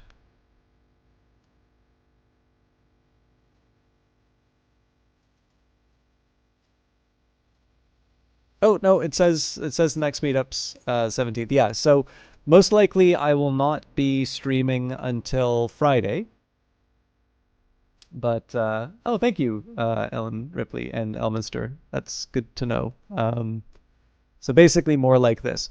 But yeah, so I think probably Friday will be the next stream. Now I should mention my inclination is to go towards House of Light again. However, if I'm still running into troubles with it, now this is actually specific to my experience. I don't, I've talked with the developer about it, and like I have kind of a unique situation that I'm in as far as the trouble that I'm running into in House of Light. But I think I have a solution for it, so I'm not too worried about it not working out. But yeah, so all of this is a long way of saying probably no stream on Wednesday. If I have an opportunity to do stream on Wednesday, I will do it, and I'll say so on Twitter. But the most likely outcome is going to be that I'm going to be at the local game dev meetup, just talking with interesting people and catching up because last month there wasn't much to do. Friday I should be back, and then next week we should be back to a normal schedule. So Monday, Wednesday, and Friday, and predominantly House of Light. But given that I know people want to see Disco Elysium, I will try and fit that into the schedule sooner rather than later. But again, no promises. Now, before everyone goes, I'm going to host Kilgore Trout tonight. Kilgore Trout is playing a game I've actually never seen before, but he does tend to do a lot of retro games. So this one is called Anvil of Dawn, and I know he's been playing it for a while. I just haven't had the opportunity to host him while he's been playing it. I don't think anyway. So I will leave you in his capable hands, and the only thing that I can say is that he's definitely a very good retro streamer. I just regret that I'm not able to do a better introduction in terms of what he's playing. But yeah. Thank you for keeping me company for the birthday. Like I said, I don't want to pretend that I'm just doing people a favor by streaming, but these are always a nice opportunity to try something new, and I think it's fair to say that this was something new and something worth doing. So, thank you again, and we'll see you in a few days. Until then, take care.